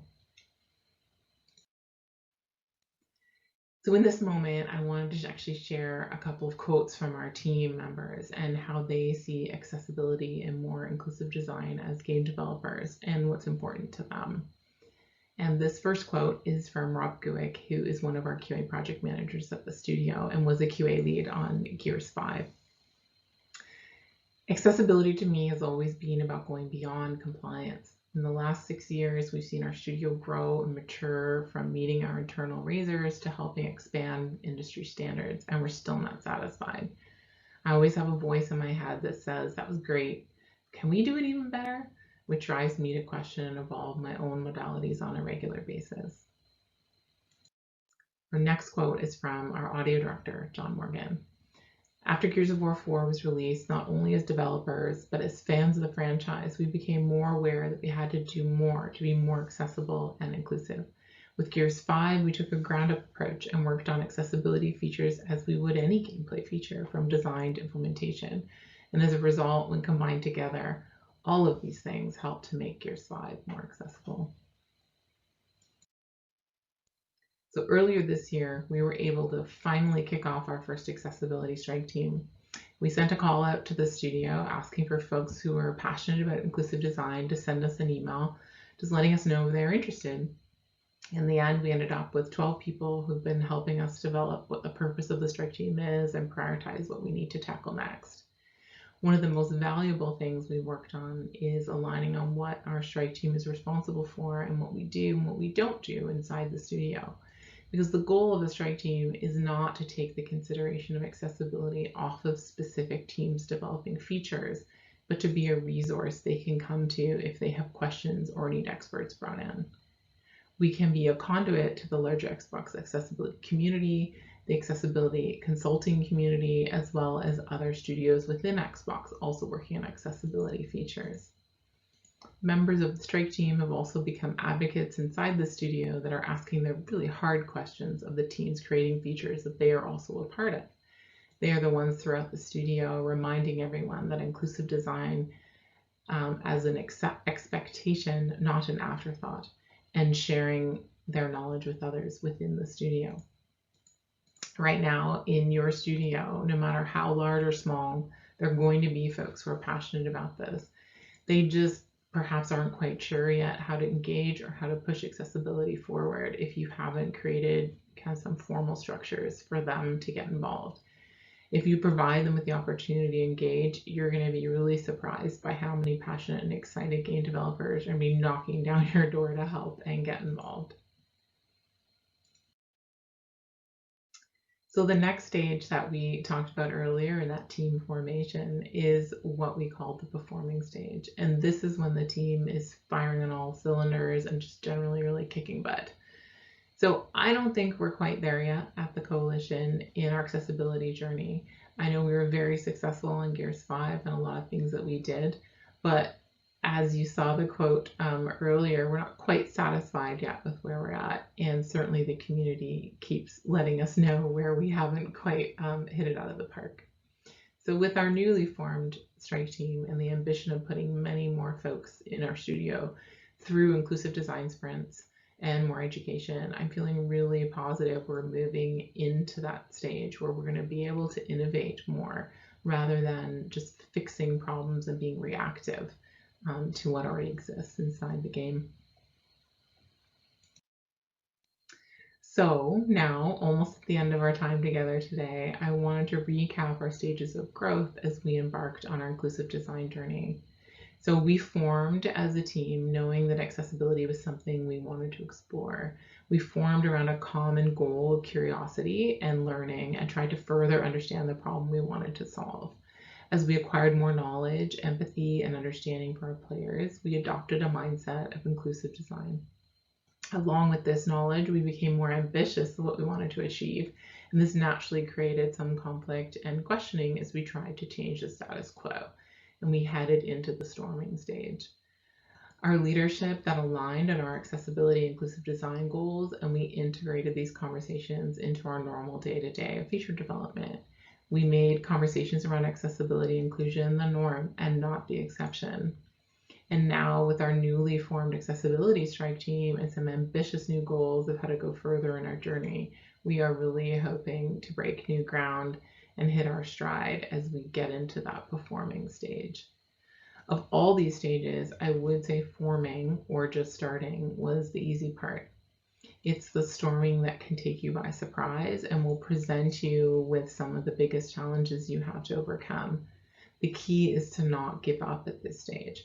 It's understandable to feel that it might be an impossible task, but if you find your champions, then you won't have to go it alone, and you'll have a whole group of people all driving towards the same goal. So in closing, I wanted to acknowledge those in the community that have been fighting this fight for such a long time. It's an exhausting challenge, and I wanted to recognize the work that you've done and continue to do. You hold us all accountable, and for that, I just really wanted to thank you. So this is my final slide. So our time has come to an end together, and it means the day has come to an end as well. If you want to reach out on Twitter, please do. I'll admit I am not great at consistently checking it and responding, but I will try to be better at it. As well, please do reach out to Katie, our new accessibility champion, if you have feedback, comments, suggestions on Gears 5 and how we could have done better with our accessibility features and what you'd like to see us consider in the future. We'd love to hear from you, and really thank you so much for spending this time with me and listening, and I look forward to chatting with you afterwards as well.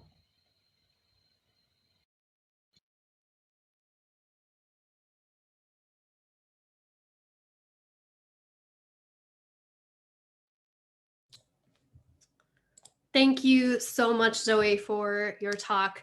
And a little personal shout out. So fun fact, Zoe was actually the first person from Microsoft to interview me when I came over to join the team. So that's just a little bit of extra. But there was so much in your talk that I absolutely love. Talking about the words of recognizing a shared responsibility for accessibility, and it's not the responsibility of one person.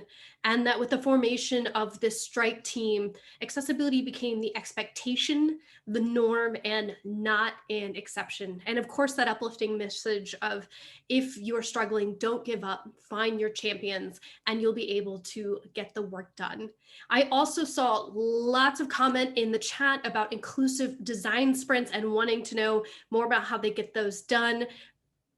If you are outside of Microsoft, I did a talk at our London event that was just about how we were starting to run them at the time and how you could start replicating that on your own. So please feel free to steal from us. Go do it. Run your own inclusive design sprints. They have been amazing. I also, on a lighter note, the chat also talked of a new drinking game, the Cherry Ray drinking game. So anytime you hear someone say their name during this presentation, just take a shot.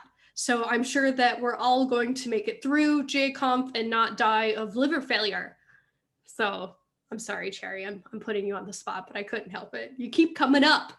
And with that, I'm going to head over to our closing words for the day, which is coming from Chris Patno, Head of Accessibility Programs and Disability Inclusion at Google.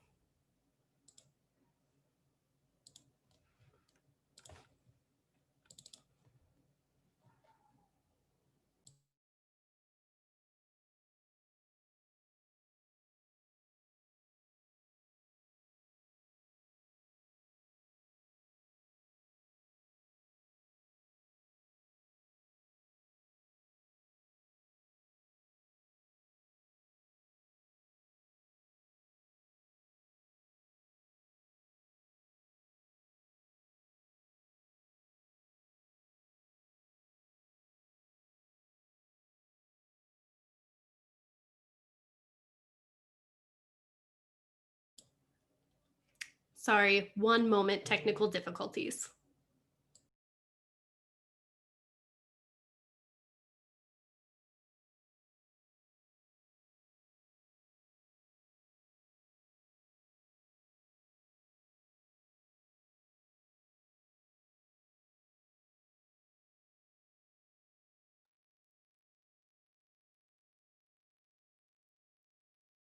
Gosh, we've learned so much today. From the excellent presentations of Charles McGregor's Hyperdot and Morgan Baker's Deaf Accessibility Talks to really beginning to understand the hunger that gamers feel to play. My name is Christopher Patno, and by night I'm the chair of the Immersive Captions Community Group for the W3C, and my day job is Head of Accessibility Programs and Disability Inclusion at a little company called Google. I'm one of those responsible to make all of our products accessible and also to make sure that people with disabilities can thrive inside of Google. We are huge proponents of an inclusive workforce, and that includes disability. That's been a long day, and I'm sure that you're all tired, especially Ian and Tara. So I want to run a visualization exercise before we sign off. Picture, if you will, it's 2031, and the UN Commissioner on Gaming, Tara Volker-Wake, and Sir Ian Hamilton are being given the new Nobel Prize for Gaming for services rendered to humanity by the UN Secretary General Greta Thunberg. Looking wistfully, they accept the award and share a brief history of accessible games. In 2015, the accessible arms race began with features on the Sony and Microsoft platforms. In 2016, GaConf was founded with the first event in 2017. In 2018, the Xbox Adaptive Controller was released, which was a watershed event, bringing accessibility gaming into the public awareness, even with a Super Bowl ad. In 2019, the Able Gamers shared their accessible player experience design system, which influenced the next generation of designers and developers. In June 2020, The Last of Us 2 was released, being the first AAA game completed unassisted by sightless combat. This raised accessibility's awareness into public consciousness again, and there were more than 50 games on Ian's yearly GaConf list. And there are more people than ever being hired in accessibility. Looking back, this is when things really tipped. In March 2022, Steam finally released the long-expected update making the desktop accessible. In 2024, the W3C releases an immersive accessibility object model designed in conjunction with Unreal, Unity, Facebook, Apple, and Google. This allowed anything in three-dimensional space, be it virtual or real, to be described programmatically. This was a critical advance for screen readers. In April 2026, Microsoft and Google collaborate on and release an AI that uses this immersive accessibility object model, the IAOM, and allows for 70% of already existing games on Unreal and Unity to be made accessible with console and desktop plugins. They call it the Game AI, Google and Microsoft for Game AI. In July of 2028, the last non-accessible game was updated on Steam to be made accessible. Also, the game AI was updated to support 90% of all legacy platform and PC games from 2010 and forward.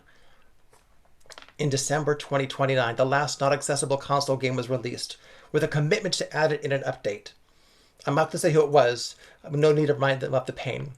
But in June 2030, the update landed. No more inaccessible games are under development. And so in December 2030, the award has been granted to Sir Ian and Madame Volkowake. We know where we are in this history. It's up to us, especially those of us in this virtual room, to make it happen. You never know where the next good idea comes from. Perhaps from a tweet, perhaps as a shower thought. We've seen history be made in the past 5 years. Now it's up to us to make future. It's us to make our future history for our users, for our friends, and for ourselves. It really is never about us without us. Let's do it from the beginning, do it at the middle, and do it at the end. All right, folks, let's do this.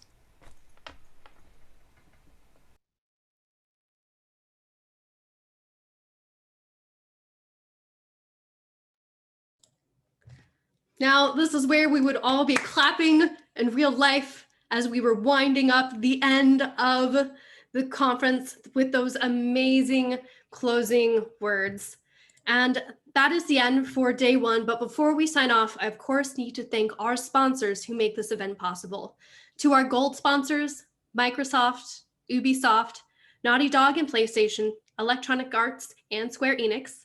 To our silver sponsors, the ESA, Riot Games, and Shara. Fun fact, Shara is Shane and Tara combined. Shara is actually a group of gamers who just donate so that we are able to sponsor the conference. So again, gamers out there care if you give them the opportunity. And then finally, to Google Stadia as a bronze sponsor, we thank you so much. It wouldn't be possible to be putting on this event today, and it definitely wouldn't be possible to make this a free event today without your support. And with that, we are ending for the day. We will be kicking back off using the same link you used today to get in, again at 9 a.m. sharp with a fresh round of opening words. So thank you so much from the conference staff here, and we hope that you have a great evening, dinner, bedtime, whatever it is for you. So thank you all. Have a great night.